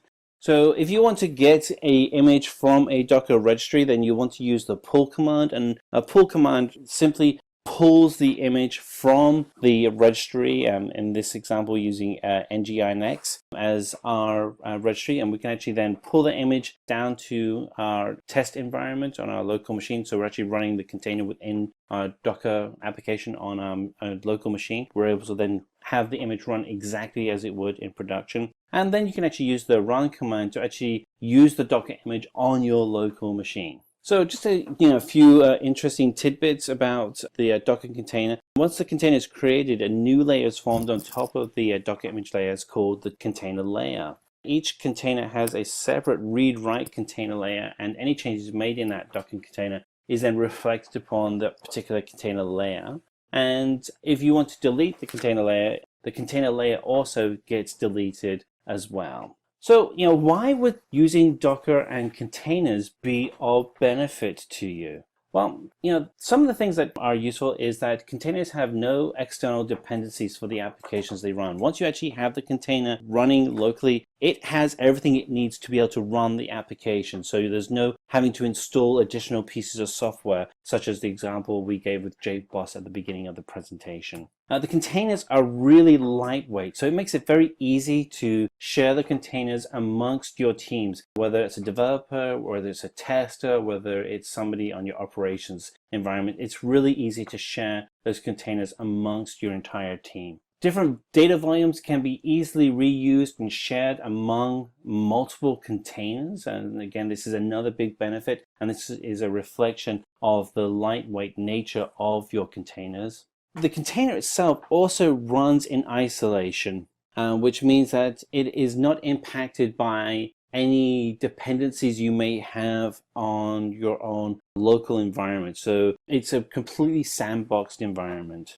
So some of the questions you might ask is, can you run multiple containers together without the need to start each one individually? And you know what? Yes, you can with Docker Compose. Docker Compose allows you to run multiple containers in a single service. And again, this is a reflection on the lightweight nature of containers within the Docker environment. So we're going to end our presentation by looking at some of the basic commands that you'd have within Docker. So we have here on the left-hand side, we have a Docker container and then the command for each item. We're actually going to go ahead and use some of these commands in the demo that we're going to do after this presentation. You'll see that in a moment. But just, some of the basic commands we have are committing the Docker image into the container. Kill is a standard kill command to terminate one or more of the running containers so they stop working. Then restart those containers. But certainly you can look at all of the commands here and try them out for yourself.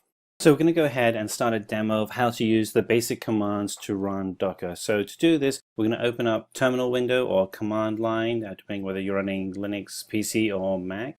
And we're going to go ahead, and the first thing we want to do is see what our Docker image lists are. So we can go sudo docker images, and this will give us, well, first we'll enter in our password, so let's go enter that in. And this will now give us a list of our Docker images. And here are the Docker images that have already been created in the system.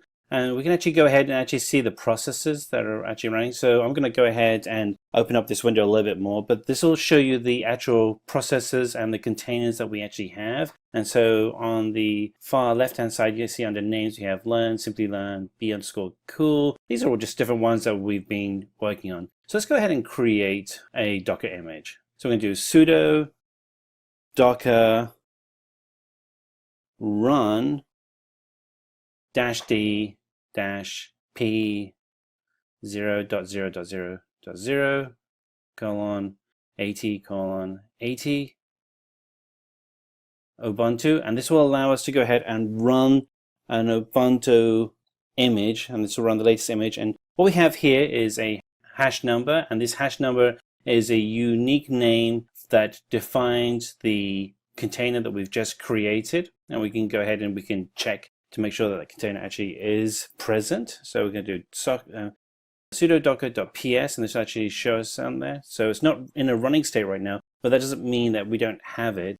So let's list out all the containers that are both running and in the exit state. So let's do sucker ps-a, and this lists all the containers that I have running on my machine. And this shows all the ones that have been in the running state and in the exit state. And here we see one that we just created about a minute ago, and it's called learn. And these are all running Ubuntu, and this is the one that we had created just a few seconds ago. Let's open it up, and there we go. So let's change that to that new Docker container to a running state. So scroll down, and we're going to type sudo docker run -it -name my. So this is going to be the new container name. It's going to be my Docker. So this is how we name our Docker environment. And we'll put in the image name, which is Ubuntu. And -bin -bash. And it's now in our root, and we'll exit out of that. So now we're going to go ahead and start the new my Docker container. So sudo docker start my, and we'll get the container image, which will be my Docker, return, and that started that Docker image. And let's go ahead and check against the other running Docker images to make sure it's running correctly. So sudo docker ps, and there we are. Underneath name on the right hand side, you actually see my Docker along with the other Docker images that we created. And it's been running for 13 seconds. Quite fast. So we want to rename the container. Let's use the command sudo docker rename. We can take another Docker image. Let's grab this one and we'll put it in rename. And we'll rename, and we'll put in the old container name, which is image, and then we'll put in the new container name, and let's call it purple. So now the container image that had previously been called image is now called purple. So we do sudo docker ps to list all of our Docker images, and if we scroll up, and there we go, purple. How easy is that to rename an image? And we can go ahead and use this command if we want to stop a container. So we're going to write sudo docker stop, and then we'll have to put in the container name, and we'll put in my Docker, the container that we originally created, and that image has now stopped. And let's go ahead and prove that. We're going to list out all the Docker images, and what you see is that it's not listed in the active images.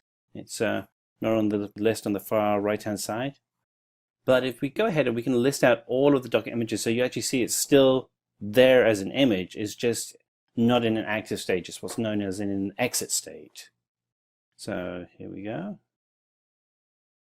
And there's my Docker. It's in an exited state. So that happened 27 seconds ago.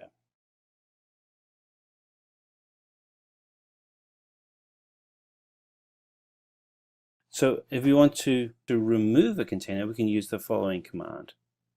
So sudo docker rm for remove my Docker, and that will remove it from the exited state. And we're going to go ahead and we're going to double check that.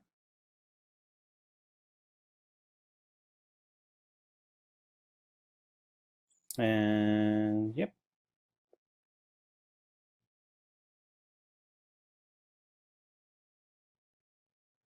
Yep. It's not listed there under exited state anymore. It's gone. And there we go. That's where it used to be. All right, let's go back.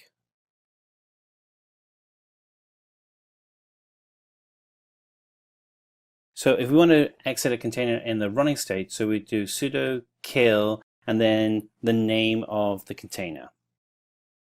I think one of them is called yellow. Let's just check and see if that's going to kill it. Oops, no, I guess we don't have one called yellow. So let's find out the name of a container that we actually have. So sudo docker kill. Oh, we're going to list out the ones that are running. Oh, okay, there we go. Yellow isn't in that list, so let's take Simplilearn. And so we can actually go ahead and let's write sudo docker kill Simplilearn. And that will actually kill an active Docker container. Boom, there we go. And we list out all the active containers. You can actually see now that the Simplilearn container is not active anymore. And these are all the basic commands for Docker container. We're going to break up this presentation into 4 key areas. We're going to talk about life before Kubernetes, which some of you are probably experiencing right now. What is Kubernetes? The benefits that Kubernetes brings to you, particularly if you are using containers in a DevOps environment. And then finally, we're going to break down the architecture and working infrastructure for Kubernetes so you understand what's happening and why the actions are happening the way that they are. So let's jump into our first section of life before Kubernetes. So the way that you have done work in the past, or you may be doing work right now, is really building out and deploying solutions into 2 distinct areas. One is a traditional deployment where you're pushing out code to physical servers in a data center, and you're managing the operating system and the code that's actually running on each of those servers. Another environment that you may potentially be using is deploying code out to virtual machines. So let's go through and look at the 2 different types of deployment that you may be experiencing. When you have applications running on multiple machines, you run into the potential risk that the setup and configuration of each of those machines isn't going to be consistent and your code isn't going to work effectively, and there may be issues with uptime and errors within the infrastructure of your entire environment. There's going to be problems with resource allocation, and you're going to have issues where applications may be running effectively and not effectively and not load balanced effectively across the environment. The problem that you have with this kind of infrastructure is that it gets very expensive. You can only install one piece of software, one service on one piece of hardware. So your hardware is being massively underutilized. This is where virtual machines have become really popular. With a virtual machine, you're able to have better resource utilization and scalability at much less cost. And this allows you to be able to run multiple virtual machines on a single piece of hardware. The problem is that VMs, or for virtual machines, are not perfect either.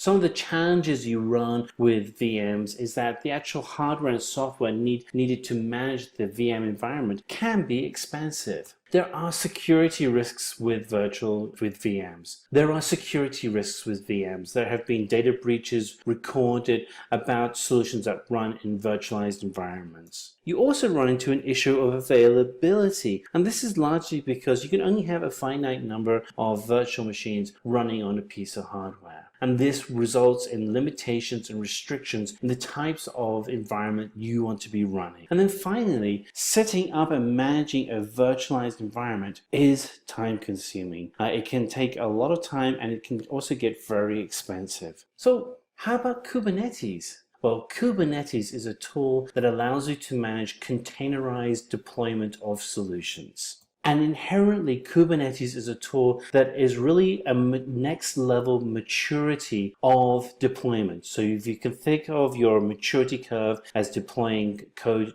directly to hardware in a data center, and then deploying your solutions to virtual machines, the next evolution of that deployment is to use containers and Kubernetes. So let's kind of go through and look at the differences between a virtual machine and Kubernetes. And we've got a few here that we want to highlight, and you'll get an understanding of what the differences are between the two. So first of all, with virtual machines, there is inherently security risks. And what you'll find as we dig through the architecture later in the presentation is that Kubernetes is inherently secure. And this is largely because of the legacy code, the legacy of Kubernetes and where it came from. And we'll talk about that in just a moment. But Kubernetes is inherently secure.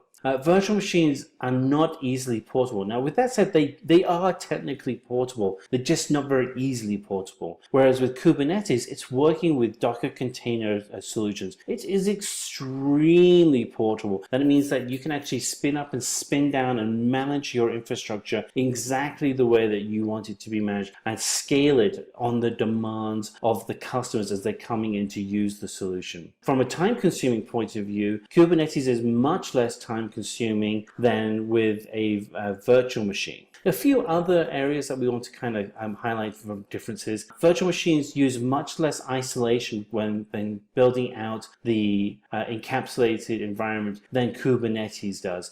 For instance, with a virtual machine, you have to run hypervisor on top of the OS and hardware, and then inside of the virtual machine, you also have to have the operating system as well. Whereas in contrast, on a Kubernetes environment, because it's leveraging Docker container or container-like technologies, it only has to have the OS and the hardware, and then inside of each container, it doesn't need to have that additional OS layer. It's able to inherit what it needs to be able to run the application. This makes the whole solution much more flexible and allows you to run many more containers on a piece of hardware than versus running virtual machines on a single piece of hardware. So as we highlighted here, VMs are not as portable as Kubernetes, and Kubernetes is portable, directly related to the use of containerization. And because Kubernetes is built on top of containers, it is much less time consuming because you can actually script and automatically allocate resource to nodes within your Kubernetes environment. This allows the infrastructure to run much more effectively and much more efficiently. So this is why, if we look at our evolution of the land of time before Kubernetes, why we are running into a solution where Kubernetes had to come about, because the demand for having more highly scalable solutions that are more efficient was just really a natural evolution of this software deployment model that started with pushing out code to physical hardware and then pushing code out to virtual machines, and then needing to have a solution much more sophisticated. Kubernetes would have come about at some point in time. I'm just really glad it came about when it did. So what is Kubernetes? Let's dig into the history of Kubernetes and how it came about. So in essence, Kubernetes is an open source platform that allows you to manage and deploy and maintain groups of containers. And a container is something like Docker. And if you're developing code, you're probably already using Docker today. Consider Kubernetes as the tool that manages multiple Docker environments together. Now, we talk a lot about Docker as a container solution with Kubernetes. The reality is that Kubernetes can actually use other container tools out there, but Docker just simply is the most popular container out there. Both these tools are open source. That's why they're so popular. And they just allow you to be able to have flexibility in being able to scale up your solutions. And they were designed for the post-digital world that we live and exist in today. So a little bit of background, a little bit of trivia around Kubernetes. So Kubernetes was originally a successor to a project at Google, and the original project was Google Borg. Google Borg, it does exactly what Kubernetes does today, but Kubernetes was rewritten from the ground up and then released as an open source project in 2014 so that people outside of Google could take advantage of the power of Kubernetes containerization management tools. And today it is managed by the Cloud Native Computing Foundation. And there are many companies that support and manage Kubernetes. So for instance, if you're signing up for Microsoft Azure, AWS, Google Cloud, all of them will leverage Kubernetes. And it's just become the de facto tool for managing large groups of containers. So let's kind of step through some of the key benefits that you'd experience from Kubernetes. So we have 9 key benefits. The first, it is highly portable. It is 100% open source code. And this means that you can actually go ahead and contribute to this code project if you want to through GitHub. The ability to scale up the solution is incredible. What's the history of Kubernetes being part of a Google project for managing the Google network and infrastructure kind of really sets the groundwork for having a solution that is highly scalable.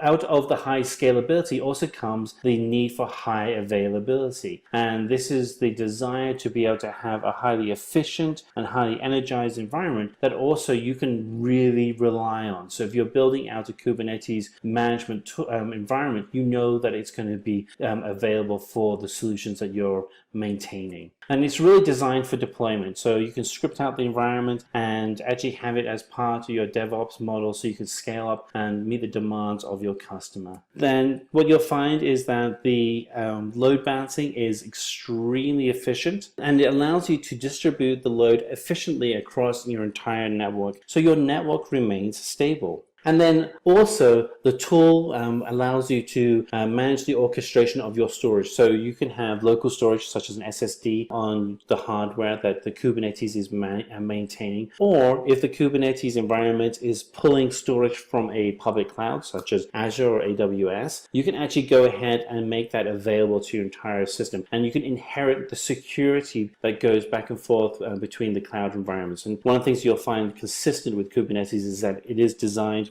for a cloud-first environment. Kubernetes as well is that it's really a self-healing environment. So if something happens or something fails, Kubernetes will detect that failure and then either restart the process, kill the process, or replace it. And then because of that, you also have automated rollouts and rollbacks in case you need to be able to manage the state of the environment. And then finally, you have automatic bin packaging, so you can actually specify the compute power that's being used from CPU and RAM for each container. So let's dig into the final area, which is the actual Kubernetes architecture. And we're going to cover this at a high level. There's actually another video that you can that Simplilearn has developed, which digs deeper into the Kubernetes architecture. And so the Kubernetes architecture is a clustered-based architecture, and it's really about 2 key areas. You have the Kubernetes master, which actually controls all of the activities within your entire Kubernetes infrastructure. And then you have nodes that actually are running on Linux machines that are controlled by the master. So let's kind of go through some of these areas. So if we look at the Kubernetes master to begin with, we'll start with etc. This is a tool that allows for the configuration of information and the management of nodes within your cluster. And one of the key features that you'll find with all of the tools that are managed within either the master environment environment or within a node is that they are all accessible via the API server. And what's interesting about the API server is that it's a RESTful-based infrastructure, which means that you can actually secure each connection with SSL and other security models to ensure that your entire infrastructure and the communication going back and forth across your infrastructure is tightly secured. Scheduler goes ahead and actually, as you'd expect, it actually manages the schedule of activities within the actual cluster. And then you have the controller, and the controller is a daemon server that actually manages and pushes out the instructions to all of your nodes. So the other tools really are the infrastructure, and you can consider them the administration side of the master, whereas controller is the management. It actually pushes out all of the controls via the API server. So let's actually dig into one of the actual nodes themselves, and there are three key areas of the nodes. One is the Docker environment, which actually helps and manage and maintain the container that's actually inside of the node. And then you have the kubelet, which is responsible for information that goes back and forth, and it's going to do most of the conversation with the API server on the actual health of that node. And then you have the actual Kubernetes proxy, which actually runs the services actually inside of the node. So as you see, all of these infrastructures are extremely lightweight and designed to be very efficient and very available for your infrastructure. And so here's a quick recap of the different tools that are available, and it really breaks down into two key areas. You have your Kubernetes master and the Kubernetes node. The Kubernetes master has the instructions of what's going to happen within your Kubernetes infrastructure, and then it's going to push out those instructions to an indefinite number of nodes that will allow you to be able to scale up and scale down your solution in a dynamic way. Let's have an overview of the Kubernetes architecture. So Kubernetes is really broken up into three key areas. You have your workstation where you develop your commands and you push out those commands to your master, and the master is comprised of four key areas which essentially control all of your nodes, and the node contains multiple pods, and each pod has your Docker container built into it. So consider that you could have really almost an infinite number of pods, infinite number of nodes being managed by the master environment. So you have your cluster, which is a collection of servers that maintain the availability and the compute power, such as RAM, CPU, and disk utilization. You have the master, which is really components that control and schedule the activities of your network. And then you have the node, which actually hosts the actual Docker virtual machine itself and be able to actually control and communicate back to the master the health of that pod. And we'll get into more detail on the architecture later in the presentation. So you keep hearing me talk about containers, but they really are the center of the work that you're doing with Kubernetes. And the concept around Kubernetes and containers is really just a natural evolution of where we've been with internet and digital technologies over the last 10-15 years. So before Kubernetes, you had tools where you're either running virtual machines or you're running data centers that had to maintain and manage and notify you of any interruptions in your network. Kubernetes is the tool that actually comes in and helps address those interruptions and manages them for you. So the solution to this is the use of containers. So you can think of containers as that natural evolution from 15-20 years ago. You would have written your code and posted it to a data center. More recently, you probably posted your code to a virtual machine and then moved the virtual machine. Now you actually just work directly into a container, and everything is self-contained and can be pushed out to your environment. The thing that's great about containers, they're isolated environments, very easy for developers to work in them, but it's also really easy for operations teams to be able to move a container into production. So let's kind of step back and look at a competing product to Kubernetes, which is Docker Swarm. Now, one of the things that we have to remember is that Docker containers, which are extremely popular, are built by the company Docker and made open source. And Docker actually has other products. One of those other products is Docker Swarm, and Docker Swarm is a tool that allows you to be able to manage multiple containers. So if we look at some of the benefits of using Docker Swarm versus Kubernetes, one of the things that you'll find is that both tools have strengths and weaknesses. But it's really good that they're both out there because it helps it really kind of justifies the importance of having these kind of tools. So Kubernetes was designed originally from the ground up to be auto-scaling, whereas Docker Swarm isn't. The load balancing is automatic on Docker Swarm, whereas with Kubernetes you have to manually configure load balancing across your nodes. The installation for Docker Swarm is really fast and easy. I mean, you can be up and running within minutes. Kubernetes takes a little bit more time, is a little bit more complicated. Eventually, you'll get there. I mean, it's not like it's going to take you days and weeks, but it is a tool that's, when you compare the two, Docker Swarm is much easier to get up and running. Now, what's interesting is that Kubernetes is incredibly scalable, and that's its real strength, is its ability to have strong clusters. Whereas with Docker Swarm, its cluster strength isn't as strong when compared to Kubernetes. Now, you compare it to anything else on the market, it's really good. So this is kind of a splitting hairs kind of comparison, but Kubernetes really does have the advantage here if you're looking at the two compared to each other for scalability. I mean, Kubernetes was designed by Google to scale up and support Google Cloud network infrastructure. They both allow you to be able to share storage volumes. With Docker, you can actually do it with any container that is managed by the Docker Swarm, whereas with Kubernetes, it manages the storage with the pod, and a pod can have multiple containers within it, but you can't take it down to the level of the container. Interestingly, Kubernetes does have a graphical user interface for being able to control and manage the environment. The reality, however, is that you're likely to be using terminal to actually make the controls and commands to control your either Docker Swarm or Kubernetes environment. It's great that it has a GUI to get you started, but once you're up and running, you're going to be using terminal window for those fast, quick administrative controls that you need to make. So let's look at the hardware components for Kubernetes. So what's interesting is that Kubernetes is extremely light. Of all the systems that we're looking at, it's extremely lightweight. It allows you to have, if you compare it to like a virtual machine, which is very heavy, Kubernetes is extremely lightweight and hardly uses any resources at all. Interesting enough, though, is that if you are looking at the usage of CPU, it's better to actually take it for the cluster as a whole rather than individual nodes, because the nodes will actually combine together to give you that whole compute power. Again, this is why Kubernetes works really well in the cloud, where you can do that kind of activity rather than if you're running in your own data center.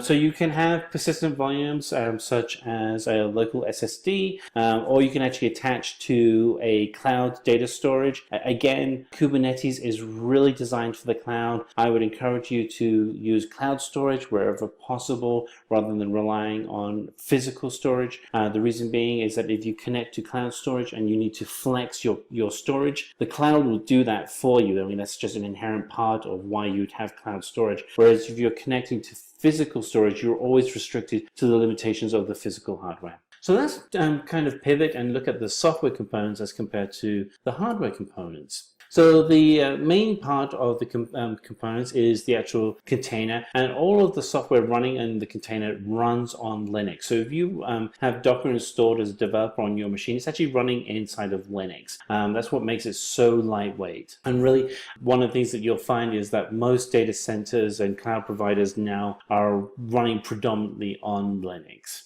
Inside of the container itself is then managed inside of a pod, and a pod is really just a group of containers bundled together. And the Kubernetes scheduler and proxy server will then actually manage how the pods are actually pushed out into your Kubernetes environment. The pods themselves can actually then share resources for both networking and storage. So pods aren't pushed out manually. They're actually managed through a layer of abstraction part of their deployment. And this is the strength of Kubernetes. You define your infrastructure, and then Kubernetes will then manage it for you. And there isn't that problem of manual management of pods if you have to manage the deployment of them. That's simply taken away, and it's completely automated. And the final area of software services is on Ingress, and this is really the secure way of being able to have communication from outside of the cluster and passing of information into that cluster. And again, this is done securely through SSL layers, and allows you to ensure that security is at the center of the work that you have within your Kubernetes environment. So let's dive now into the actual architecture before we start looking at a use case of how Kubernetes is being employed. So Kubernetes, again, is we looked at this diagram at the beginning of the presentation, and there are really three key areas. There's the workstation where you develop your commands, and then you have your master environment, which controls the scheduling, the communication, and the actual commands that you have created, and pushes those out and manages the health of your entire node network, and each node has various pods. So we break this down. So the master node is the most vital component. With the master, you have four key controls. You have etc., controller manager, scheduler, and API server. The cluster store, etc., this actually manages the details and values that you've developed on your local workstation, and then we'll work with the controller, schedule, and API server to communicate that out, those instructions of how your infrastructure should look like to your entire network. The control manager is really an API server, and again, this is all about security. So we use RESTful APIs, which can be packaged in SSL to communicate back and forth across your pods and the master, and indeed the services within each of them as well. So at every single layer of abstraction, the communication is secure. The schedule, as the name would imply, really schedules when tasks get sent out to the actual nodes themselves. The nodes themselves are dumb nodes. They just have the applications running on them. The master is really doing all of the work to make sure that your entire network is running efficiently. And then you have the API server, which has your REST commands and the communication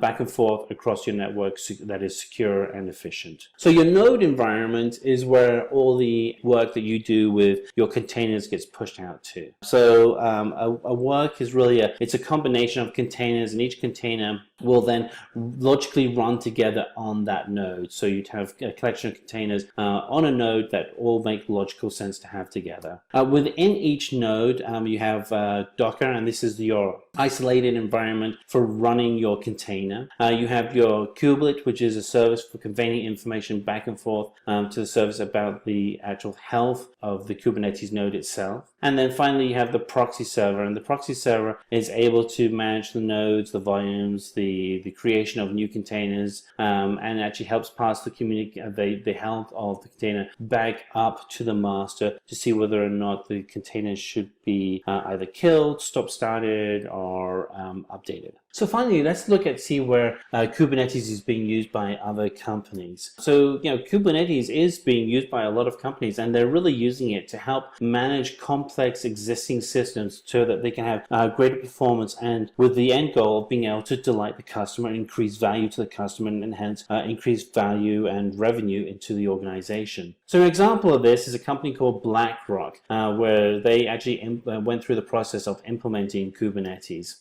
So BlackRock had a challenge where they needed to be able to have much more dynamic access to their resources. They were running complex installations on people's desktops, and it was just really, really difficult to be able to manage their entire infrastructure. So they actually then pivoted to using Kubernetes, and this allowed them to be able to be much more scalable and expansive in the management of their infrastructure. And as you can imagine, Kubernetes was then hooked into their entire existing system and has really become a key part of the success that BlackRock is now experiencing of a very stable infrastructure. And the bottom line is that BlackRock is now able to have confidence in their infrastructure and be able to give that confidence as back to their customers through the implementation and more rapid deployment of additional features. If you aspire to become a DevOps engineer, Simplilearn's professional certificate program in cloud computing and DevOps is your ideal launchpad. In partnership with E&ICT Academy, IIT Guwahati, enroll today and pave your way to becoming a cloud expert. Going to be 6 things that we're going to step through. The first is really looking at what is the world that many of you already work in today. How do you administer your networks and your systems today? Then we're going to look at how Chef can be the tool that really helps improve the efficiencies of creating a consistent operations environment. We're going to look at the tools and the components and the architecture that it takes to construct Chef. And then finally, we're going to take a use case of one of the many companies that is using Chef today to improve the efficiency of their operations environment. So let's take a step back at what life was like before Chef. This may well be the life that you're experiencing right now. So as a system administrator, typically the way that you work is that you are responsible for the uptime of all of the systems within your network. And you may have many systems that you are responsible for. Now, if one system goes down, that's not a problem, because as a system administrator, you can get notifications and you can jump right onto the problem and solve it. When things start getting really difficult, however, is when you have multiple systems and you are not able as a single person to get to all those systems and solve them as quickly as possible. The problem that you start having is that your environments are not in sync. If only this could all be automated. Well, this is where Chef comes to the rescue for you. So let me take some time and introduce you to the concepts behind Chef and why it's a tool that you would probably want to be using in your environment. So what actually is Chef? So Chef is a way in which you can use code to fix your physical hardware environment. So what does that look like? Well, the way that we write out scripts in Chef is that you can actually code your entire environment. So you don't have to actually be managing your environment on a hardware by hardware basis, but actually use scripts called recipes that will actually manage the environment for you. So Chef will actually ensure that every system is automatically set to the right states that meet the requirements that you have defined in your code. So you don't have any issues where hardware starts to fail, because it references the code to reset the state within that environment. And that makes you a happy system administrator. So let's go through the mechanics of how this actually works with Chef. So Chef is ultimately an automation tool that converts infrastructure to code. And you'll often hear the term infrastructure as code, or IAC. And this really starts as an output of the work that Chef has done. Because you take the policies that you as an organization have created and you convert that into a scripted language that can then be implemented automatically. This enables Chef to be able to manage multiple systems very easily. And considering how broad and deep our systems become, it's very easy to see how this can help you as a system administrator. The code is then tested continuously and deployed by Chef so that you're able to guarantee that your standards and appropriate states for your hardware and operating environment are always maintained. So let's step through the different components that are available in Chef. So the first one is actually creating the actual recipes for Chef. So you actually work on these on a workstation and you'll write out your code, which is referred to as a recipe. And that recipe will be written using a language called Ruby. Good thing for you is that there are lots of examples of Ruby recipes that have been created by the open source community. A lot of examples. Knife is the command tool that you use that communicates between the recipes and the server. So your recipe is the instruction and Knife is the tool that makes that instruction work and sets the appropriate state on the server environment. When you create more than one recipe, you start creating a collection. Those collections are referred to as cookbooks. And you may take an environment such as a large network where you have multiple nodes, potentially hundreds of servers that have to all have a consistent and equal state environment. And you would put that cookbook and use that cookbook to ensure with Chef that the state of each of those nodes is consistent. And then Ohai fetches the current state of your nodes, and then the Chef client configures the nodes as defined within your cookbook. So let's step through the architecture and working environment of Chef. So for an administrator, a systems administrator, you only have to now work from your workstation.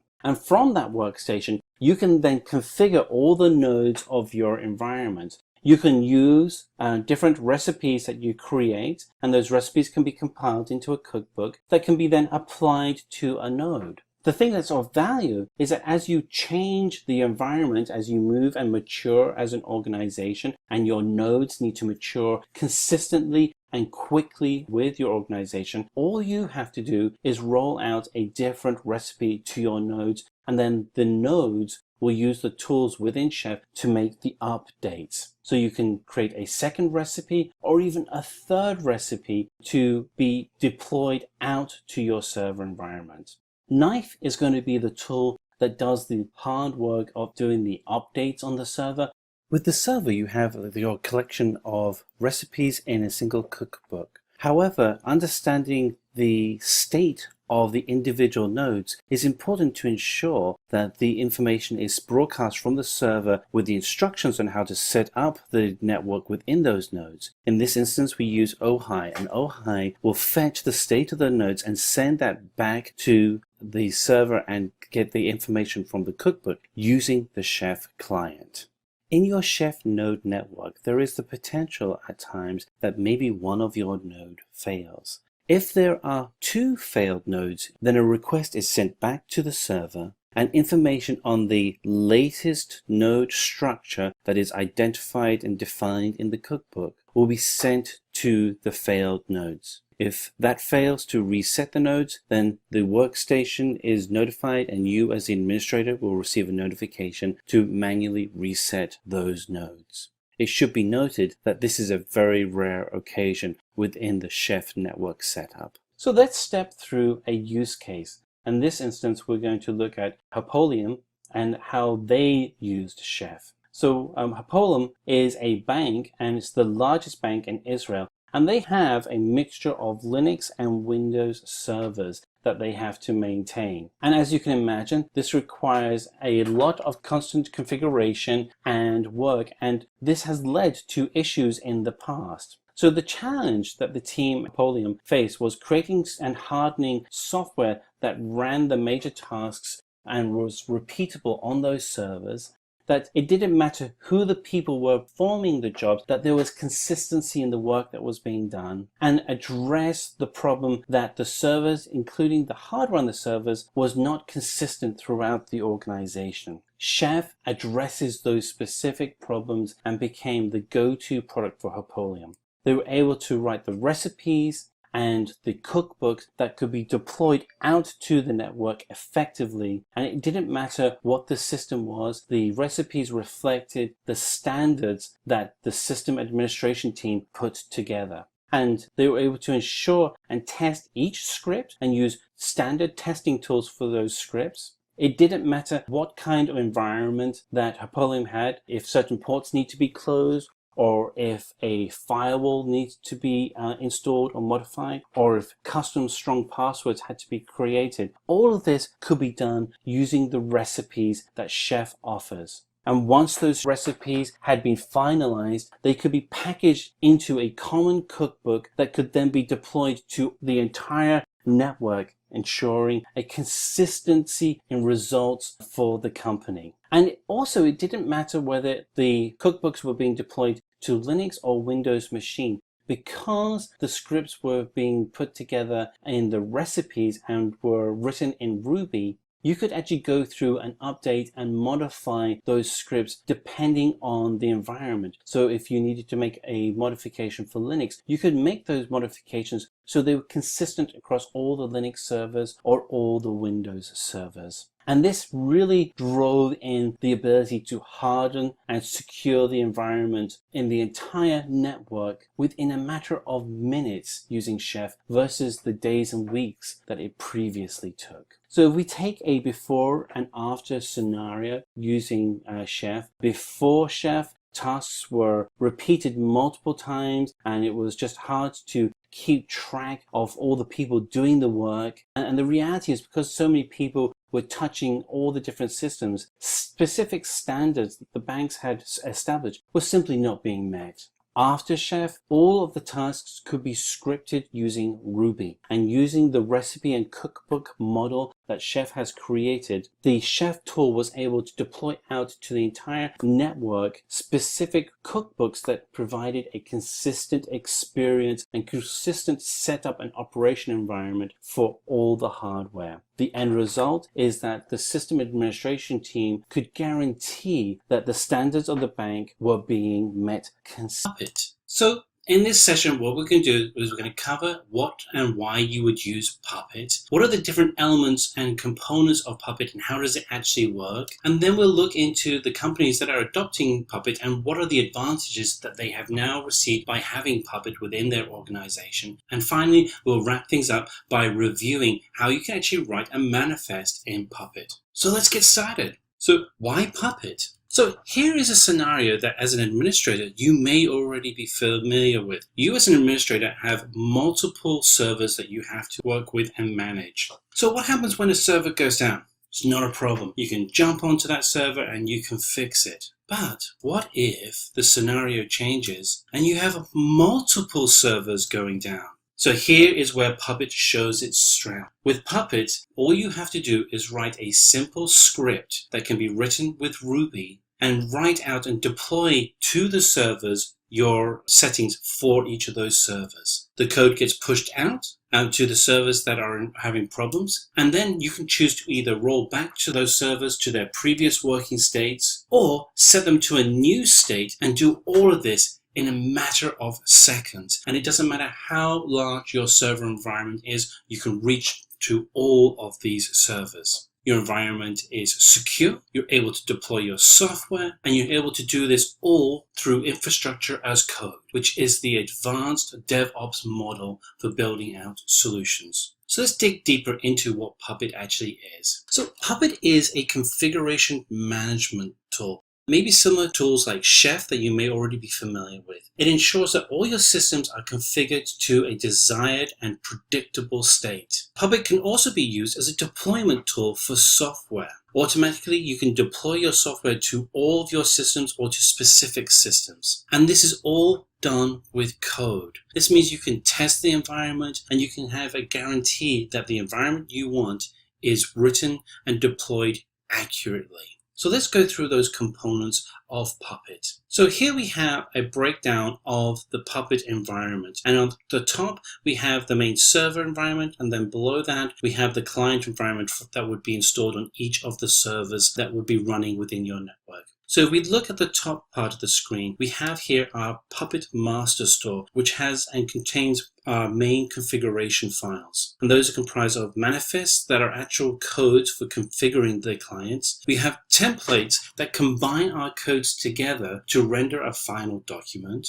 And you have files that will be deployed as content that could be potentially downloaded by the clients. Wrapping this all together is a module of manifest templates and files. You would apply a certificate of authority to sign the actual documents so that the clients actually know that they're receiving the appropriate and authorized modules. Outside of the master server where you'd create your manifest templates and files, you would have Puppet Client is a piece of software that is used to configure a specific machine. There are two parts to the client. One is the agent that constantly interacts with the master server to ensure that the certificates are being updated appropriately. And then you have the factor, that the current state of the client that is used and communicated back to through the agent. So let's step through the workings of Puppet. So the Puppet environment is a master-slave architecture. The clients themselves are distributed across your network and they are constantly communicating back to a master server environment where you have your Puppet modules. The client agent sends a certificate with the ID of that server back to the master. And then the master will then sign that certificate and send it back to the client. And this authentication allows for a secure and verifiable communication between client and master. The factor then collects the state of the client and sends that to the master. Based on the facts sent back, the master then compiles manifests into the catalogs, and those catalogs are sent back to the clients, and an agent on the client will then initiate the catalog. A report is generated by the client that describes any changes that have been made and sends that back to the master, with the goal here of ensuring that the master has full understanding of the hardware running software in your network. This process is repeated at regular intervals, ensuring all client systems are up to date. So let's have a look at companies that are using Puppet today. There are a number of companies that have adopted Puppet as a way to manage their infrastructure. So companies that are using Puppet today include Spotify, Google, AT&T. So why are these companies choosing to use Puppet as their main configuration management tool? And the answer can be seen if we look at a specific company. Staples. So Staples chose to take and use Puppet for their configuration management tool and use it within their own private cloud. The results were dramatic. The amount of time that the IT organization was able to save in deploying and managing their infrastructure through using Puppet enabled them to open up time to allow them to experiment with other and new projects and assignments, a real tangible benefit to a company. So let's look at how you write a manifest in Puppet. So manifests are designed for writing out in code how you would configure a specific node in your server environment. The manifests are compiled into catalogs, which are then executed on the client. Each of the manifests are written in the language of Ruby with a .pp extension. And if we step through the 5 key steps for writing a manifest, they are: 1. Create your manifest, and that is written by the system administrator. 2. Compile your manifest, and it's compiled into a catalog. 3. Deploy. The catalog is then deployed onto the clients. 4. Execute. The catalogs are run on the client by the agent. And then 5. End. Clients are configured to a specific and desired state. If we actually look into how a manifest is written, it's written with a very common syntax. If you've done any work with Ruby or really configuration of systems in the past, this may look very familiar to you. So we break out the work that we have here. You start off with a package, file, or service as your resource type, and then you give it a name, and then you look at the features that need to be set, such as IP address. Then you're actually looking to have a command written, such as present or start. The manifest can contain multiple resource types.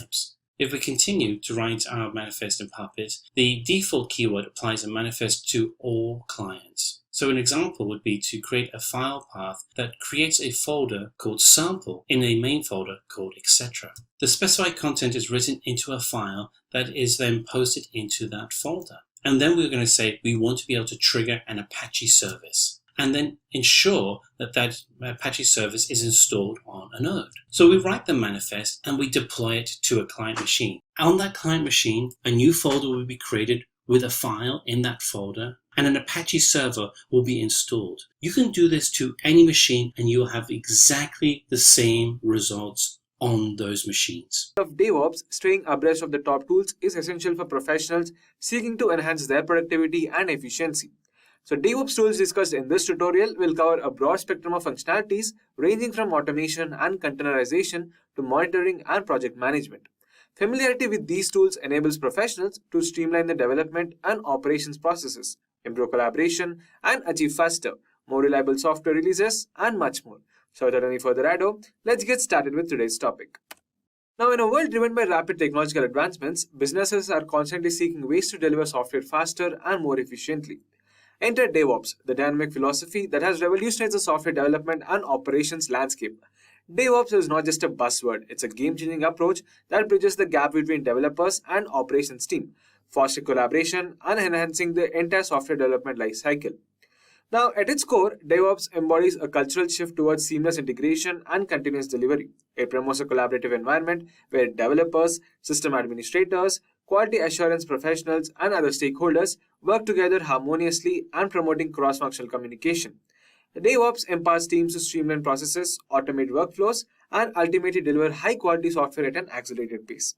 Having said that, the demand for DevOps professionals has overgrown in recent years as more and more companies adopt DevOps practices to improve their software development and delivery processes. So, are you ready to advance your professional career to the next level? Taking our step-by-step Simplilearn's postgraduate program in DevOps in collaboration with IBM will help you start your DevOps journey that will prepare you for the DevOps engineer role.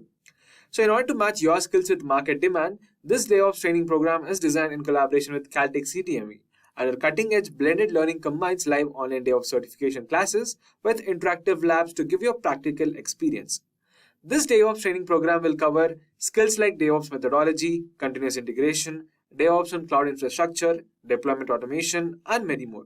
And along with that, you'll also get hands-on experience with latest tools and techniques including Terraform, Maven, Ansible, Docker, Jenkins, and much more. So if you're looking to pursue your career as a DevOps engineer and acquire these skills that will prepare you for your job, consider enrolling in this intensive training program today. We will leave the link in the description box below, so make sure you check that out. So let us move ahead and proceed with our topic today. So the main question is, what fuels this DevOps revolution? Now, it's a powerful collection of tools specifically designed to support and amplify its principles. So these tools act as a catalyst, empowering teams to automate tasks, manage infrastructure efficiently, and monitor application performance effectively. So without any further delay, let us directly jump into the top 9 noteworthy tools, highlighting their features, benefits, and significance that have become synonymous with the DevOps ecosystem in no particular order. So first on the list, we have Jenkins. Now, Jenkins is an open source automation server known for its extensive plugin ecosystem, making it highly versatile and customizable. It facilitates continuous integration and continuous delivery, or in short CI/CD pipelines, automating the build, test, and deployment processes. Jenkins enables teams to integrate code frequently, ensuring early detection of issues and faster software releases. So let us now look at some of the key features of Jenkins. Firstly, easy installation and configuration. Jenkins has a user-friendly web interface that simplifies installation, configuration, and management of build jobs and pipelines. Distributed builds for scalability. Now, it supports for a vast ecosystem of plugins for seamless integration, and it can distribute build tasks across multiple nodes, which helps in parallelizing builds and reducing overall build time, especially in large projects. And finally, extensible through scripting languages like Groovy. Now, Jenkins provides extensibility through scripting languages like Groovy, which is a powerful and versatile language that runs on the Java virtual machines, or in short JVM. So by leveraging Groovy's scripting capabilities, Jenkins becomes highly adaptable and customizable to meet the specific requirements of different development teams and projects. So those are some of the key features of Jenkins. Let us now move ahead and discuss some of the benefits or advantages of using Jenkins. So firstly, we have enables faster feedback and quicker time to market. Now, Jenkins' continuous integration capabilities enable developers to merge their code changes into a shared repository regularly. By doing so, Jenkins automatically triggers build and testing processes to validate any kind of changes. This automates feedback loop, allows developers to receive quick feedback on the quality of their code. So as a result, issues and bugs can be identified early in the development cycle, preventing the accumulation of defects and reducing the time required to fix them. As discussed earlier, it also facilitates early issue detection and reduced bug turnaround time.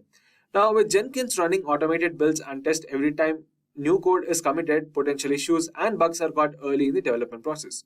So by detecting issues at an early stage, developers can address them promptly before they propagate further into the code base. And finally, automates repetitive tasks, same time and effort. Now, Jenkins automates various tasks involved in the software development lifecycle. This includes tasks such as building the code, running tests, and deploying applications. By automating these repetitive and time-consuming tasks, Jenkins saves developers and operations teams significant amount of time and efforts. So that is what Jenkins is all about. It's so widely adopted in the DevOps landscape due to its flexibility and extensive plugin support. And learning it will add a great value to your array of skills. So its ability to automate CI/CD processes and integrate with various tools makes it a crucial component of modern software development and delivery pipelines.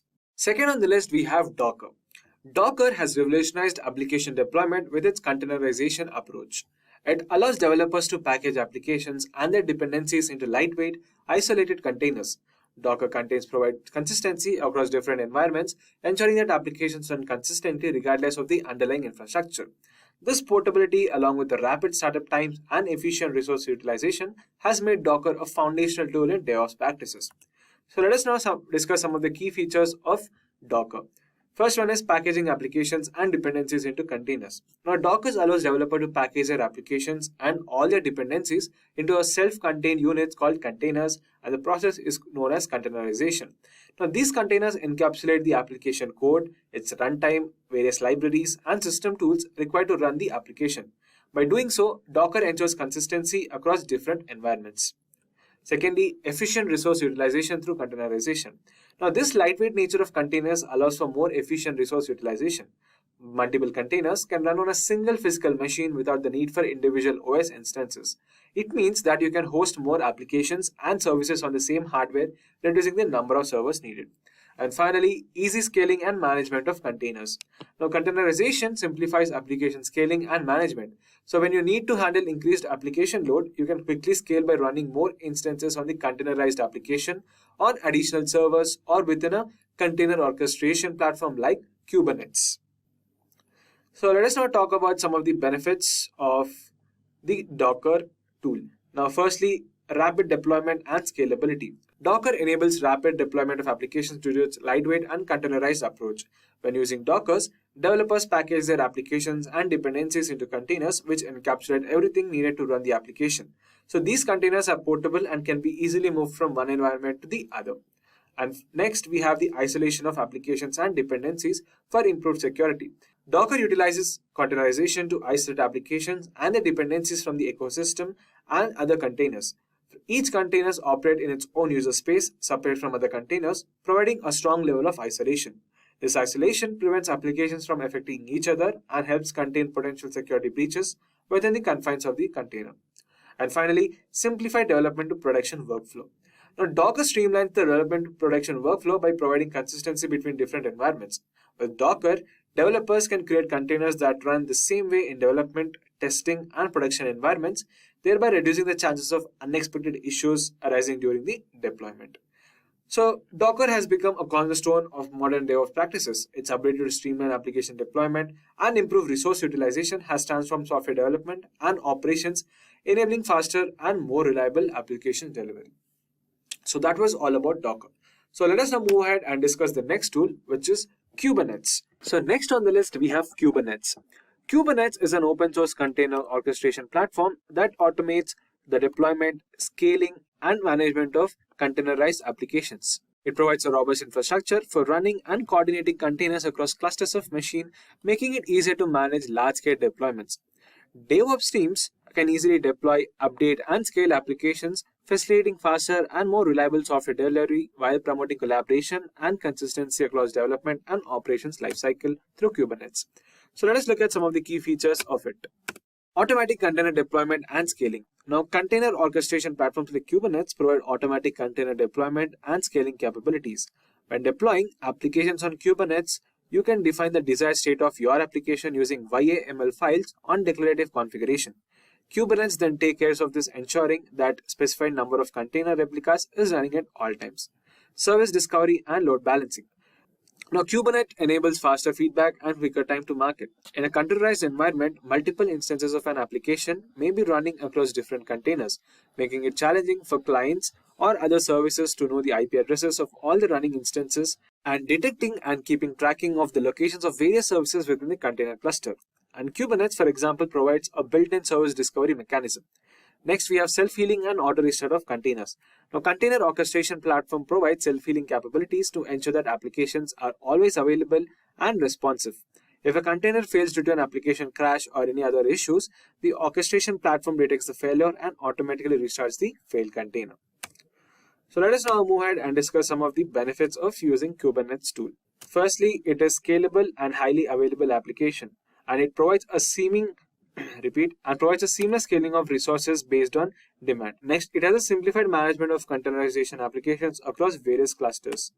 And finally, automated deployment and updates, reducing manual intervention, which further improves resource utilization and optimization. Overall, Kubernetes has emerged as the industry standard for container orchestration. Its ability to automate application deployment, scaling, and management simplifies the complexities of running containerized applications at scale, making it a crucial tool for DevOps practitioners. Moving on, let us discuss our next tool, which is Ansible. Ansible is a powerful automation tool that simplifies configuration management, application deployment, and orchestration. It employs a declarative language to define desired state configuration, making it easy to manage and automate infrastructure tasks. Ansible follows an agentless architecture, allowing it to work efficiently across a wide range of systems and environments. So let us now look at some of its features. Firstly, it's a declarative language for defining infrastructure configuration. And it is also an agentless architecture for easy deployment and management as we discussed earlier.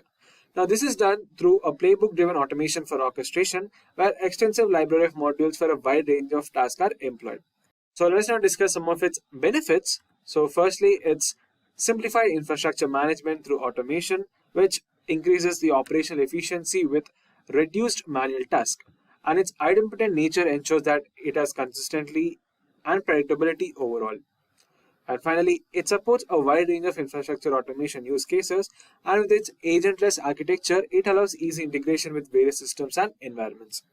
So, in a nutshell, Ansible's simplicity, flexibility, and ease of use have made it a popular choice for automating infrastructure and application deployment tasks. Its approach and agentless architecture contribute to efficient and streamlined development workforce. So moving ahead, the next tool on our list is Git. It is a distributed version control system that has become a fundamental tool for modern software development practices. It allows developers to track changes, collaborate effectively, and manage codebase efficiently. Git's decentralized architecture ensures that developers can work offline and merge changes seamlessly across branches. Let us now discuss some of its key features. Now, its distributed version control system has efficient collaboration with various tools within the management of the ecosystem of DevOps, and it also has an integration with various code hosting platforms, which is the branching and merging capabilities for concurrent development. And finally, its support for code reviews and collaboration workflows, which also gives a commit-based tracking of changes. So these are some of the key features of Git. So let us now discuss some of the advantages or benefits of using Git. So firstly, it's easy tracking and management of code changes, which ensures efficient collaboration and concurrent development within the resource files. And its ability to work offline and merge changes seamlessly will benefit a lot of DevOps engineers. And finally, its easy integration with other DevOps tools makes it a wonderful to use to manage code versions, track changes, and enable efficient collaboration, which has revolutionized the software development. So it has become an essential tool for version control, facilitating effective collaboration and enabling streamlined DevOps workflows. So moving ahead, the next tool on our list is Terraform. Now, Terraform is an infrastructure as code, or in short IAC tool, that allows teams to define and provision infrastructure resources in a declarative manner. It supports multiple cloud providers and enables consistent and reproducible infrastructure deployment. Terraform's declarative syntax and state management capabilities simplify infrastructure provisioning and configuration. Let us now look at some of its key features. Firstly, it provides multi-cloud support for provisioning resources across different providers. Its infrastructure as code approach for consistent and reproducible deployments makes it a declarative syntax for defining infrastructure configurations. And finally, automated resource provisioning and dependency management. So some of its benefits or the advantages of using Terraform is its simplified resource provisioning and dependency management. Now, Terraform's infrastructure as code approach supports for multiple cloud providers makes it an essential tool for managing infrastructure codes and collaboration and version control for infrastructure configurations as well. And finally, it's state management for tracking infrastructure changes, which makes it a beneficial tool for DevOps engineers. Now, Nagios is used to monitor and manage the health and performance of the infrastructure, application, and network resources.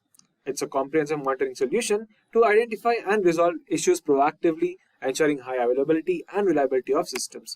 So let us look at some of its key features. Firstly, its monitoring capabilities. Secondly, its centralized configure management. And finally, its event handling and escalation tool. So learning Nagios is also crucial and beneficial if you are just starting on DevOps journey. So moving ahead, let us now discuss our next tool on our list, which is ELK Stack. Now, ELK Stack offers a comprehensive solution for centralizing logs from various applications and systems, making it easier for DevOps teams to monitor, troubleshoot, and gain valuable insights from their log data. The ELK Stack, comprising Elasticsearch, Logstash, and Kibana, provides a comprehensive log management and analysis platform.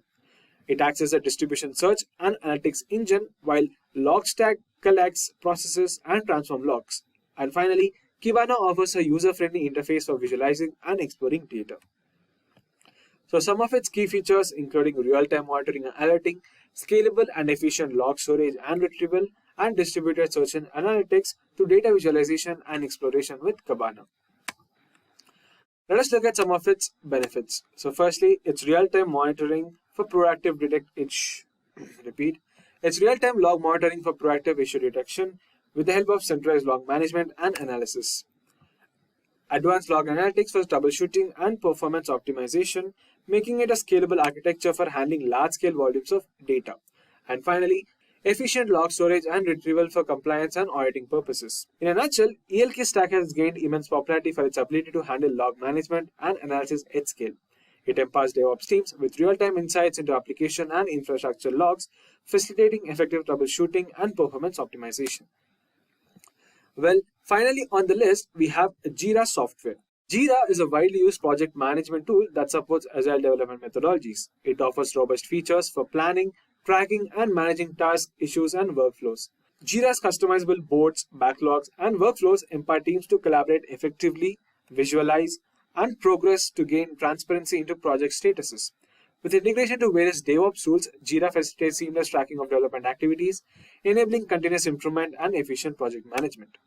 Some of its key features are customizable boards, workflows for project management, agile planning and estimation features, issue tracking and management capabilities.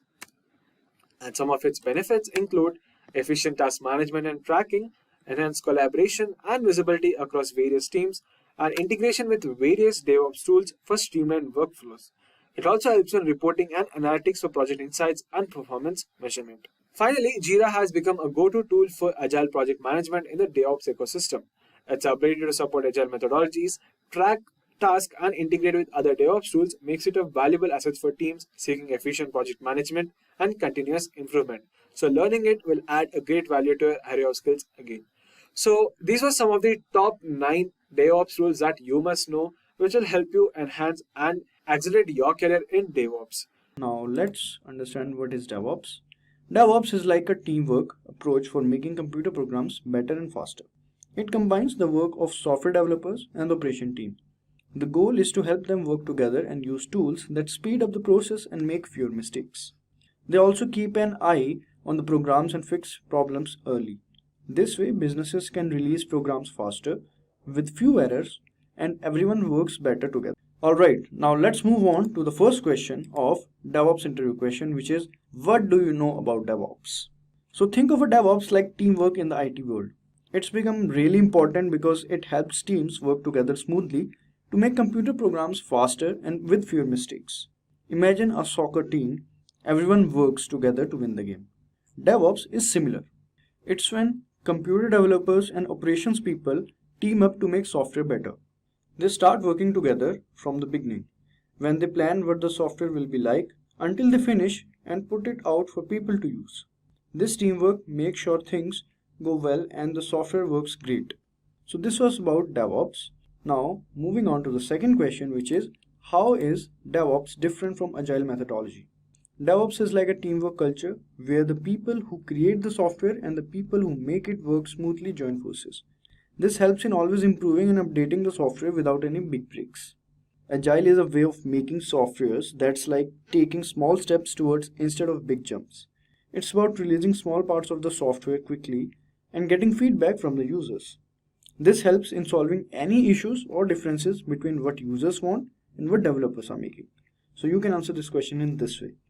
Alright, moving on to the third question, which is, what are the ways in which a build can be scheduled/run in Jenkins? So as you can see, there are 4 ways. By source code management commits. Second is after the completion of other builds. Third is scheduled to run at a specified time. And fourth one is manual build requests. So if the interviewer asks, then you can answer these 4 ways in which a build can be scheduled in Jenkins. Alright, now the fourth question is, what are the different phases in DevOps? So the various phases of DevOps lifecycle are as follows. So as you can see, first is plan. So initially there should be a plan for the type of application that needs to be developed. Getting a rough picture of the development process is always a good idea. Then code. The application is coded as per the end user requirements. Then there is build. Build the application by integrating various codes formed in previous steps. After that, there is test. This is the most crucial step of the application development. Test the application and rebuild if necessary. Then there is integrate. So multiple codes from different programmers are integrated into one. After integrate, there is deploy. So code is deployed into a cloud environment for further usage. It is ensured that any new changes do not affect the functioning of a high traffic website. After that, there is operate. So operations are performed on the code if required. Then there is monitor. Application's performance is monitored. Changes are made to meet the end user requirements. So these all were the different phases of DevOps. And here we have explained each one of these. You can go through it, and if the interviewer have asked you this question, you can answer it in a similar way. Alright, now moving on to the next question, which is mention some of the core benefits of DevOps. So the core benefits of DevOps are as follows. First of all, we'll say technical benefits. First, technical benefit of DevOps is continuous software delivery. Then second is less complex problems to manage. Third is early detection and faster correction of defects. Then here comes the business benefits. The first benefit of DevOps, that is business benefit of DevOps, is faster delivery of features. So it allows faster delivery of features. Then there is stable operation environment. Then third one is improved communication and collaboration between the teams. So these were the business benefits. So here we have discussed both technical benefits and business benefits. Alright, now the next question is, how will you approach a project that needs to implement DevOps? So here are the simpler terms. Here's how we can bring DevOps into a specific project using these steps. Step 1 would be, first, we look at how things are currently done and figure out where we can make them better. This makes about 2 to 3 weeks. Then we can plan for what changes to make. Then step 2 would be, we create a small test to show that our plan works. When everyone agrees with it, we can start making the real changes and put the plan into action. Then third step would be, we are all set to actually use DevOps. We do things like keeping track of different versions of our work, putting everything together, testing it, and making it available to the users. We also watch how it's working to make sure everything goes smoothly. By doing these steps right, the keeping track of changes, putting everything together, testing, and watching how it's going, we are all set to use DevOps in our project. So this is how you can approach a project that needs to implement in DevOps. And this is how you can answer this question. Alright, moving on to the question number 7, which is, what is the difference between continuous delivery and continuous deployment? Alright, so first would be continuous delivery. So it ensures code can be safely deployed on production, whereas continuous deployment, here every change that passes the automated test is deployed to production automatically. Then in continuous delivery, it ensures business applications and services functions as expected, whereas in continuous deployment, it makes software development and the release process faster and more robust. In continuous delivery, delivers every change to a production-like environment through rigorous and automated testing. Whereas in continuous deployment, there is no explicit approval from a developer and requires a developed culture of monitoring. So these were the 3 points that you can highlight while differentiating between continuous delivery and continuous deployment. Alright, so this was the question number 7. Now moving on to the question number 8, which is name 3 security mechanisms of Jenkins uses to authenticate users. So here we have to name 3 security mechanisms. First one would be, Jenkins uses an internal database to store user data and credentials. Second is, Jenkins can use the lightweight directory access protocol, that is LDAP server, to authenticate users. Third one is, Jenkins can be configured to employ the authentication mechanism that the deployed application server uses. So these were the 3 mechanisms that Jenkins uses to authenticate users. Alright, now moving on to the question number 9, which is, how does continuous monitoring help you maintain the entire architecture of the system? So continuous monitoring within DevOps involves the ongoing identification, detection, and reporting of any anomalies or security risk across the entire system infrastructure. It guarantees the proper functioning of services, applications, and resources on servers. By overseeing server statuses, it accesses the accuracy of application operations. This practice also facilitates uninterrupted audits transaction scrutiny, and regulated surveillance. So this was about the question number 9, that was how does continuous monitoring help you maintain the entire architecture of the system. Now moving on to the question number 10, which is what is the role of AWS in DevOps? So in the realm of DevOps, AWS assumes several rules. First one would be adaptable services. So it offers adaptable pre-configured services, eliminating the necessity for software installation or configuration. Second one is designed for expansion. Whether managing one instance or expanding to 1000, AWS services accommodate seamless scalability. Then there is automated operations. AWS empowers task and process automation, freeing up valuable time for inventive pursuits. The next one is enhanced security. AWS Identity and Access Management, that is IAM, allows precise user permissions and policy establishment. Then the last one is extensive partner network. So AWS fosters a vast partner network that integrates with and enhances its service offerings. So these were the role of AWS in the realm of DevOps. Alright, now moving on to the question number 11. Name 3 important DevOps KPIs. The 3 important KPIs are as follows. First one is mean time to failure recovery. This is the average time taken to recover from a failure. Second KPI is deployment frequency. The frequency in which the deployment occurs is called deployment frequency. Third one is percentage of failed deployments. The number of times the deployment fails is called percentage of failed deployments. So these were the 3 important DevOps KPIs. This question can also be asked. Alright, moving on to question number 12, which is how is IAC implemented using AWS? So commence by discussing traditional methods involving scripting commands into files, followed by testing in isolated environments prior to deployment. Notice how this practice is giving way to infrastructure as code IAC. Comparable to code for various services, IAC aided by AWS empowers developers to craft accesses and manage infrastructure components descriptively utilizing formats like JSON or YAML. This fosters streamlined development and expeditious implementation of alterations in infrastructure. Alright, now moving on to question number 13, which is describe the branching strategies you have used. They'll ask you this question. So to test our knowledge, the purpose of branching and our experience of branching at a past job, this question is usually asked. So here we will discuss topics that can help you answering this DevOps interview question. So release branching. We can clone the develop branch to create a release branch once it has enough functionality for a release. This branch kicks off the next release cycle, thus no new features can be contributed beyond this point. The things that can be contributed are documentation generation, bug fixing, and other release related tasks. The release is merged into master and given a version number once it is ready to ship. It should also be merged back into the development branch, which may have evolved since the initial release. So this was the first one. Then there is feature branching. This branching model maintains all modifications for a specific feature contained within a branch. The branch gets merged into master once the feature has been completely tested and approved by using tests that are automated. Then the third branching is task branching. In this branching model, every task is implemented in its respective branch. The task key is mentioned in the branch name. We need to simply look at the task key in the branch name to discover which code implements which tasks.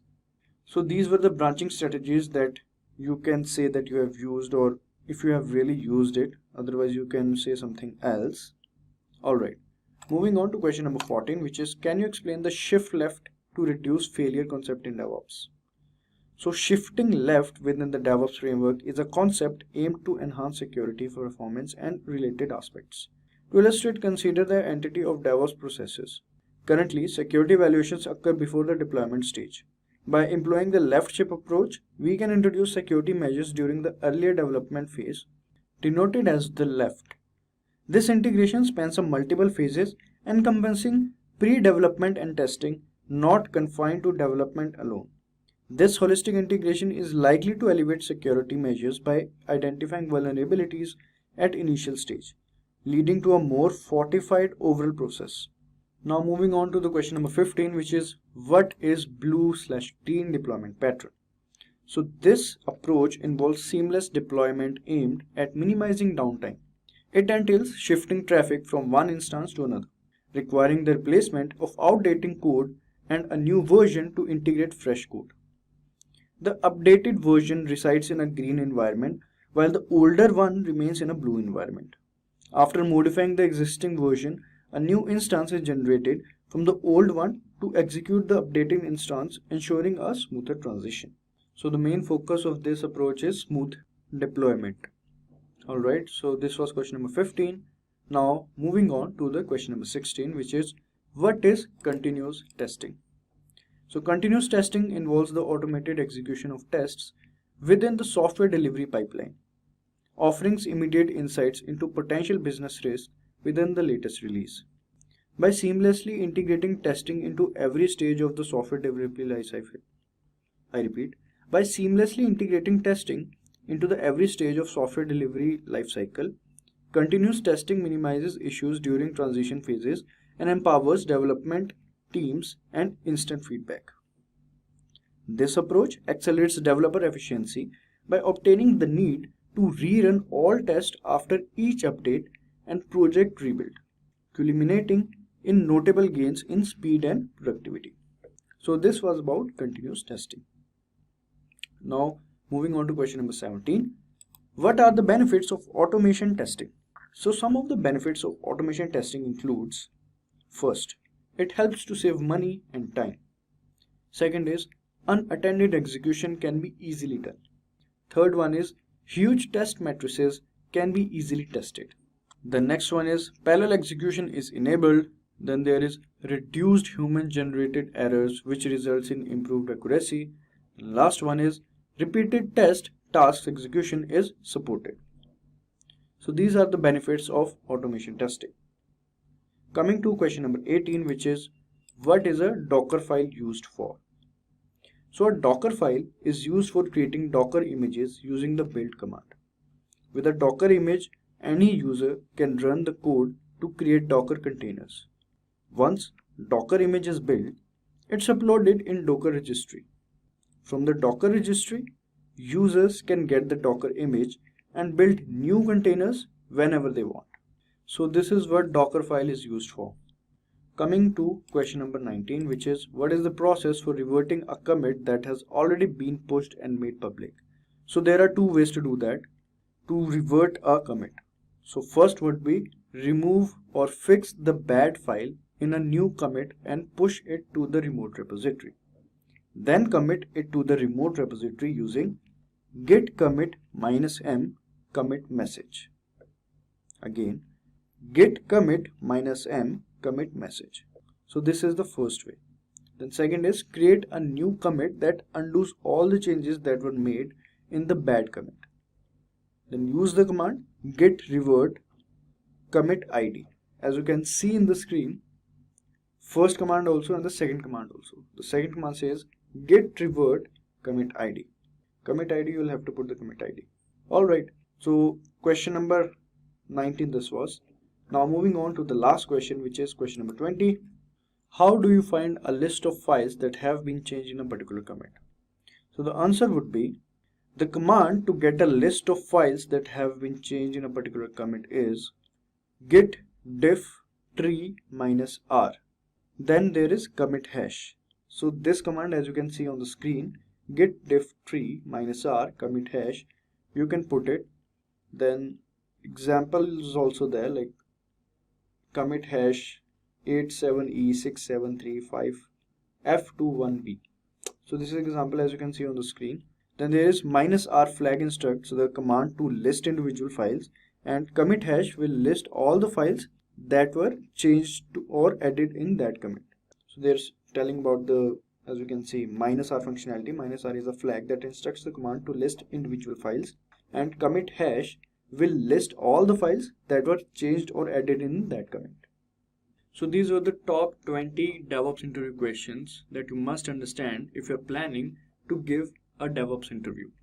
So in this video, we have explored key concepts, methodologies, and best practices that are crucial in fostering collaboration between development and operations teams. By understanding the principles discussed here, you are well equipped to navigate the dynamic landscape of DevOps and drive successful software delivery. Congratulations, you have completed the DevOps Complete course and you are now equipped with the skills and knowledge to excel in the dynamic world of technology. DevOps offers endless opportunities and you are well prepared to make the most of them. Whether you're aiming for higher paying positions, smoother software development, or a fulfilling career, your journey starts here. Keep exploring, innovating, and building the future.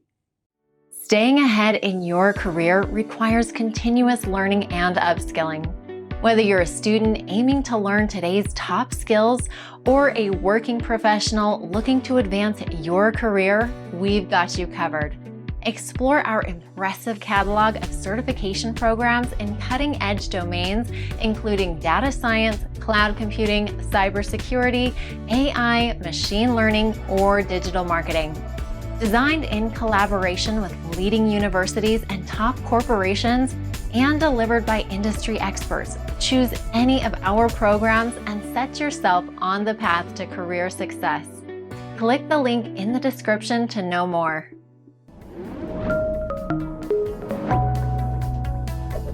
Hi there, if you like this video, subscribe to the Simplilearn YouTube channel and click here to watch similar videos. To nerd up and get certified, click here.